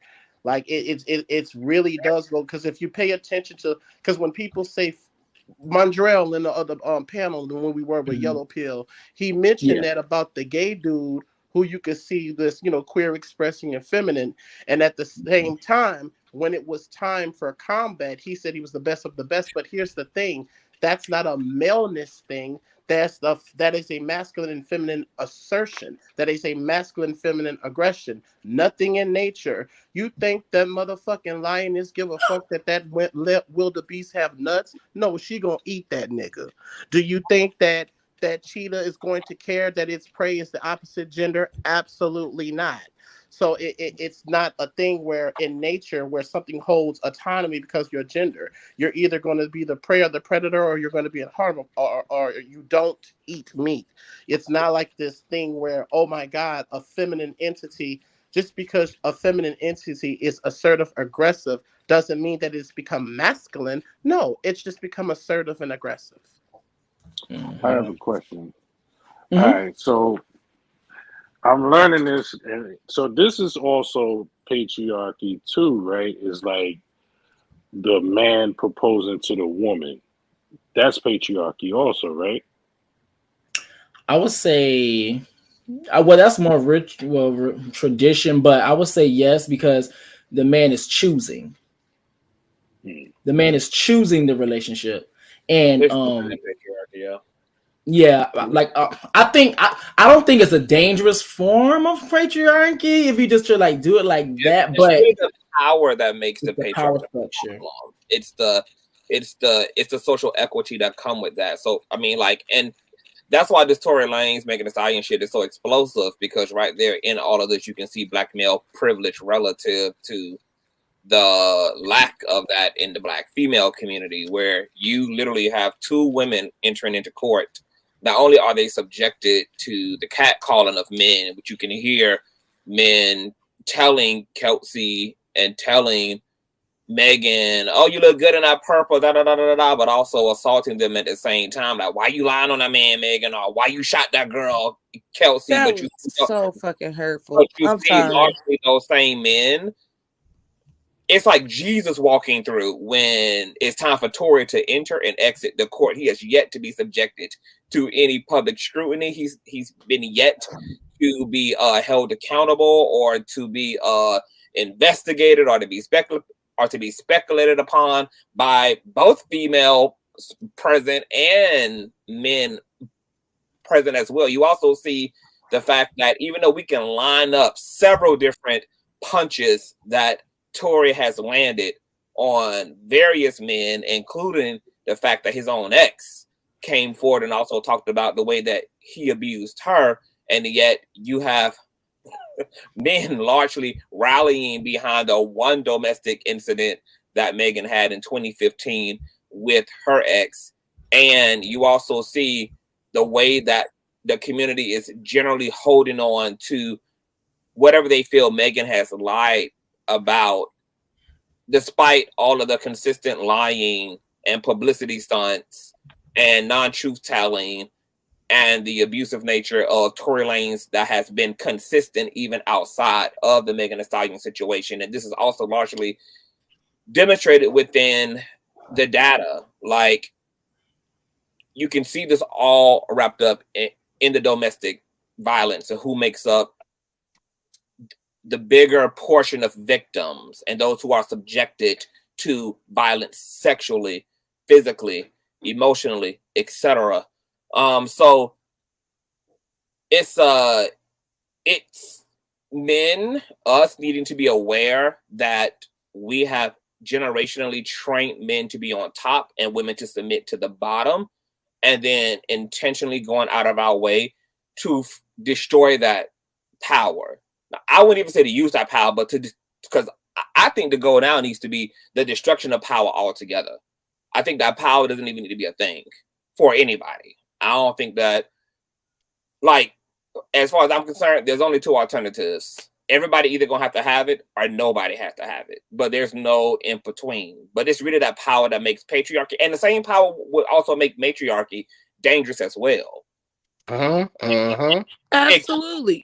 Absolutely. And so But since we're in a patriarchy and not a matriarchy, men, it's and it's not only men's job. Women are going to have to also dismantle the internalized misogyny and sexism and patriarchy that they've also rationalized and been socialized with now, because they also participate in that patriarchy too. It's not just a man's issue. And that's why you have the mule, or AKA the mammy, which are the women who largely sustain the infrastructures and like the psychological and psychic infrastructures of this male privilege and this black male patriarchy, which is what makes the mammies and the mules very dangerous, because they're there to whistleblow to the other women who assert their independence and their own sense of autonomy and tell them to get their ass back in formation, and to allow the men to make the choices and to do the bidding and to do the decision making. So you can largely look at mammies and mules as the flying monkeys of patriarchy. Absolutely. The flying fucking monkeys. Are the tail wagging bitches. Excuse my language. The fucking flying monkeys. Absolutely. The ones you dispatch to go and do your goddamn dirty work while you wait for them to come back with a report. Absolutely. And we're working against that. We're working against that. We're fighting for justice for black men. We're fighting for autonomy for ourselves, for within our own community. We're fighting against autonomy against the actual government that we live in. Like, there's so many battles that we have going on. We're fighting against each other. The whole situation that we wouldn't even have to deal with reasonable doubt if black women were able to stand together. And even while Kelsey was able to sit in that car and say, hold on, I don't care what we got going on. You ain't finna be calling my friend up bitches a house. She got her ass on the stand and said that was a lie. Bitch, she also got her ass on fucked it all up. And she also got her ass on the phone that same night and forgave him. Raggedy ass bitch, you forgave him and tried to help him get out of jail. You raggedy ass bitch, you done fucked it all up. Exactly. All of you had pat on the everything head. going for you, girl. You was out here whooping his ass in the middle of the street when he was snatching your goddamn tracks out and breaking your goddamn acrylics. You was 10 toes down. You was 10 broken acrylic toes down, bitch. And then you done turned your ragged ass around and got on the stand and lied. Like, don't nobody know the difference between what a true story sounds like and a fake story sound like. You know what, Kelsey, you know what? Whatever happens at the end of this motherfucking case, for the culture, it's your fault, bitch. You raggedy ass half-track having pussy out in the middle of the goddamn asphalt, legs spread, hollering. Okay. We're gonna filter some cuss words. We're gonna filter some cuss. I get a little. Well, this video not gonna be monetized. She had to. Sorry, There was a cop there. She was trying to protect herself. My bad. I get a little passionate. I'm sorry. Nah, I do too. So I'm sorry. I'll there was a cop there at that point. So, like, yeah. My bad, Reckless. I know I didn't demonetize my shit because that live I did yesterday got shit. So many words. My bad. I'm sorry about that. Hey, I was cussing all day yesterday. Yep. I'm so sorry. I don't mean to present myself in such a manner. However, actually, I'm not gonna lie. I'm over here playing with these boxes. I didn't know I could move the boxes like this. I had no clue. I thought it was the first 8 minutes. Like, I thought it was the first 8 minutes. But I'm just like, that was the cops. It was helicopters. Like, she had to do that. She did what she was supposed to do in the heat of the moment. I'm talking about what she did yesterday. How you gonna stand 10 toes down in the heat, and then when it get a little chilly, you gonna throw on his sweater? Take his sweater off and go put Megan's sweater on. You got a Stallion sweater sitting in the corner that you waiting to be friends with your friend again. You miss her. I know you miss her. You trying to hurt her so that she can miss you too. And it ain't no point in doing such a thing. Ain't no point in doing such a thing. If she would have stood 10 toes down on the stand, there was definitely reconciliation that could have been had once this was over. She's what I call a genuine. Okay, it's because it's a symbolism of like selling your soul, which in my opinion is when you like trade in principles for your own egoic self-gain. And I hate that she allowed her feelings, her personal feelings about Meg to trump what was principally and morally the right thing to do in this situation, which is to just tell the truth and allow the cards to fall where they may. So I think in this age of individuality, we also have to make sure that we like are raising young people coming up in this system to be very integral and to teach them to adhere to principles rather than their own feelings and their own, because in the feelings is the bias, in the feeling is the selfishness of self, in the feelings is the narcissism of it all, in the feelings is a lot of times the emotional immaturity. Like we need a system that we adhere to beyond all of that, because that'll sustain that'll maintain proper balance in this. So when I was watching her on the stand, I was just like, damn, girl, like I can empathize with your feelings. I would not want to defend a bitch who I felt betrayed me, turned her back on me, threw me to the wolves, and just tossed me away either. I think we all can empathize with being that person. I understand the feelings, just like when it comes to people who M-word someone. I'm a human being. I know what it's like to want to KILL somebody. I know the feelings. I can understand the desire to want to take that action. I can empathize, but I cannot assert that that's the correct thing to do. But I can definitely, empathize with the desire. So I just wish she would have been more. I wish all people, our whole entire community, this whole entire country could level up on emotional intelligence and strengthen our moral compass and not be selfish enough to really obstruct justice for the sake of how we personally freaking feel in the moment. Including your own justice. And this is why being slow to anger is such a good principle. It's okay to be angry, but you want to be slow to it because you want to give people, including yourself, the opportunity to gather all the necessary empirical data to determine whether or not it's even worth being upset, because all of that is energy, and you really want to be careful on what you expend your energy on. And this is why you want to be slow to anger. No one is telling people to not be justified in their anger, but it's about how you handle your anger that makes the difference. How you handle your anger and how you display your anger and how you react from your anger makes all the difference in the world. You're going to have to experience anger, but what you do with your anger makes all the difference in the world. You can create your own karmic debt. You can put yourself into debt because of your anger. And it's just really important to take your time to it and to be slow to it. Because the thing is, Kelsey wasn't upset about being... Kelsey came into the situation in September willing to be honest about it. This is why I keep saying that I feel like she was infiltrated in September at the time that they extended the trial once they found out that they got her testimony.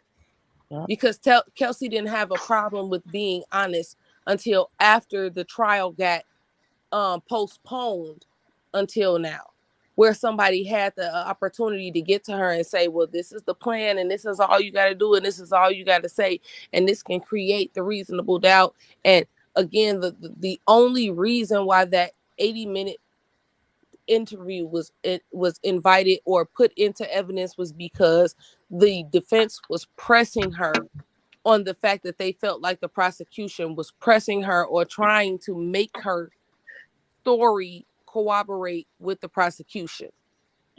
Exactly. And the judge was forced to release the evidence to make sure that people had an opportunity to feel to observe whether or not they felt like she was pressed. She wasn't pressed in. I feel like she was infiltrated, if you want to say it, you know, if that's an okay word for the moment. She was infiltrated, she was coerced, she was manipulated, however you want to say it. I feel like if she would have just, and of course there's 100 different feelings, there's 100 different things that people could have did differently for this situation to have a different outcome. I'm upset with Kelsey because she was already sticking to code. She stuck to code, even with the diss track. She took her ass to interview and she told the truth. She took her ass into that interview with the DA and she told the truth in September. So I'm salty with her because she stuck to code, even though she was mad at Megan and there was a chance for rectification. And as soon as she got on that stand, she blew it. But that's a part of the emotional immaturity because if she would have been emotionally intelligent, she would have known that one more step. Telling the truth about Tory shooting does not also make Megan right for what she did to you, Kelsey. Absolutely. But the emotional immaturity is telling Kelsey that if I stand beside her in the situation and tell the truth, then it exonerates Megan entirely. And that's not the case. But she already got her back with the 1501. Like, how much more revenge do you need? That's not really getting her back. They 1501 doesn't officially get her back until their court case is concluded. And they're going to use this and what happens with this and Kelsey's behavior in this in order to make their case go their way when they get to court. They haven't gone to court yet. So she hasn't concluded her part as far as the wife of the CEO of 1501. She hasn't concluded her part. This is just a major puzzle piece to create the bigger picture for them. I also don't think that Kelsey has gotten her closure. And that's the biggest hang up for her because she was the victim in the situation too. And on top of that, she's able to tell herself the whole reason why this even happened is because of what you did to me. It was your decision to start banging this man behind my back and then let him weaponize that against us in that SUV. And now I got to sit here and point the finger at him when some part of me is still holding you accountable because I feel like you really the one who put us in a situation.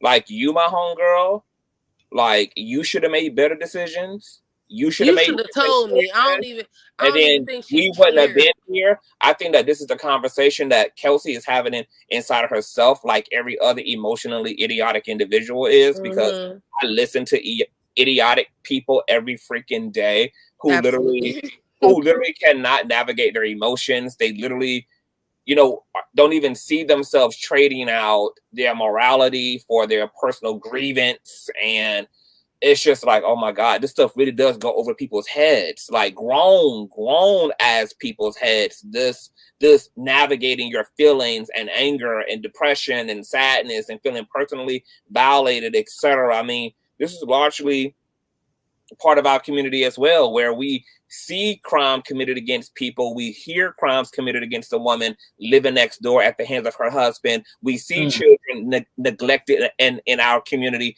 and we justify it by saying that it's none of our business. The way that we rationalize an unjust world is what we're going to have to largely take accountability for too. Absolutely. Because all of that shit is existing in so many of our psyches. And but yeah, I'm disappointed in her too. I also feel like Meg needs to have a conversation with Kelsey if Kelsey did not pull the trigger. If Kelsey did not pull that trigger, it would be morally sound of Megan to have a conversation with Kelsey, and I would even say she owes Kelsey an apology for everything. For everything. You violated your homegirl, and then she tried to protect you, and you forsaked her. And, absolutely, you didn't even give her the opportunity to try to explain why she was making the fuck shit decisions that she was making. Yes, because we're inherently designed to make these fuck shit ass decisions. We're raised to make these fuck shit ass decisions. And you didn't even give her the chance to. Like, you kind of put her on a cushion and kicked her out the window. And that's a conversation that needs to be had between the two of you. You not only need to clear yourself, but you need to give Kelsey the opportunity to clear herself as well, so that you don't feel, or you don't continue to feel like you have to just have that conversation. And of course, you know, if they want to continue to go their separate way, because I'm sure that they'll never be friends again, but they need to, but something really huge happened in their life, and there was a lot of moving parts in that situation, and Megan had her part to play in that. Absolutely. And this was her friend, this was her employee, and this woman changed her life for Meg and gave up her apartment and put her trust in her employer and her friend, and that was turned upside down immediately. And Kelsey has kind of been left to, you know, to the lion's den. To the and I don't blame Megan for her trauma response to the situation, because sometimes it's going to be like that. Like, you just going to cut everything off that's connected to the trauma and push it. But I'm just saying, I don't expect that to be Megan's excuse though forever. She does owe Kelsey that conversation at some point in time. Yeah, I do agree that she owes her that conversation, but not for a while after, because she's going through this stuff with 1501, who you now have a baby with, who is now managing the great value version of me, who y'all try to put against me. You are pleading the fourth, as she said it. I plead the fourth. Oh, girl, no, the fifth? The fourth. You did that in court against me, so it's gonna have to be way longer after that, because anything I say to you, you can twist it, turn it, and use it against me to help any one of these niggas you want to pat on the head from. Well, why don't Kelsey just move on without her? Because she seemed like Megan seemed like she just toxic. I don't see the history where it was beneficial being Megan's friend at all. Because this what is you like, mean it wasn't beneficial? Wait a minute, I got to put let the me pause in it and put let a me pin land in it. that Let right me there. land it. Let I'm me gonna put a land. pin in that. Go Let me ahead and finish land. that. Just remember, Okay, I'm I'm putting a pin in gonna that. I'm help you. sorry. Because I'm sorry. I'm Go trying ahead. to understand. Like, she said this is a repeated offense. So it's like, okay. And that's why we called her a clout chaser too. Yeah, so it's Period. like, CTV. okay. Come on. So just because you paying for things and you made me your assistant, that means that you can just treat me a certain way because, oh, I'm paying for this and I'm paying for that? No. Yeah. Like, But yo, you you teach supposed to be people. my You friend. teach Wait, people how to hold treat on. Let me you. finish. You I'm supposed to sorry. be You're my right. friend first. You supposed to be my friend first. I don't give a fuck how much money you got. You supposed to be my friend first. We was friends before the money was here. So this, I'm expecting this treatment to carry on when you got money. I don't expect this treatment to this because you got money and because you got more than me. Now I'm supposed to be beneath you. No, I'm an equal to you. You may have more money than me. Doesn't mean that you're more valuable than me. So No, that's what I'm. Okay, go ahead. I'm sorry, I didn't mean to interrupt you, because I have a hard time noticing people are done. But yeah, I just wanted to clarify that Kelsey said that she wasn't allowed in the hospital when she went to go visit Meg, and I know that she uprooted her life, and again, she uprooted her life. But then when she got back to the house in LA, she was still allowed to live there. She was still being there, but Megan's not trusting anybody at this point. And so when you get to the house that night, and I understand that you weren't let in the hospital, but when she got to the house that night, she said, I think I need to move home. So they got her ass a plane ticket, like, oh, you want to go home tonight? Okay, all right, then go home. You're the one who requested to go home. And then when they give you what you want, then all of a sudden, oh Lord, oh mercy, She was oh also whoa. saying that it was being communicated to her that Meg was going to be down a year and they didn't really need her services. So she was like, well, it ain't really no point in me staying out here. I probably just need to go ahead and go back home then. Okay, but she also said that she didn't expect that to happen like within 2 hours worth of signing that. But I mean, she did say it. when they told her that she's gonna be down a year, they didn't say she's gonna be down a year, get out. They said she's just gonna be down a year. And she's like, well, well, they then said I need to leave. she was gonna be down a year, and like pretty much they, it wasn't gonna be anything for her to do, for Kelsey to do. Okay, but they didn't kick her out the house though. She's the one who was like, I want to go home. So they was probably just like, they probably just relate that to Megan. She was like, oh, so you was only around for a paycheck then? Okay, well, send your ass home. I think it's just the ultimate being cut off that really affected her. It was just like just being cut off. Period. That's what I'm saying. I completely understand that, but it's like, look, I completely understand that, and I don't think it's right if she was cut off in a way to where when she got to the hospital, Megan was like, oh, you can't come in the hospital, you kicked out the house, you this, you that, but it's like she was trying to like play both sides because then immediately she went to Tory and accepted his apology. But she's still mad at Meg. Like, you sitting in a court.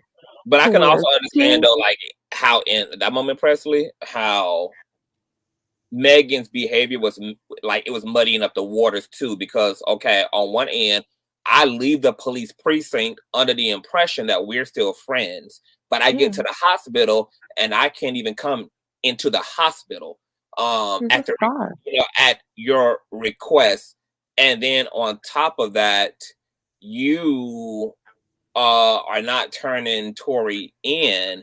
So I don't know what my relationship's supposed to be to Tory, because you're not pressing charges, you're not pursuing anything, and you're also not really talking to me. So I don't know what the fuck. So I'm gonna stay somewhat connected to the person who I'm also familiar with in this situation, which is also Tory, not really thinking about how that may look to Meg, but now I have to snatch the ball spot. Worry about how it looks to Meg, because you're the one not talking to me. So you put me in a position to not know what to do. You put me in the position to not have no clarity on what to think or what the optics supposed to look like. Because if we're dealing with the optics, we should be cool right now, and we should be having a conversation right now, and I should have been in a hospital right now, and we should have been figuring out what the next step is right now. But that's not what you're doing. So now, like, you've left me to my will, and you can't judge me leaving me to that will. Like, no, I completely get that part. And so if she would have like went to like, I don't know, like Nicki Minaj offered me some money. I don't know if you my friend because Nicki Minaj didn't do anything to her, but she went to the nigga who snatched the bald spot out your head. Like, and shot your homegirl. So like, girl, but at the same time, Meg also is not getting this nigga locked up, despite the fact that he beat the fuck out of Kelsey and shot her. So it looks they both wrong. And I said that, I'm not sure if you remember, but when I was on your panel the other day, I was like, I'm disappointed in Meg because Meg is basically a pick-me because she's one of those people who don't care until it happened to her. But it happened to her and she still didn't do anything. I wouldn't necessarily call her a pick-me. I'm going to call her a victim of societal upbringing, because this is what they teach you in the hood. Even before George Floyd came into play, we talked about this on the panel. Everybody has seen somebody or knows somebody who has been in a domestic violence situation that has told the police that nothing happened to them. This is common for people that deal with domestic violence. I think you misunderstood me because that's what I'm trying to say. And so I'm saying, I said earlier that we're raised to be bitches for a pat on the head. So Megan wasn't saying anything because she was waiting for that pat on the head for being a real bitch, for not saying nothing. And then when she saw Tory was out there smearing her name and she wasn't getting that pat on the head, now she want to talk. So she's just like all the other people who don't care until it happens to them. I don't even feel like she was waiting on a pat on the head. She was booming in her career. She had just had a collaboration with Beyonce. No, she didn't want this shit around her. Period.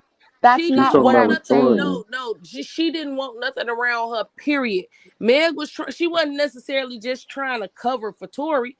She was trying to cover for herself too. She was trying to have all this shit blow under the rug, have all this shit blow under the table, have all this shit be water under a bridge. And 3 months, she had already, Megan had that performance set up before she got shot. She had a performance weeks, not even a month after the fact that she had got shot, and got on stage and performed an hour and a half worth of music on her feet and that's in why heels. I'm defending. That's something that was already set up before she got shot. Megan didn't want to cancel none of her shows. She was at the height of her career. She didn't need the whole Tory situation to heighten her career. She was at the height of her career. She had a collaboration That's not what with Beyonce. Said.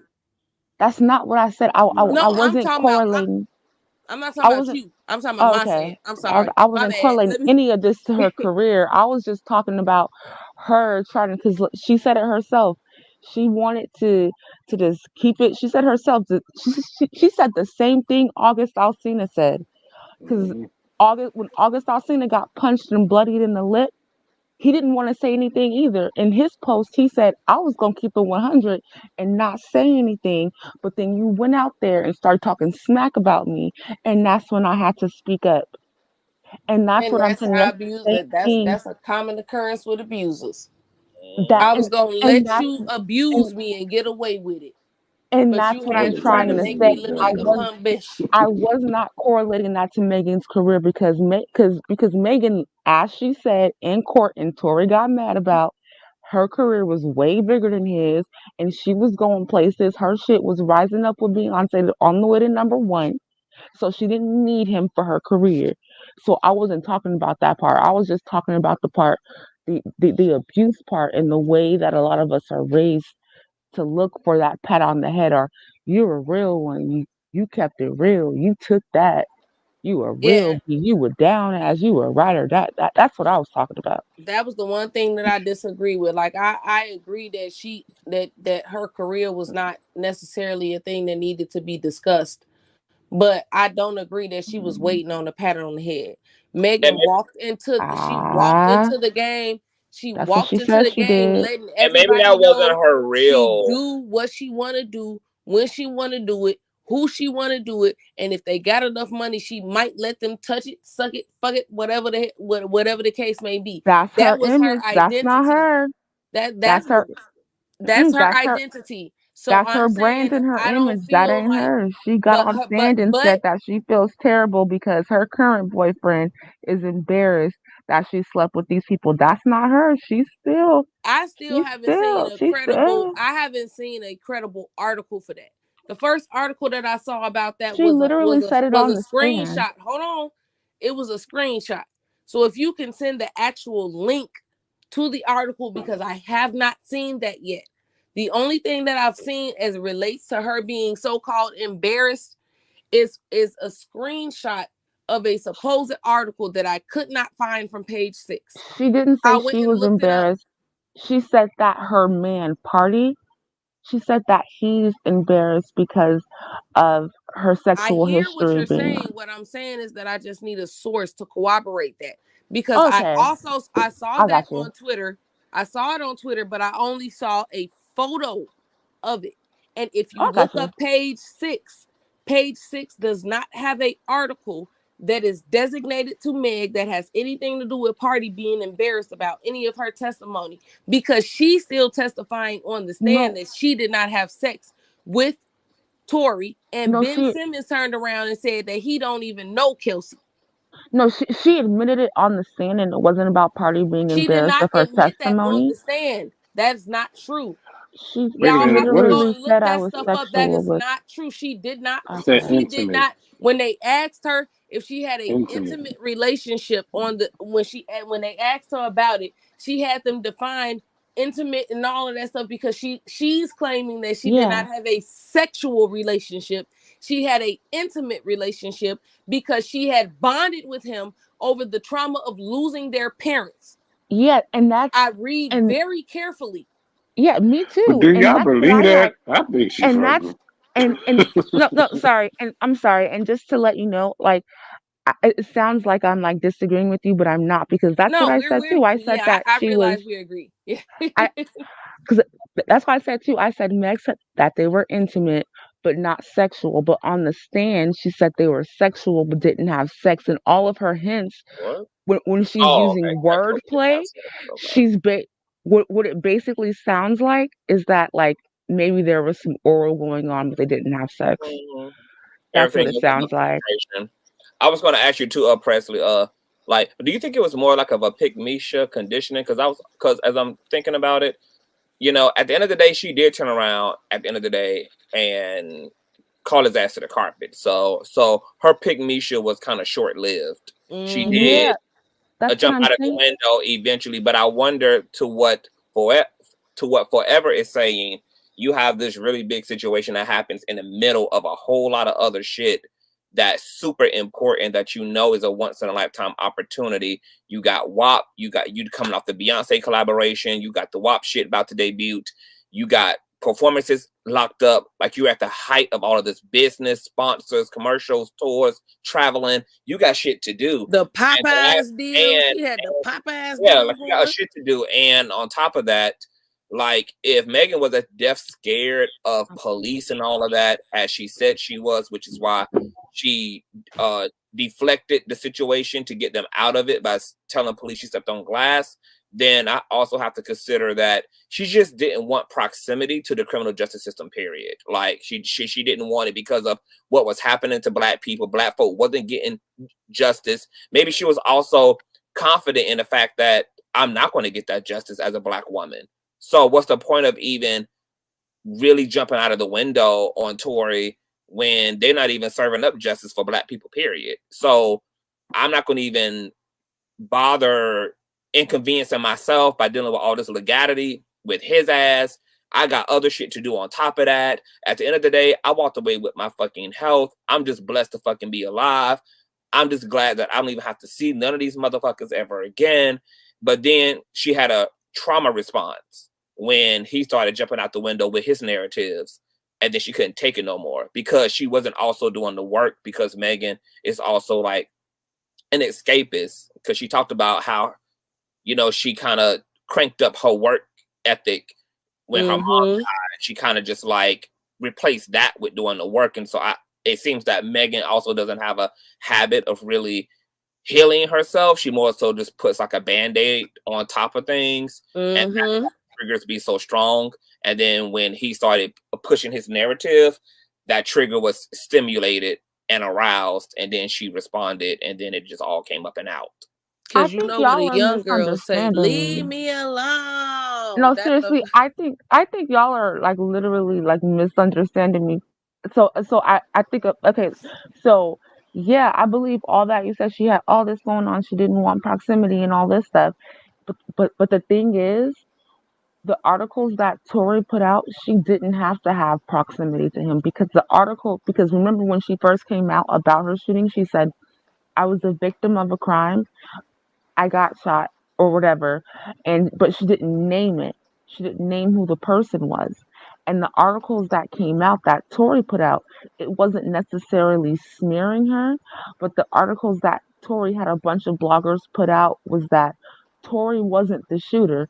Tory wasn't the shooter. So if her whole thing was, I don't want to be in proximity to all this, I got stuff blowing up. She's with the articles that Tory put out, she could have still ran with that narrative, but because Tory came out and said, I'm not the shooter, that's what made it. And like you said, it's a trauma response, but also that also means that it wasn't all about her not being in proximity to like legal stuff. What it Can does, I ask a question? She still didn't, because she said that while still not pressing charges. It's the state that picked the charges up. It wasn't her running down to police saying she wants justice, but she wanted to be clear at that point because she felt the need to speak, but she also didn't run down there to get police involved. They got involved of their own, mission. Because they found bullets in her foot when she said it was glass, so they had to, like, by law. I mean, he wasn't arrested until October. I think at this point she had already done Dear Her Lives and shit. So I guess they got the rest of the context for where those bullets came from when she pretty much announced it, that it was Tory who shot her. He wasn't charged with assault with a firearm until October after those live streams had been done. Yeah, he was just The husband can be a charged with suspect. He can be he had only been firearm charged with possession. of but the firearm. charges is not Yeah. gonna get placed until they have, they have proof that he's the one that did it. And What? somebody also said he also admitted that it was his gun as well, I believe, which is why he's not. I don't even think he's fighting the firearm charge because I think he admitted that it was his gun. Yeah. So that's what he was charged with originally, like you said. Yeah. You got I a heard friend the saying, interview. "Oh, why you don't say that it's me?" And then you got somebody going to the blogs and saying, "Oh, it wasn't me." So she was almost forced to go ahead on and say something then. But see, and that was his response. And see, like, I ain't gonna call it his trauma response, but that's what triggered him, because when she even acknowledged she got shot, that nigga and his team, they didn't know what else was to come. And now that she done kind of put a context to her injuries that TMZ had put out, because they had released all the footage of her walking away in the blood and shit, and she was like, yeah, that blood didn't come from glass, it came from me getting shot. So when she put that out first, I think Tory and his team panicked, and they was like, oh bitch, like, she coming, it's only a matter of time before she say you shot her or before she gets the police involved. So we need to already start doing damage control and trying to get ahead of this. And then that's where they fucked up, because she wasn't going to probably say no more than that, according to her. But because they tried to do damage control and jumped out of the window, she jumped out of the window again after they jumped out of that damn window. So it just became a snowball effect of a domino effect and a cause and a effect. But I think when she actually put the context out there that I was shot, even though she didn't identify the shooter, that's what gaslit Tory and his team. And then they tried to get ahead of it to prepare themselves for what they thought was inevitable on Megan's part, which is to ultimately identify him as the shooter. Yeah, because that was around the time that he offered Kelsey a job, quote unquote. He offered Kelsey a lot of things. He A asked her if she salon, needed a help with garden, a BBL, a breast lift.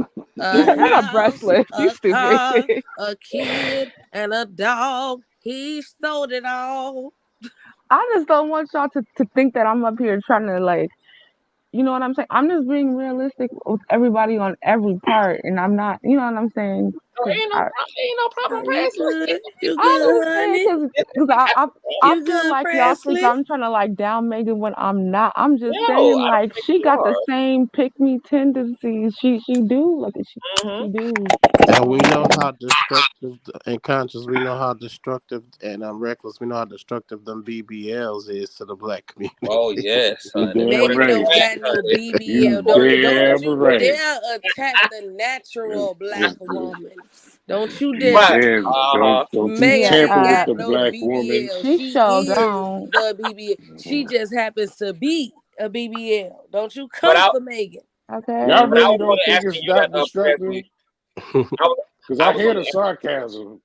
I'm sorry, Kelsey. Ain't no sarcasm. Ain't no. I'm I sorry. just have a question for From you, me, Presley. ain't no sarcasm.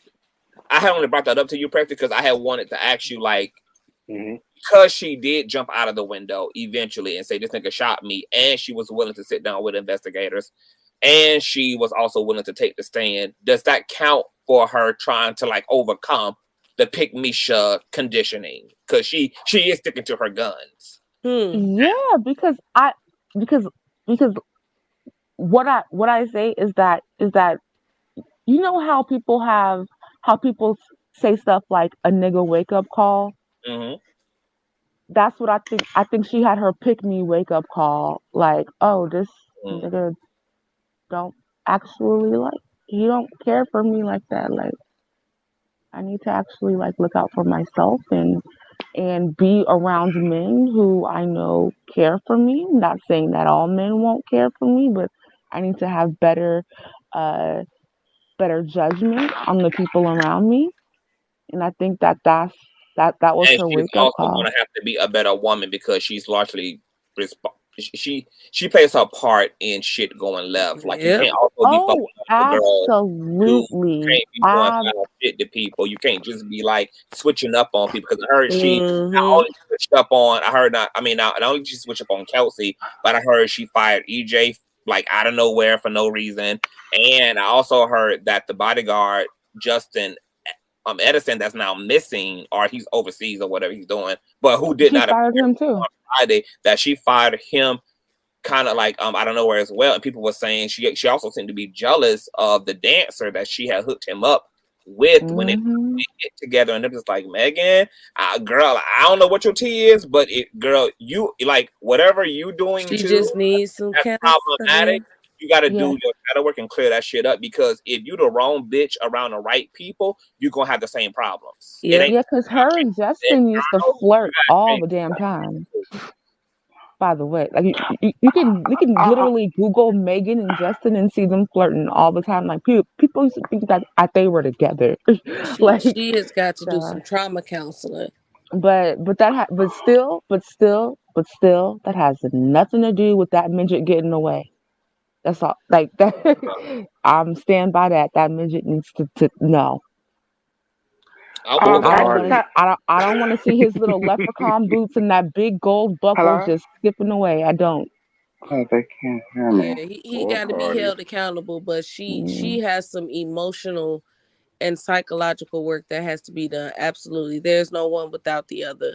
There's definitely work that has to be done on both sides. I mean, and I'm surprised that Tory didn't bring up the other guy, because Tory was trying to get at Kylie for revenge on Travis, because him and Travis had a whole little beef going on or whatever. And then on top of that, he a terrorist.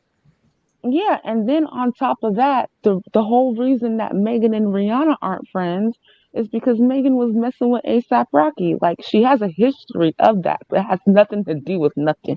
That's alleged. I ain't gonna do all that's alleged. No, you know that's. But we are looking for clarity for why she stopped fucking with Meg out of nowhere. Because that's true. Okay, like, what's tea, girl? Like something. No, because when that came out about her messing around with A$AP, like, everybody unfollowed her, including Rihanna. She lost her Savage little Fenty deal, everything, girl. Like, so she got a history of messing around with taking men. Like, that's her thing. But that she got a history of messing around with all kinds of men. It ain't even just the taking her. Let's not go down that route. Let's not go down that route. One of her songs that said, "If I let you hit it, then I bet you will let's tell not go down that route, sis. Let's not go down that route. Megan has a very long history of being a sneaky link, and she talk about it. Let's focus on the leprechaun, please. The leprechaun and the giants, honey, they all out here sneaky linking. You know what? I'm sorry. I gotta mention one more thing. You know, one thing that pisses me off. I'm so sorry, and I don't. Like, I usually don't get like passionate is the word, I guess, about things on here. But Reckless, you actually had a conversation about this earlier about colorism, because whether you guys realize it or not, you know how Nicki Minaj calls Megan Bigfoot and everybody calls her the Stallion and all this other stuff. Rihanna and Megan are the same height. And you guys can say, oh, well, Rihanna's skinny and Megan's thick. Well, guess what? When Rihanna gained weight, y'all called her thick Rihanna, and that's the best thing ever. Nobody ever called Rihanna a man, even though she has some of the same, like, man, quote unquote, male bashing lyrics.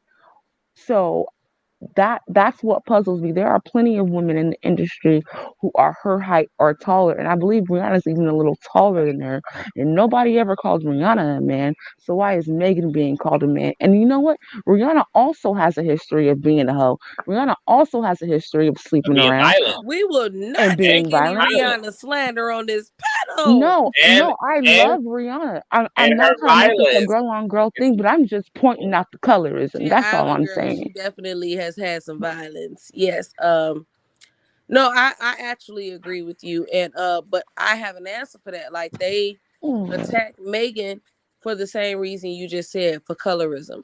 Megan is a dark skinned, large, Amazonian, loud, and she's a hip hop artist. It's the same reason why they attacked Lil Kim, even though she was little and tiny, because those hip hop lyrics hit a little bit different. It's not the hip hop lyrics, girl. It's the color.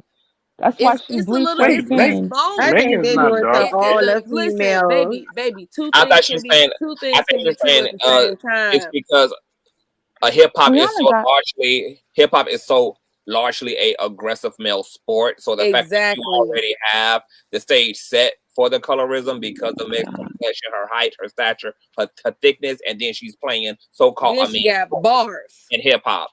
So it just adds to the masculinity of the whole situation. Of the whole situation. They do guess it to it all of adds, them. but I It was don't know. Rihanna turn. They Meg was has doing a lot of Rihanna wanted masculine. Jay-Z, was sleeping with Jay-Z. Rihanna did whatever she was supposed to have done Chris Brown to make him do her What like you that in that mean? car. They do But it to all of them. nobody ever calls her a man, and that she's I so want big she can some. overtake and just punch a man, and she's just so powerful. She's so manly. She's what do they call her? Marcus the horse. Nobody ever To did be that. completely honest, while I was like on mute, I literally just seen somebody I know on Facebook. Basically made a status talking about I knew that 8'10", that big back 8'10" moose was lying, and it's a woman that I know. That's what I'm saying. They always call her Megan a man, and I'm like, this don't happen to nobody else. It's because of her thickness and her complexion and her being her name and she's playing a male sport.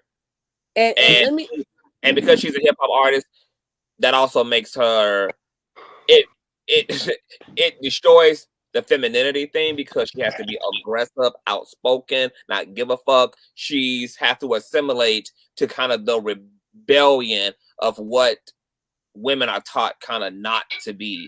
So Rihanna's the same way. That's literally Rihanna's brand. But it's palatable because of her phenotypes. It's palatable and because she's singing. Exactly, her singing phenotype. and rapping is very slender, and her features are going to be considered a lot more even when she was thick, according to the Eurocentric, than Meg, who looks like a traditional African American woman. Wow, that's the point I was trying to say. Features are kind of like exotified. Oh shit! I don't know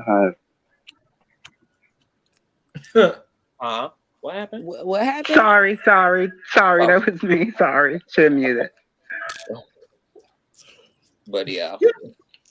And as a dark skinned woman, I'm 5'6" on my flat feet.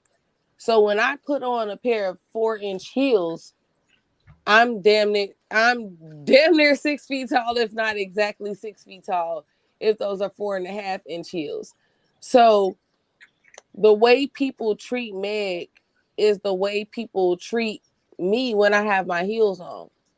I've literally dealt with people outside, like making comments outside in public about, yeah, she pretty, but she tall as hell. I'm not even fucking tall. I'm 5'6".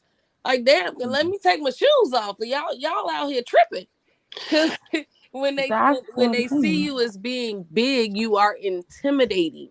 And that intimidating factor, like what Rihanna has, tall and dark.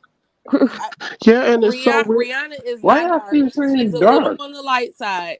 But Yeah, the difference, what makes the difference and what makes them palatable is that difference between R&B and hip hop. Rihanna can say the same exact thing as Megan, but if you're singing it, it is less aggressive than it is when you're rapping it with all the vitriol that you have in your room. And you got to understand too, she's also, as a rapper, emulating a lot of the way that male rappers traditionally perform in her mannerisms. And she's kind of like on her Remy Ma shit, because I was watching her BET performance, and she was emulating how guys rap in terms of how the male rapper persona when they are outside of her choreography, but in terms of just like her natural ego when she's performing, is mimicking that of a dude. So I have to agree. I mean, it'd be the nerve of these niggas, because it'd be so weird to me. Because see, my mom was tall, you heard me. My mom was every bit of 5'11", and see, as a child growing up, it'd be the same dudes, your mama is tall and like a full-figured woman, but you look at another woman and call her less than a woman. Yeah, that's so strange to me. That is really, really, really strange to me, because and I've even said that, especially with some of these cats, if you like comic books, okay, when you look at them DC and Marvel characters, those are tall, voluptuous women. When I was a child before puberty, every time, even to this day, when I see a tall woman, I just be like, damn, that's a lot of lady. You heard me? It makes me realize that it's actually a woman. Actually, when a female is taller, she looks more womanly to me, because it doesn't say that she's masculine. To me, it just says that, okay, she's fully grown. This ain't, and I'm not trying to be like that, but I'm just saying, the taller the woman is, the growner she looks to me. No, I guess, because where I'm coming from, I was trying to use celebrity examples so everybody could understand. But me and my sister, we're 1 year apart, same parents. My sister looks a lot like Megan, and I'm different. You know what I mean? So I know the difference in what she gets, the shit that she gets, and the shit that I don't get. Gosh. So I notice it. Like, we're only a year apart. You know what I mean? So like so I know it's not just like, oh, rap lyrics and all this stuff. I know that it's like real life That's shit. why we included all of it. Like, we include the phenotypes and the body type and the weight and the stature and the complexion. And it's also the fact that, once again, she's in a male-dominated sport called hip-hop. This is a largely male-dominated sport. So as a woman, she's breaking up all of the traditional expectations of what you're supposed to be as a woman. You are not taught to be an outspoken, loudmouth, cussing, profane, hypersexual individual.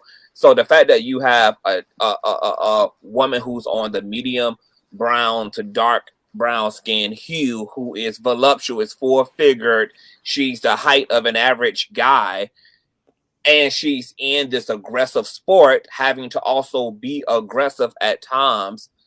Like, yeah, it emphasizes the things that we are preconditioned to be prejudiced towards as it relates to that colorism anti-black situation, because of her phenotype and her body type and her being in this male sport, etc. Kind of like how a lot of and ain't even just with the body type. It's like the male sport alone is enough to do that. Look at how many girls who are athletic, particularly who play football and basketball, are considered lesbian, even if they don't identify as such, or considered, or who will be deemed as masculine, just simply because of the way they dress, just because they don't operate or show up in the traditional feminine way. It was dirty.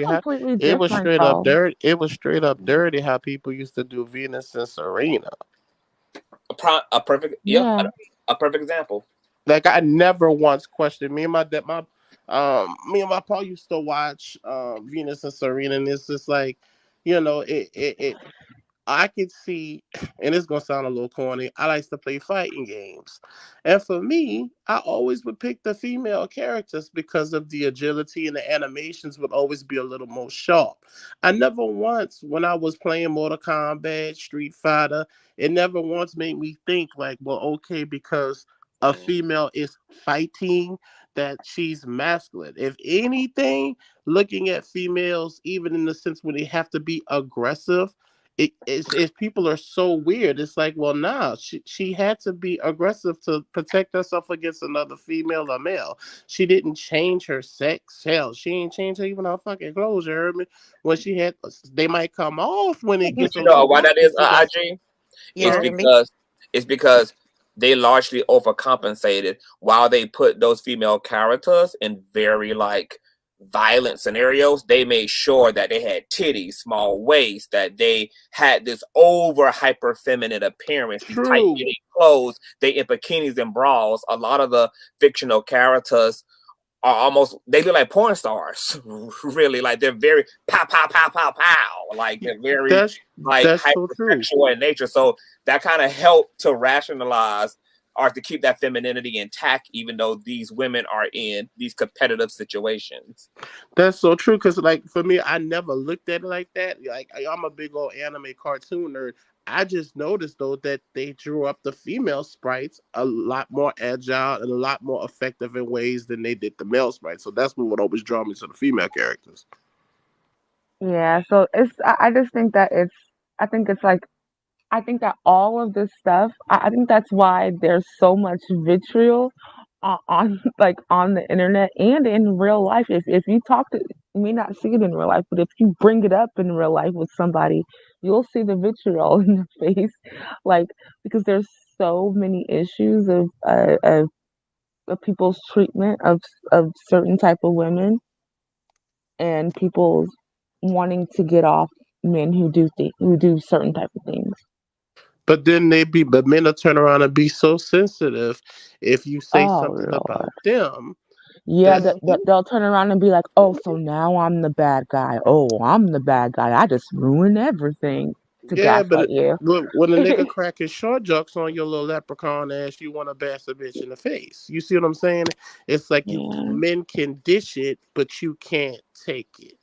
You want to be insensitive to femininity, but your masculinity is so damn fragile. Yeah, can we get off sensitive, man?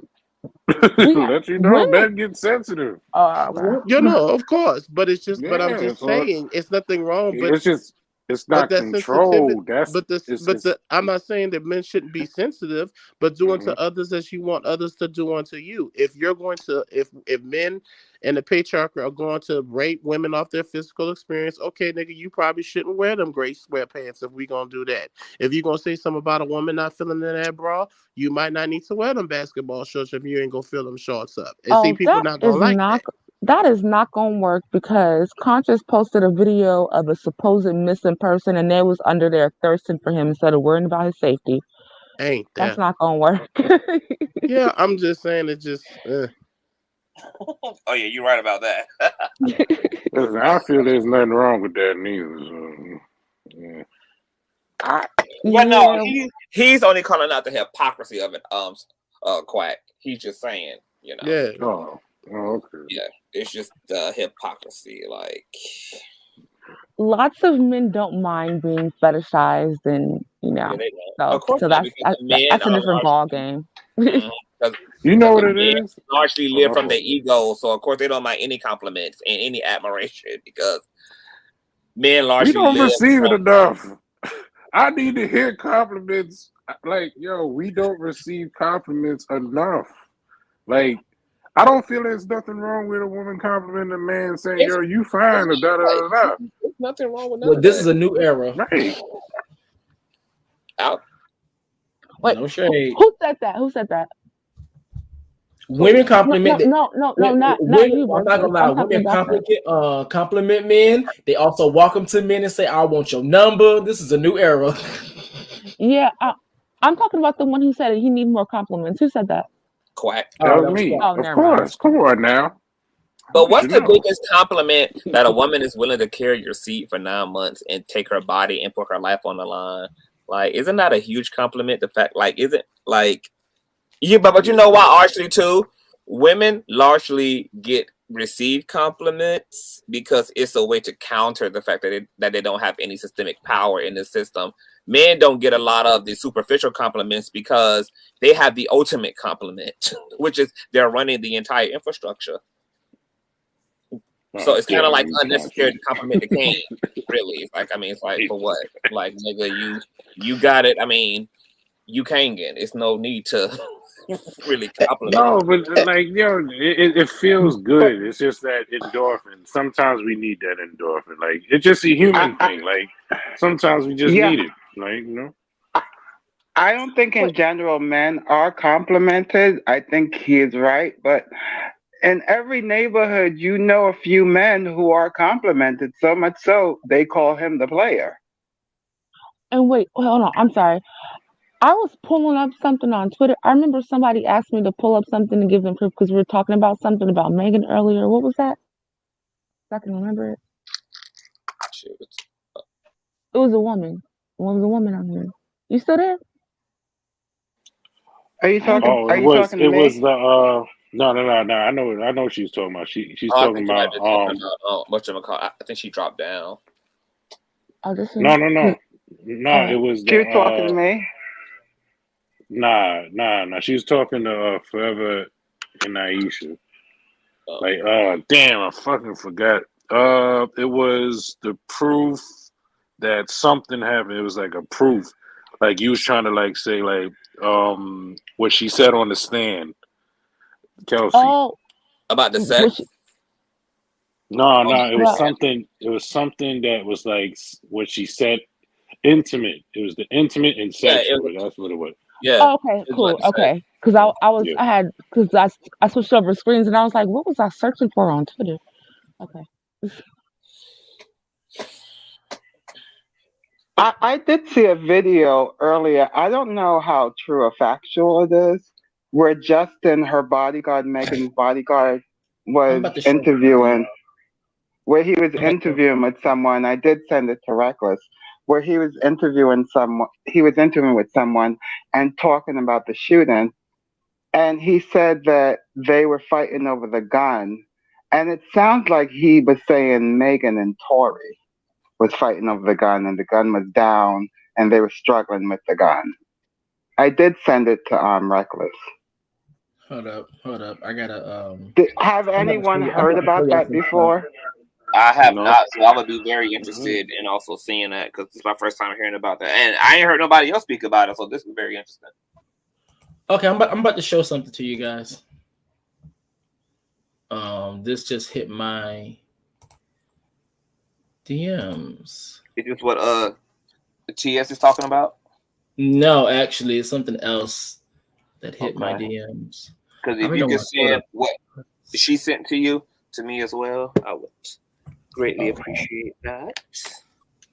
Well, okay, so what I just about got sent is just that this person said I sent some Okay, I'm gonna start from the top. Hey, Reckless, I have some tea for you for this Meg case.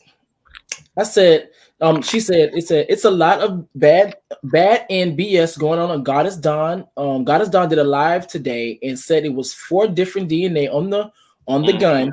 The media that is reporting the misinformation are sitting and hanging with Tory. The work for lawyer. Yeah. Okay. The work for lawyer guy, of course, the other blogger that we mentioned earlier, and Denise. I also sent a video that was in April of Jay Prince and Tory and Carl 1501 together partying. It's a lot of F-ish going on. So I'm going to show that video. Yeah, I have that one in my inbox. I haven't seen the one that TS talking about though. Like that's major.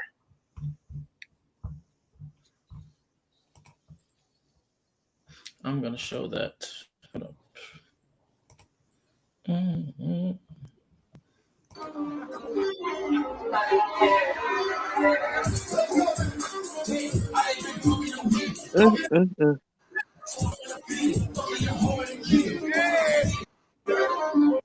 me see. And not only that, I also was sent something else. I got 20 things going on over here. Let me pull it up real quick. I'm trying to keep them there. I knew they was all connected. I knew it. Ain't that dirty? Okay, so let me do this. Patriarchy is loyal. Like a motherfucker. That's why. I'm trying to scroll back to find where she said that they were sexual on the stand, and it's looking like a long scroll. So, if you don't believe me, go ahead and keep doing that. But I saw it. Let me see. I'm trying to see how can I pull this up without showing this person's name. That's why Kelsey married into the family. It explains itself now. Let me see. So you saying that's one? Oh, never mind. I'm sorry. No, it says I sent some pictures to one of the blogger on Twitter. She's had to shut her page down because these men have now found her address. B. It's so scary. Now I'm going to show those pictures. Okay, so every time I do it, I'm about to take it down, bring it back up because I don't want to expose their names like that. Bam, this right here. And it says, They are all in my DMs because I turned off my replies on my tweet, but I'm quote unquote making stuff up. LOL. So one person says, Shawty, stop click writing for Meg. Another person says, the horse is going to jail. Laughing emojis. Why would someone who co-wrote WAP need to lie for clout? Ha ha ha ha. So that's the replies and all the different types of things she was getting. Bring it down. Hold on. But what's the context? Like, who is she and what she's and why she targeted? Okay, so for my understanding about what was going on is that I guess so the person that contacted me is called obviously a conscious crew member. It's obviously somebody that that obviously comes over here as well. And so what ended up happening is they ended up contacting me and basically letting it be known that Jay Prince and all of them, they hang out, blah, blah, blah. So from what I'm understanding from the context, I'm assuming she made a tweet about it. And then now they're attacking her. They're attacking her. It don't take much. Yeah. Like they're attacking her. So you can make a comment and say something, and they dox you on YouTube. Yeah. So yeah, I got more. I had a content creator come back and say my name, and I was like, wow. She says, let me show you how unhinged these men are behind Tory Lanez. This was submitted via my website. Now it says here, I just want you to know that your horrendous take on Megan and Tory will get you messed up, terminated. We real men don't give a about either of them, but the fact that you think that you have the voice or somehow categorize us as desiring a fantasy is comical. Laughing my ass off. You whores don't hold any relevance. Laughing my ass off. Just thought you should know we don't respect your opinion. I figured I'll share the truth since 80K people didn't. Dumbass, fucking smut. It says, oh girl, oh Jesus, and y'all see the end. It's like hurt yourself because if not, we will. Hold on, and all this over the fact that she exposed the 1501 connection to Jay Prince and Fifth Ward and all this shit, but that was obvious. Well, okay, so from what so this is another thing. Okay, so I'm gonna tweak up the context. Okay, so from what I'm understanding, because I give us a whole context. Oh no, because I just read that. So the first half of me showing you guys that video, that was the person sending that stuff to me. All righty. So, but this right here is obviously that she's a YouTuber or somebody that gives commentary or gave out a tweet or whatever, and she gave her opinion on the Megan Thee Stallion and Tory Lanez. And so this was the response that she got from people going. What was that opinion? Is what I'm asking. Like, what was the opinion? Oh, apparently it says here in the reply. You whores don't hold any relevance since you thought you should know that don't respect you. I figure you share the truth. 80K people didn't. Where was it? It was right here. Oh, it says you think somehow. Where was it? Okay, so I'm assuming if everybody's attacking her, then she sided with Megan. The horrendous take on Megan and Tory will get you hurt. Okay, but that's nah. I'll have to listen to a commentary because I don't know what his reply to her even means. Let me see. Because there's a lot of motherfuckers siding with Megan, including us. One person says, "We hope your grandmother gets murdered." See that right there, girl.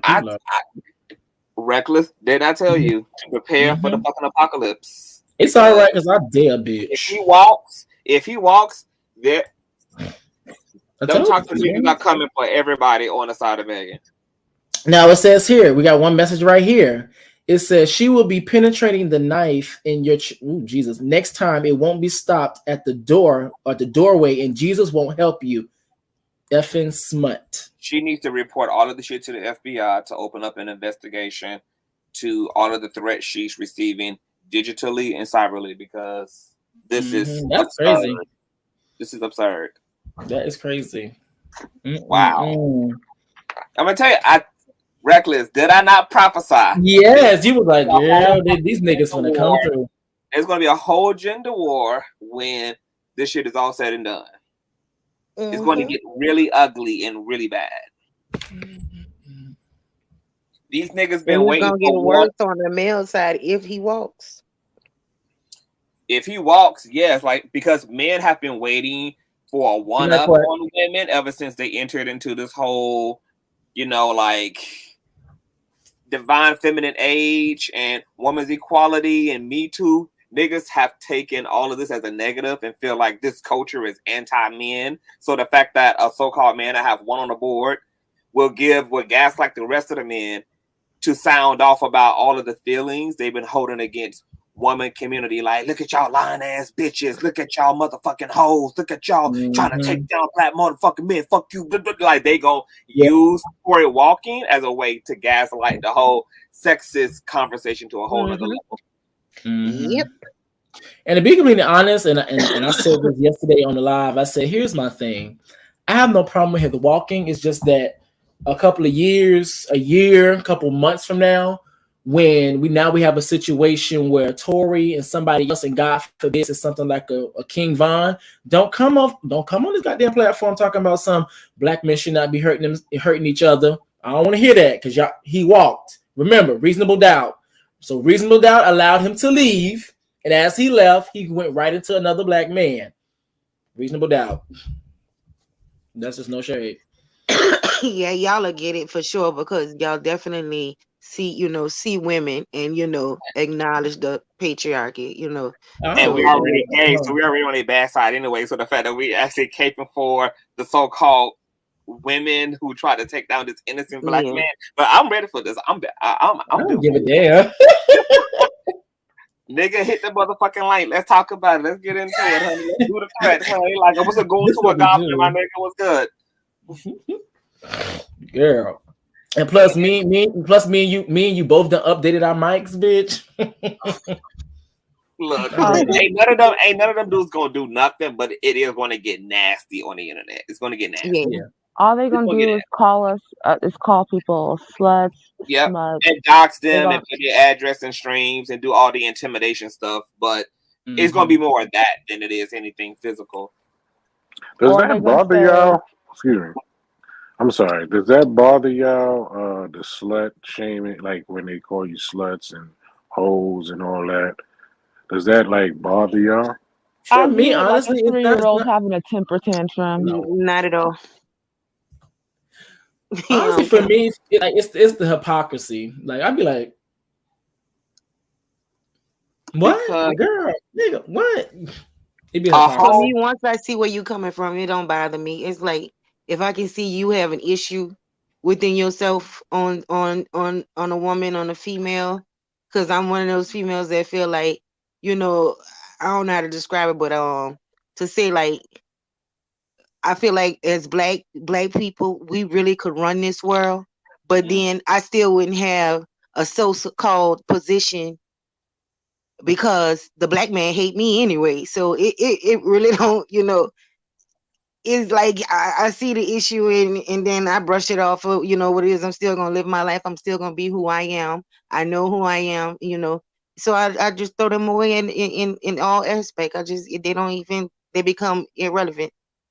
Yeah, I don't hate you, but the dusty ones, because guess what? Yeah. We've been going through this all of our lives. We black women come from all different kind of cuts of life, and guess what? Just because people be like to certain women, they be like, "Oh, you're like you're like a welfare queen." Don't stop her from collecting her stamps and feeding her kids. Oh, you're a smut. Don't stop her from fucking getting dick and living her best life. It took your daddy to make me one. Like, you're not gonna stop us. So like, go ahead, keep name calling. Like, literally, like, I was raised in a house with 5 males. Hypocrisy. I was the only girl. So a hoe requires a lot of male partners. So what does that make men too? Exactly, and then that's one thing that's really crazy is that men say the more men you have sex with, the lower your value. So the fact that a man lowers my value, what does that make the man? That's a good point. If a man lowers my value, that was a good point. When I used to say it, like I used to like be like, "Oh, you fucking hoe and this, that, the other," because I wanted to fuck her and she didn't want to fuck me at that time. So that was like my get back, because my insecurities got the better of me and my self-esteem got affected because I got rejected. So that's when I used to do it. And I had to correct myself and say, okay, what's the truth? You got rejected. So what do you do now? You got to learn how to not be rejected. You got to learn, like, you're your own issue. You are the reason why you got rejected. So that's what I'm saying. Like, I know when guys usually say it, when I hear it, it's usually because the girl chose someone else, or maybe the girl was sleeping with multiple people, but she just decided not to sleep with you because she didn't find you attractive. And usually I see a lot of guys repeat the same behavior I used to do.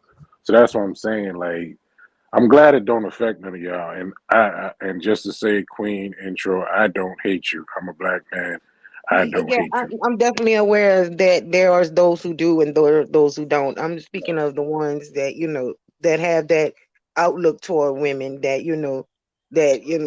really go at women just for no apparent reason. They take on you this, you that type of females, even when they're not talking to me. I'm sitting back and saying, hey, look at him. You can see what his problem is. You know what I'm saying? And just kind of keep them moving. Like I said, I grew up in a house with 5 males, so they taught me well. Just literally all you have to do whenever they start coming at you for something that's not valid, when somebody criticizes you for something valid, obviously you should like listen to them or whatever. But when people are criticizing you for something that isn't even valid or isn't even making sense, like literally I zone out and definitely. I literally zone out, and in my head I picture them like kicking and rolling on the floor, like literally like a toddler having a tantrum. I live my life. If you can tell me something about me that offends me, that hurts my feelings, then what that tells me is then I need to change. You know what I'm saying? If you can tell me something about me, that's the truth, and it affects me in such a way, then it's time for me to change. That's how I just look at it. I may get offended at the time, but when I'm then sat down and thought about it, hey, if you said something to me about me that's true and it offends me, then it's time for me to change. Exactly. And then if it doesn't, and you just coming at me with some BS, I quote Megan in my head, just wah wah wah. Well, Ashley Nicole, just so you guys, just so you know, we worked things out with Quack. We was able to work some things out. We was able to clarify some things. He's good.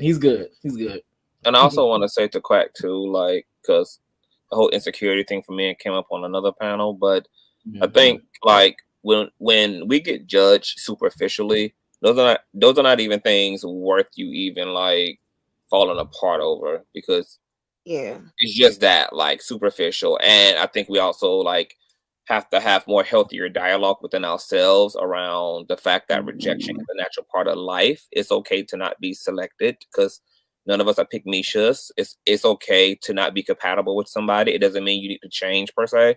It don't mean nothing's wrong with you. It's just that people are going to be naturally oriented toward whatever they're naturally oriented with, and that don't always mean that we should go to ripping ourselves apart because we're not somebody else's choice. So, but in terms of when real feedback is given to you, like beyond the superficial, like people are telling you like about your mindset or about the way they experienced you in a situation, those are the things that are maybe worth exploring. But when it comes to like just being rejected, like on some surface shit, like it just keep it moving. It's not even it's not even real. Like the surface ain't even the real shit. So it's just like, folk can keep pushing on that.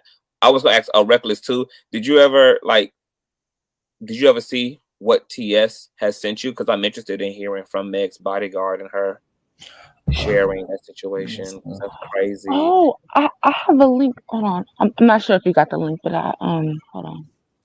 Just in case you didn't get it, I'm gonna pull up one too. Just in case. Okay. Because I guess somebody got a quote from Megan's. I don't know if it was her lawyer. Hold on, let me pull it up. I think it was her lawyer. CTV. It's an audio. It's not video. But he's interviewing with someone. Yeah. Mm-hmm. And is it on YouTube? Yeah, it's on YouTube. It's on 9mag, their website on YouTube. And what's I'm gonna just Jesus. Now, is it this one? Megan Thee Stallion and Bodyguard, Justin Turnup and Turks? Yes, that's it. All right. So what is this about? Yeah, they always used to flirt. Yeah. He's describing what happened with the shooting. Oh, okay. Oh no, my God. How they were fighting from the car and to out the car to where he said first he starts out with saying Megan, and then he says the girl. He keeps saying the girl. Oh my God, I'm about to put it up on my end too, so I can. Yeah, I start reading certain words, and once you start listening to the verbiage and the words they choose to use, that kind of lets you know where their mindset is coming from.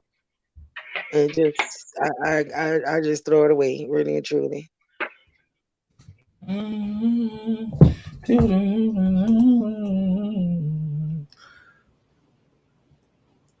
me read it. Let me do this.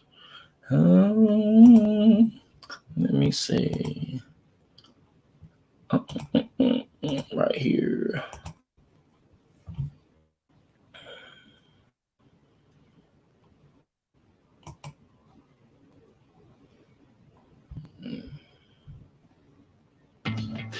Heavy duty willpower to conquer the high road or the dark.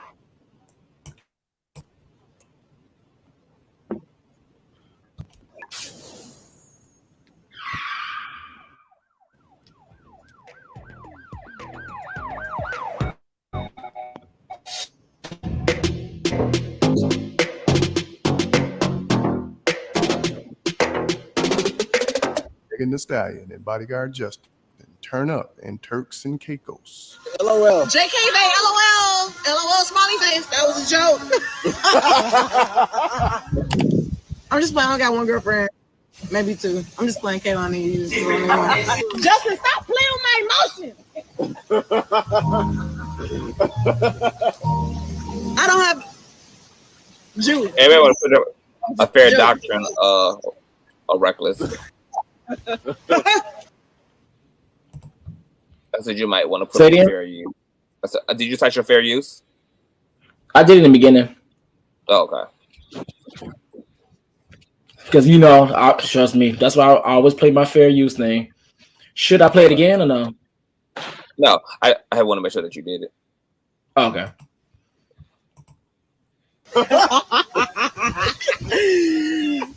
Chucky joke. Hold on. We're gonna be right back in a minute. Just stay. A brief intermission. Wait, let me tell y'all what y'all got. This iPad ain't working like yeah, you gotta quit hitting your knee on that bump. Okay, look. Y'all think got the green Cartiers. I don't think that's it. Cartier. That's not it. I don't think so. I'm gonna look for it. I'm gonna check out and come back and send it to you. Okay. Actually, it might be the suggestions. Let me see. And in the meantime, I sent you the statement that I guess her publicist or lawyers sent out about his whereabouts. Oh, about his yeah, in the chat. It's a Twitter link. Oh, okay. Okay, so this is about Justin's whereabouts, right? Yeah. Okay, right here. All right. Can you see this? Yes, you can. Now, this is from Megan. Kind of. Oh, shit. I confirmed through Meg's publicist and her lawyer what others have reported. Justin Edison went missing right before he was scheduled to testify. Edison is Meg's ex-bodyguard and the recipient of Kelsey's help. Tory shot Meg. 911 text shortly after the Stallion was shot. So this is the actual text, I'm assuming? Yeah. Okay. Actuarial statement of the disappearance of Meg's old security, Justin Edison. We recently learned that Justin Edison went missing right before he was scheduled to appear in court. The LADA is currently looking into his disappearance and welcome any information about his whereabouts. Girl, these niggas are toxic. These niggas are toxic. Yeah. Girl clothes. There we go. All of it. Let me see. It's right here. Deputy DA Alexander Bott also told jurors in his opening statement that that's what telling. Oh, okay, so that's already old. No, that was her following up on her giving the on her receiving the statement. She was just saying what he was supposed to do. Okay, so I'm gonna read that out. Deputy DA Alexander Bott also told jurors in his opening statement that Edison will testify that he talked to Tory Lanez after the shooting when Lanez was getting his stuff from a home on Edinburgh Drive Avenue. Lanez said he was the shooter, but that he'll be aiming at the ground. But he had been aiming at the ground. Now it says Edison saying Tory confessed to the shooting is obvious. The most important reason prosecutors had him as a witness. The text Kelsey sent Edison had already been authenticated and are in evidence. Now it says the DA saying Edison will testify Tory Lanez told him he was aiming at the ground also goes to why prosecutors added a third charge shortly before trial of negligent discharge of a firearm, with Tory already charged with intentional discharge along with assault with a firearm. Girl, he didn't want to get on the stand and lie for LaRock. Let's see, just delusional. Look at the evidence. That's not a lie. Even Kelsey's own statement describes this. Real convenient for him to all of a sudden be missing. If they had terminated that dude, Tory's gonna be even in more. Girl, how long has he been missing? I think the last time he has been reported from was from 12 to 2022 when he was working in Quarter. I don't know. I've been butchering the hell out of that for the finals. Ooh, girl. Some allege that he's still okay. So that was the thing. Okay, because I did mention that in my earlier commentary, whatever, is that with the bodyguard, I was seeing around that people were saying he's in where the finals are and stuff. Okay, so he could possibly be there, but girl, I hope he's okay. That he's still there. But their proof is a post where another man who was working alongside him 2 days ago. He wasn't seen in that post though. Girl, this is a bit much. Wow. That's crazy. That is crazy, y'all. I also found the video that I think TS was talking about on 9Meg. I don't know if you want me to share my screen or what. Okay, yeah, you can share it. Okay. Let me get rid of mine. Stop screen. Yeah. So much. That's crazy. It's so much going on. Good. Yeah, so y'all might as well get ready to strap up too.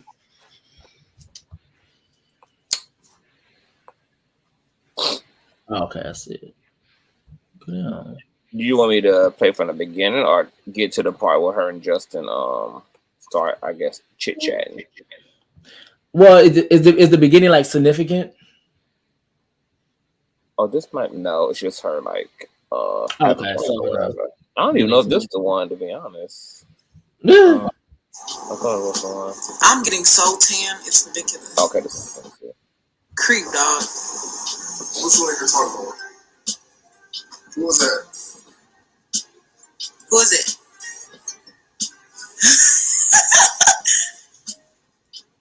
Who is it? Stop being crazy. Asian. Hello. Hello. Asian the motherfucking dog. Asian the motherfucking brat.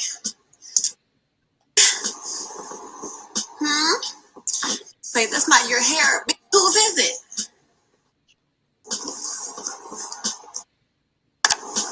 Sometimes you really just gotta check it.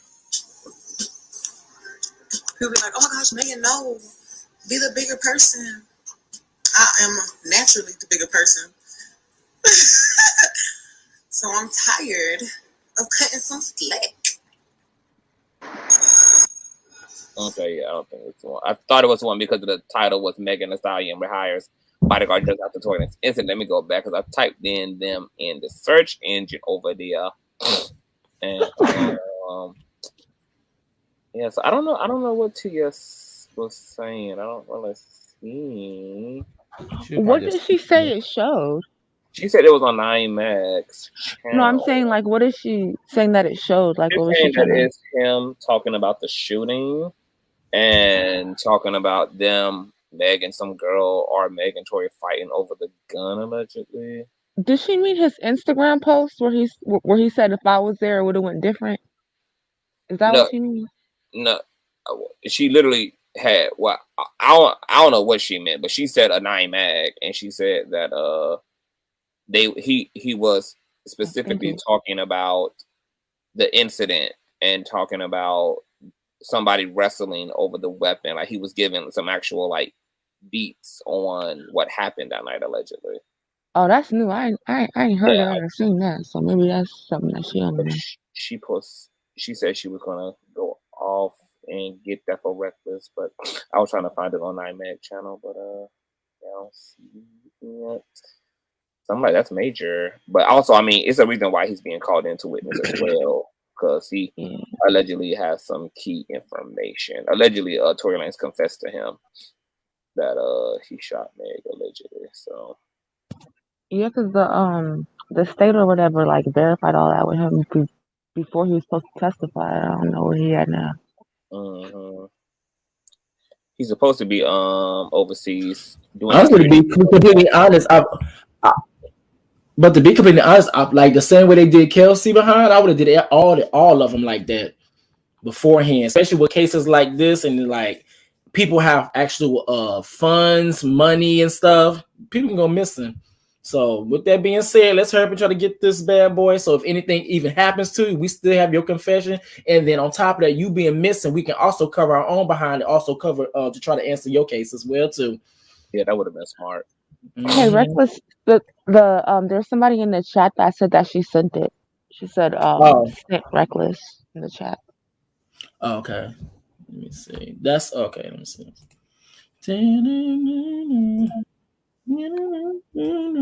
That's T. That's all right. Let me see. I never heard Tory Lanez full spill either. I know he did a video 2 years ago. I'm gonna have to watch his full side too, because I never watched his recount of the shit when he spoke out. I don't think I've ever seen it, but I did hear the album, and the album is mostly just like, I still love you, girl. Yeah. Why you say I'm a bad man? Just gaslighting her. Oh my god, psycho. Could you imagine shooting somebody and knowing you did, and you know that they know you did, and yet you're like literally confessing to them that you didn't do what the hell y'all both know you did? Like, what type of gaslighting? Gaslighting. Like, oh, it's demonic. With the nerve. I'm sorry. I'm sorry. You know, I have a hard time. I don't mean no one off. But then at the same time being like, I love you, girl. Why you doing this to me? So now everybody being like, Megan, why you hurting him? He loves you. Like, yeah, it's gaslighting. That's freaking crazy. Psychopath. She sent it to your email, Reckless? I believe so. Let me see. It's taunting, like, oh, it's just so freaking disgusting. Was she on the panel? Where did you send it to? I did send it to his email. Okay. Email? Okay. Thank you for that. That's major.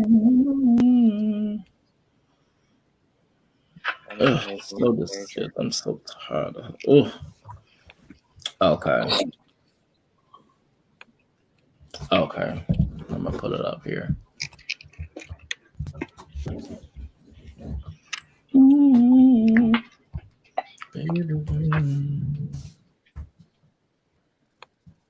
My gosh. Now, I also have somebody that sent me something saying that it explains the Jay Prince talking about the beef that he has with explaining the beef that 1501 has with Megan or something like that. Yeah, it's a lot going on. I had read the article yesterday. Rolling Stone had wrote up a whole article on. Okay. So explain it to me. What's going on with them exactly? It's just that 1501 is Meg's old record label, and they work. She's really their only successful damn artist, but they are alleging that she never completed like her album contract, and they don't consider her last project to be an album but a mixtape. She's in court arguing that she did fulfill it and that her album fits the criteria of what 1501 considers to be an album. And it's like the fact that the album has to be like 45 minutes at least in content, and her last project with them was like 45 minutes and 2 seconons. Let me check my eye. Claiming that they're just trying to bamboozle her, you know, out and making money for the record label by stipulating that she has some type of contractual obligation. So they're either looking for her to complete the damn project or to pay them whatever. But she's pretty much like, nah, nigga, like I'm done. I completed my project. This is the criteria. Da da da da. So they litigating all that in court, but they're pretty much after money. It's not even money, just to smash her career, because rumor has it, I know we all deal with rumors and all this stuff around here, but the Beehive, because I'm in the Beehive Reddit, but apparently she's supposed to be opening for the Renaissance tour next year with Beyonce, and so they don't want to let her go. And as long as she's tied to them, they get some of her money. You know what I'm saying? It's a money grab. You know, whatever she does, you know, while she's still under them, they get a percentage of as well. So why don't she just buy her down on to her? So why don't she buy her down out of the contract? She can't. They already tried. If you look it up, they already tried. Like Jay-Z and Roc Nation already tried, but they're like, no, she has to give us this album. And she gave them the album and was like, okay, you want 45 minutes? I give you 45 minutes and 2 seconds here. And now they're trying to stop that, and she's supposed to be going to open with Beyonce to like her freedom kind of thing, and they're trying to stop it. Well, are they trying to stop it, or they're just trying to hold on to her so that they can continue to collect? I don't think it's about the money, because she has gone to court plenty of times because they've been trying to stop her doing like collabs with like BTS and with somebody else too. I don't think it's about the money. I think that they're Kelseying her, and it's all about like personal issues and power. Yeah. That's alrighty, y'all. So I'm gonna play this.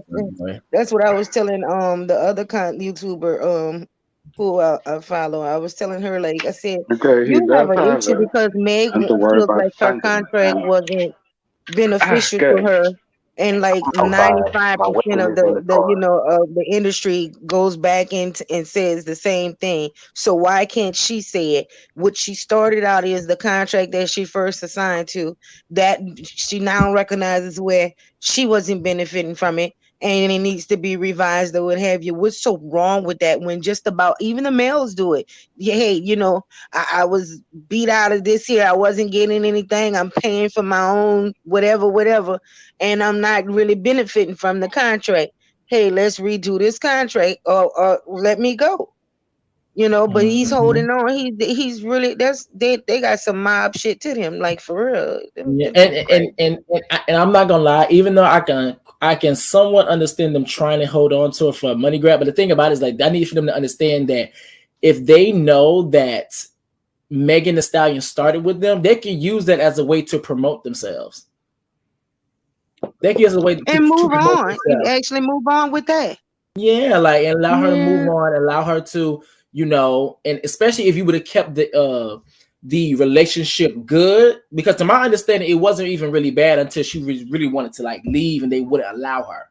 So I just felt like if they would have kept that relationship good, it would have been good on them. They just mad because they know that after Megan leave, they're gonna be stuck with Erica Banks. You do not like Erica, girl. Produce other artists. I mean, I'm sorry because she came after Megan for no reason. I'm sorry. No, there was a reason. As much as you holding on to Meg, won't you put that into Erica Banks and promote her more and get her more, you know, out of here? You're just so focused over here. That's why I think it's more not even a business issue; it's a personal issue. that's going on. I keep saying it remind me of the shot in Earth. Hold on, because I think it's on. Let me see. At least on my end. Okay. He said, okay, so the first thing he says, I'm outside. No, I'm going back again, girl. I'm outside. My weapon is in the car. Tory and Meg get to arguing. Kylie's outside at the pool still. Tory and the girl in the car start arguing. Meg walk out because she find out such and such. Tory been messing with both of the women in the car. You know how that go already. Tory got in trouble. Meg hops out the car. Tory and the girl fighting over the gun. Oh, because Tory and the girl fighting over the gun. The gun accidentally goes off in the midst of them fighting for it, and the girl shoots, and the bullet accidentally gets near Megan. That's why it didn't hit no tendon, because it grazed her. It didn't actually hit her. She's lying like it hit her. This sounds like a theory that somebody on the panel came up with. Yeah. And who just says that that's actually the guy that's speaking? Yeah, you know. It was kind of debunked, I think, the audio. Yeah, I didn't know. I told you guys I wasn't sure. Right, that's why we come here. We're gonna hear it, and check it out, and be like, or okay, that's valid. And by the way, I'm sorry, I like to clear up stuff a lot. Mm-hmm. That's just my personality. But I'm just like, I don't hate Erica Mix. It's just that she literally hated on Megan for no reason, and she like defends like a bunch of people. Like, that's for a reason. Yeah, Carl put her up to that. I mean, that's where he fed her into the into the situation. You know, hey, she's opposing, but you knew it was bullcrap because y'all both on the same label. If anything, y'all should be, in a sisterly way from the get go. Like, that didn't even make no sense for him to put them against each other. I did that, so I don't hate her. To be honest, I really don't think that Erica Banks has it. Like, she talented, but I think she don't have the it thing. She don't have the it factor. She don't. I think she know that. She got a nice flow though. God. She got a nice flow. All right. We all loved her. Yeah, let's just not. Let's not pile on. I mean, if anybody, I want to be honest here. I actually love Tory's music. Wait, hold up. Now they're saying that video, whatever it was, that's the audio they claim allegedly came from Tory's driver, not Meg's bodyguard. Yeah. You can continue. You can continue. Cause I'm like tussled over the gun and shot it 5 times. How that make sense? Yeah, that's bullshit. And also from that as well too is like they're saying that Megan found out. Yeah. It's too much going on. So you were saying Queen Intro, you love Tory. There's always people who troll like situations, like troll for clout, like troll a lot of major events. It's kind of like that woman who was posing as the 15-year-old cousin. The one who, it's the guy who had fell from the drop zone ride. I think it was earlier this year. Yeah, a teenager. He had slipped from his seat and fell to his death. And there was a woman who was like doing all this press all over the media. She was also holding press conferences like in front of the ride. And she posed as his cousin. Come to find out she was some random raggedy heathen off the internet just for 15 minutes. And the family had to come out and be like, we don't know her ass. She ain't a part of our family. She's not his cousin. And I mean, she was going ham. Like, that was about crying. I mean, to put on an entire like week's worth of performance and got away with. I'm just like, people are crazy. Like, what did she get out of that? Like, did she even get much? Like, I just felt so connected. I just felt so connected to the story. It was like he was somebody that I knew. I'm just like, It's Yeah, a lot I of think she did get some when I GoFundMe type money stuff to go too. yeah. When I And feel connected, I donations. search the internet and send stuff to the police. I don't what the fuck. It should be What illegal. It should be illegal. Like that should be a crime. Like people are wild. There's a lot of emotionally disturbed folk in the world. Yeah, it really is. Like if you feel emotionally connected to somebody, or to a case or to whatever, I completely understand that, and that's when you like look for stuff or you donate to a verified source or something like that, or you go internet sleuthing and try to find something that could help. Why would you pretend to be like? She pulled a Rachel Doze off. She said she needed to be the situation. She needed to be in the situation. It wasn't enough for her to be inspired by. She needed to be in the situation itself, honey. So and she most definitely would have been necessary. Would have been whooping her ass. I remember that story. Now that I think about, because I remember the story now, I felt so bad, and then now that I'm thinking. Y'all, she was going crazy. I remember somebody talking about it, like the family member, but I didn't look like too much into the family member. Fraud. That woman was a fraud. She was doing press all in front of the ride, talking about, oh my God, in the fair, they didn't even clean up the blood. I had to clean up the blood myself of the ride. And she never cleaned up a damn thing. Like that was a whole crime scene. Like they cleaned up the blood. Like the woman she was committed. I mean, Grammy nominated for sure. I remember that video and feeling like terrible after seeing it. Then I remember a family member coming out. I'm wondering if that was her. The family had spoke out eventually. Like they spoke out when it got too much. It was like, who was the hell is this woman? Yeah. So yeah, it was a mess. Oh, she deserved her behind whooped. Oh my gosh! Alrighty, y'all. 5.5 hours. We're done. Like, motherfucker, I'm just saying. All right, so what we're gonna do to end this out? What are your final thoughts when it comes to Tory Lanez or the Megan and Stallion situation? We're gonna start with Forever if she's still up. Forever, are you still with us? 3 more hours. I got emails and shit. Okay, I think she's gone. All right, bye. Okay, so Queen intro. I'm still in between. I'm more leaning toward Tory on the fact that he's a shooter. But Kelsey's play gives me doubt. And I'm just gonna really just keep looking at you guys for the information. I feel like you are the more true sources of this, this situation, bringing in from each aspect, from every angle of it. I don't see any bias in it, so I'm definitely going to be sticking with you all on finding, the truth of the matter, all opinions and thoughts, all angles. I definitely love that about you guys. So that's where I'm at on it. That's what I'm saying. I appreciate that, Queen. Thank you so very much. And make sure you always hit the live more often. You hit the link more often. Yes, I have to. I've been following you, yes, but I never seem to. I don't even with conscious. Like last night when you guys and I did get in, and I was like, the all male panel. What is going on? Oh yeah. And I'm not gonna lie. Part of them talking is from the live stream. I'm like, no, hit it, because I don't like talking to people from the live. I'm like, get up on here and let's really get into it where you can respond to me. I can respond to you. I don't feel like waiting on no messages. Yeah, but I don't ever get the notifications, and I have all, for all notifications to come on both of you all, and I don't get them. YouTube is and I'm terrible like, well, with notifications.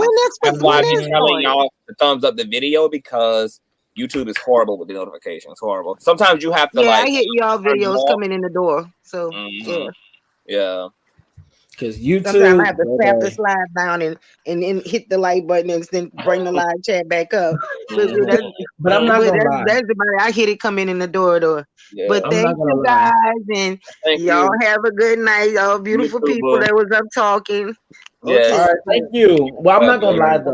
Like I'm not gonna lie. With the live yesterday, I was glad that in the beginning it was an all-male panel, because towards the end, I don't know if you guys recognized they was trying to do the whole wordplay, talk about it's very emotional and all these emotions and I'm like, I don't get me wrong, I understand that women are going at it right now, but let's not forget it was only but men on the panel, literally, including me and Conscious, queer and straight, and yell and overtalk and violence and get control because you men was being very zesty and emotional, like, and that's why it irks my soul when they start using like that triggering language. It's like, okay, I see what you're doing. I turned it right back. Once I clocked it, it was like, oh, okay. Like, it don't stop me. It only encourages more emotionality from me. Okay, good morning, good night to you guys. All right, well, thank you guys so very much. Thank you, Queen Intro. Thank you, baby. All right, so Presley, one of the first people to hit the link. So tell me what how do you feel? What, like, yes, no, maybe so, for Tory, against Tory, for Megan, against Megan? Why are you asking like you don't know my answer? I hope that, never mind. I ain't gonna say that. But I believe, what I will say is that I believe that he did it. And I hope that the state of California, actually, I know that the state of California will not have him walk away. And it's not because, and it's solely because Kelsey played them. So because she did that, I highly 100%, well, not 100, 99.99% believe that they will do everything in their power to get that leprechaun and take away his Lucky Charms, and that's what I want. Period. Come on, Lucky Charms. Ariana. Oh my God. Well, thank you guys. Thank you for hitting the link. Presley, make sure you start hitting the link more often. I have a question. Is your first time to my channel? To your channel, yeah, but I've been on a Conscious channel. Okay. But make sure you always catch me up. Make sure you guys, especially when I drop that link, I've been trying to get opinions and stuff. He lived for these panels, Shy. He lived for the panels. So y'all. It's actually second time because I was on the second half of your live earlier with Kaylani and stuff. Oh yeah, and I was in my bag on that one, girl. By the time y'all got in there, I was already going in.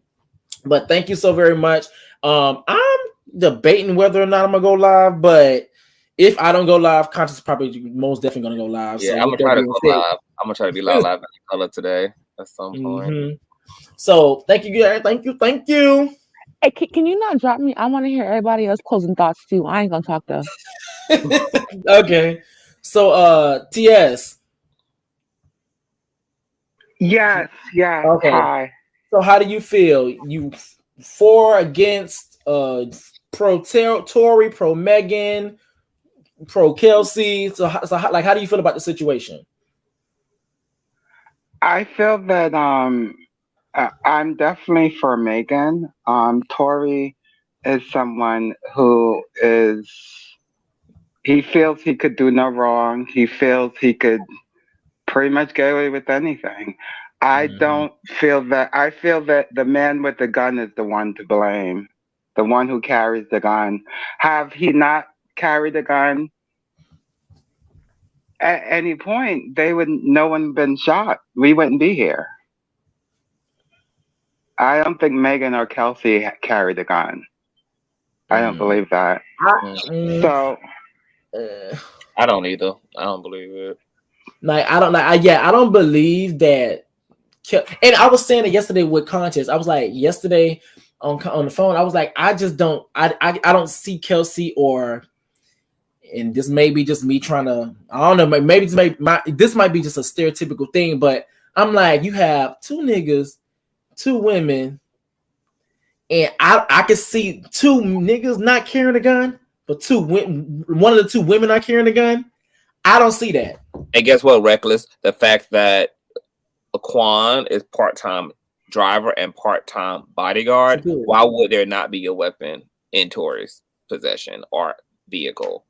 Exactly. Laquan being part-time bodyguard. I don't believe that them niggas is riding around LA without a weapon, especially with Tory having as many beefs out here and having as many people that he know have strife with him, considering all the niggas he done decked in the face. Like it's just it don't even make no, like, it's just the math ain't mathing when it comes to that gun belonging to Kelsey or Meg. Anything's possible, but yeah, it's more reasons for why that gun would have belonged to Tory and his team than Meg and her.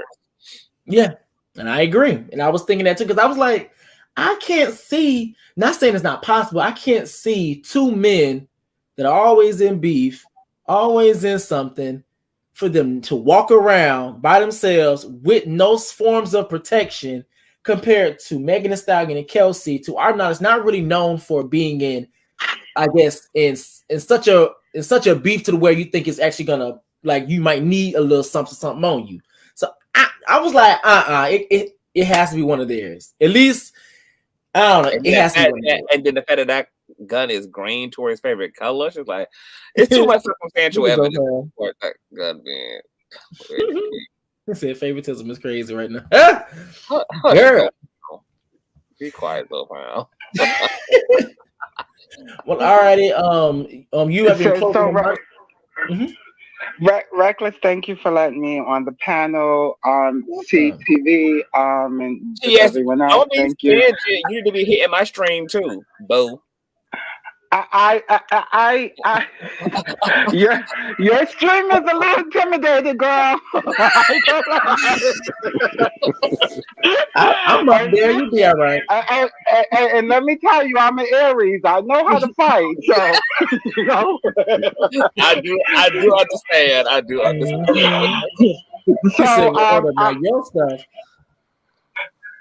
I was there last night. I did love that you're the only person, CTV, on YouTube that decided to put a panel with just men speaking, because this whole thing with Megan, Kelly, and Tory has divided genders. Yeah. And I think it's so intelligent for you to do that, to show that. And yeah, so thank you guys for letting me on here. I'm sorry that audio wasn't correct. I wasn't sure. No. You're all good. No, to be completely honest, that panel was by mistake. No, it was improv. It was initially motivated by Logicc, but then once I started seeing some of the comments, and I was like, I'm so sick of Tory apologists. I want these men to hit the panel. We need to deal with these men. I'm interested in getting in their heads. And you know what's so funny? We are really doing a damn thing over there, because we now have a very like multi-sex, multicultural platform. You have a place where everybody in the community is at now. You got trans women, you got same gender loving men and women, you got straight men, gay men. Like, I think it's really dope that we've cultivated a space where we have a little bit of everybody present. So that makes our conversations are able to be fuller, because we're able to bring everybody in who need to be in. But yeah, that was interesting. So, and then not only that, they starting to come over here too. Hey man, keep on coming, honey. Keep on coming, y'all. Well, thank you so very much, TS. I'm gonna drop you. All righty. Okay, thank you guys. Bye. Thank you. Bye. Quack. Let me know what's your thoughts. What's your thought? Well, actually, first thing I want to say this. I'm glad that you actually came up on the panel. I'm glad that you were actually willing to learn and ask questions, and you're like, and like in my last live that I did, I always said that it's not, the issue is not once you find out about something. The issue is once you are committed to being ignorant or committed to sticking to your old habits, especially once you're made aware that certain things are harmful. And I like the fact that you were able to take in information, you was able to be like, you know what, I understand it now. I get it. And so I really do love moments like that. Yeah, thank y'all for opening my eyes and everything, man, because I just been hearing that word a lot, and it was just being thrown, and I was like, damn, man, like, I tried to look it up myself. I couldn't make out the definition for myself. And when y'all broke it down, it really made it real clear for me to understand. I agree with it. So, but with Tory, you already know. I think Tory did it. That's it. I hope he gets locked up. for his actions. I still don't like Meg because how she did Chelsea. I think that Chelsea is the innocent one until that damn shit that she did the other day. I was like, come on, Chelsea, why the fuck would you do something so stupid at the damn fucking finish line? Yeah. Like, why would you do this to us? We got to get this boy locked up, man. It didn't happen. But I strong, I'm probably the only one who think that I think he is gonna get locked up. I think that like how we feel about the Chelsea tapes. Yeah, I think that they feel the same way, unless it's like the like diehard Tory fan. But yeah, I think that they all feel the same way because I was like I always felt that Tory did it because of how he worked. You know, when you hear the truth, it's like when he said, I'm sorry to be long-winded. No, he said that I'm sorry, I was drunk. The thing that's missing, usually when you apologize and you're being honest, you also put in the action that you did something, like the action, right? So because the action was missing from that sentence, it made me question. I was like, that don't make that people don't apologize like that. Like, and if Kelsey know that she shot Meg, why would she have so much expectation from Meg? Like, why would she like even feel she could call Meg to ask her to pay for like to even help her financially, to help her survive? Like, why is she not the one bleeding out and apologizing? Like, it's just like, but so why is Tory so emotional? What's all you apologizing to Kelsey like crazy? You apologizing to Meg like crazy? Like, like come on. And yeah, you hit it on the nail, Quack. Like you apologize, but you sure left the context completely out. Why not just say in that same apology what you apologizing for? I slept with both of y'all, or I da-da-da.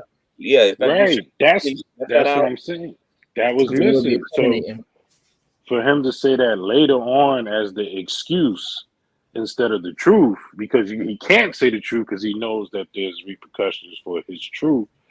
He worded it like that, and it's like when people word shit like that, it looks sneaky. It's not genuine. And he's an artist. He knows how, he understands words and what it does and everything. So he's wording things tricky. It wasn't genuine. So I always felt that way. But for a second, I almost fell for it because it started making sense. His story, like they gathered a good storyline to try to whatever the word is, deflect. Yeah.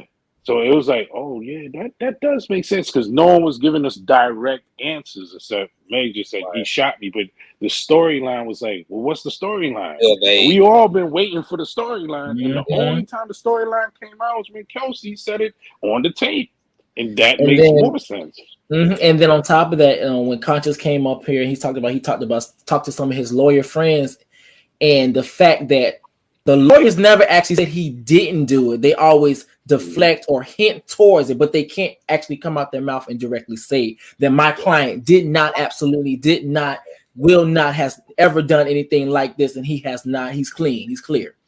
They've never said that. And so, because my thing is like, about Kelsey though, they have said Kelsey pulled the gun, but they will not say Tory did not shoot, and they can't legally say that. Because if he told them that, so if they know he's guilty, they can't argue that they can't state he's not guilty. What they can do is just fight against the prosecutors and make sure that they don't have the physical proof to hold him accountable for what he factually did. So yeah, it's very interesting. So the fact that they won't say that about Tory, I already know that he went to them and he told them, look, I did this, but this is what I'm working with. And they was like, all right, so the game plan is we need to deflect. So they're doing their job right now with trying to pin this shit on Kelsey. They're doing their job and they striving toward. But this is the thing, Quack, is I see, because the jurors not going to be able to just rely on belief. They got to deal with all the alleged evidence from both sides. And if nothing ain't super clear, like you got GSR on 2 people, you got an eyewitness claiming that a mother went off closer to Kelsey, then Tory, then you got this narrative that Kelsey would have been jealous and angry over the news that she'd been banging him behind the back and it was a girl fight, blah, blah, blah, da, da, da. And then you don't have his fingerprints on the magazine and his DNA on the firearm is inconclusive. There's a lot of reason for doubt, right? Like it's so much reason for doubt. It leaves it so wide open because this is like, okay, shit just not like that altogether is not like it don't convince you of either side. It will come down to faith, but I don't think that they can make a faith-based decision. They have to actually line everything up with what the evidence shows. Does the evidence coupled with the arguments from both sides give y'all prove beyond a reasonable doubt that Kelsey did this or that Tory did this? I did not do this.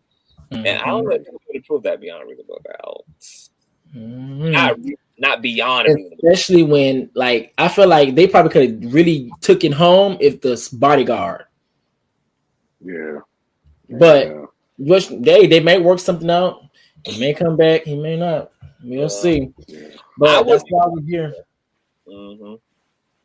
Yeah. So we're gonna see. And the thing about it is that another reason why I'm not too scared about anything because I'm like because he has multiple charges, and I don't know. He may get something. He may not. But the thing is that another reason why I'm kind of worried, but then again, kind of not, is because it's only because we have people that actually have gone to the courthouse, and even them, not even being the jurors, are like, "Oh, he did it. He did it. He did." It's like, so I'm just hoping if people that's not even in the jury feels that way, or at least when it comes down to the truth, then people on the jury should also try to feel that way too. So yeah, I mean, just gonna see, because them lawyers are theatric, no shirt. They are. Look what Sativa said. As a juror, I wouldn't know what the fuck to do to be fair. It's so many moving parts and sees it out. Yeah, like I can do all this as a commentator, but if I was actually a part of the jury, I would have to actually be critical like that and assess the situation and the facts, and I would have to, make that decision based upon the facts. And to also think that now, based on what we got right now, I'm convinced in my heart, but not the evidence don't convince me. It's more of like my discernment is what I most feel, and I know that that's not enough to. You shouldn't do that as a juror. You need to, deal with the factuality of the situation and all of that. Yeah, so I will have to agree. I'm not convinced beyond more doubt based upon the evidence and the fact that he did this. I personally feel like he did this, but no, the evidence does not necessarily prove that beyond. Well, fully prove it. Yeah, it could be questionable gray areas. Yeah, like I'm still left with room to believe that Kelsey could have did this. So, yep. All right. Yeah, we're gonna see. All righty, Conscious, what you got to say? Well, that's kind of what I had to say, Chuck. I kind of had ad-lib with Quake. All right, so yeah, like I my hope is whatever is true. Whatever, like I hope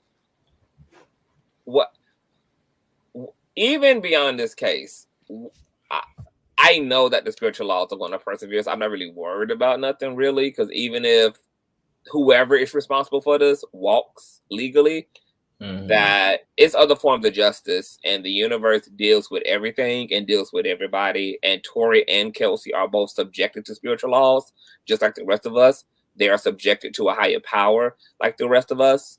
And they have to answer to one court or another, whether it's man's court or heaven's. So they will. So it will be dealt with on the level that it needs to be dealt with. And I was just telling Reckless this the other night, the way that I kind of like soothed myself for Megan, who was the actual victim of violence, is that since she initially didn't want to pursue charges, that tells me that she's capable of moving on with her life, because this wasn't something that she necessarily initiated.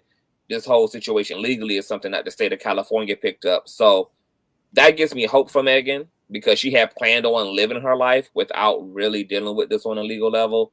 And I just assume that she's going to continue to do just that. She's going to move forward regardless of what that gavel verdict is, that she moved forward a long time ago. She moves forward. So I hope that she just continues to do that. I know that it's going to be bad, because if this is how these toxic men are already assaulting women on the internet who are siding with Meg, and I already know for Meg, like, her comment section is going to look crazy. We probably will ultimately see her retire from the internet if he does walk. I'm sure her publicists and her management will be like, girl, just hand over that stuff to us. We'll handle the social media. You know, it's going to be crazy on the internet.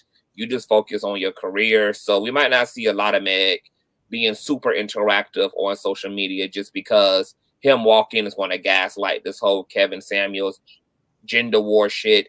And she's going to be used as like the sacrificial lamb for men to dump all of their I hate women stuff on to. I want to be the martyr for the toxic male community, who's going to try to remind her every post and under every video, under every Twitter post, you lied on that man, bitch, you deserved it. Like, so I don't think she'll be that active going forward. Yeah. But, and then not only that, it's also, you also have to take into account that, do you not know why I work in the military, and you know I'll be over there arguing them down. You know, if he walks, you know the way I'm gonna be windmilling when I get back in January, baby. Can you pull up Ashley comment?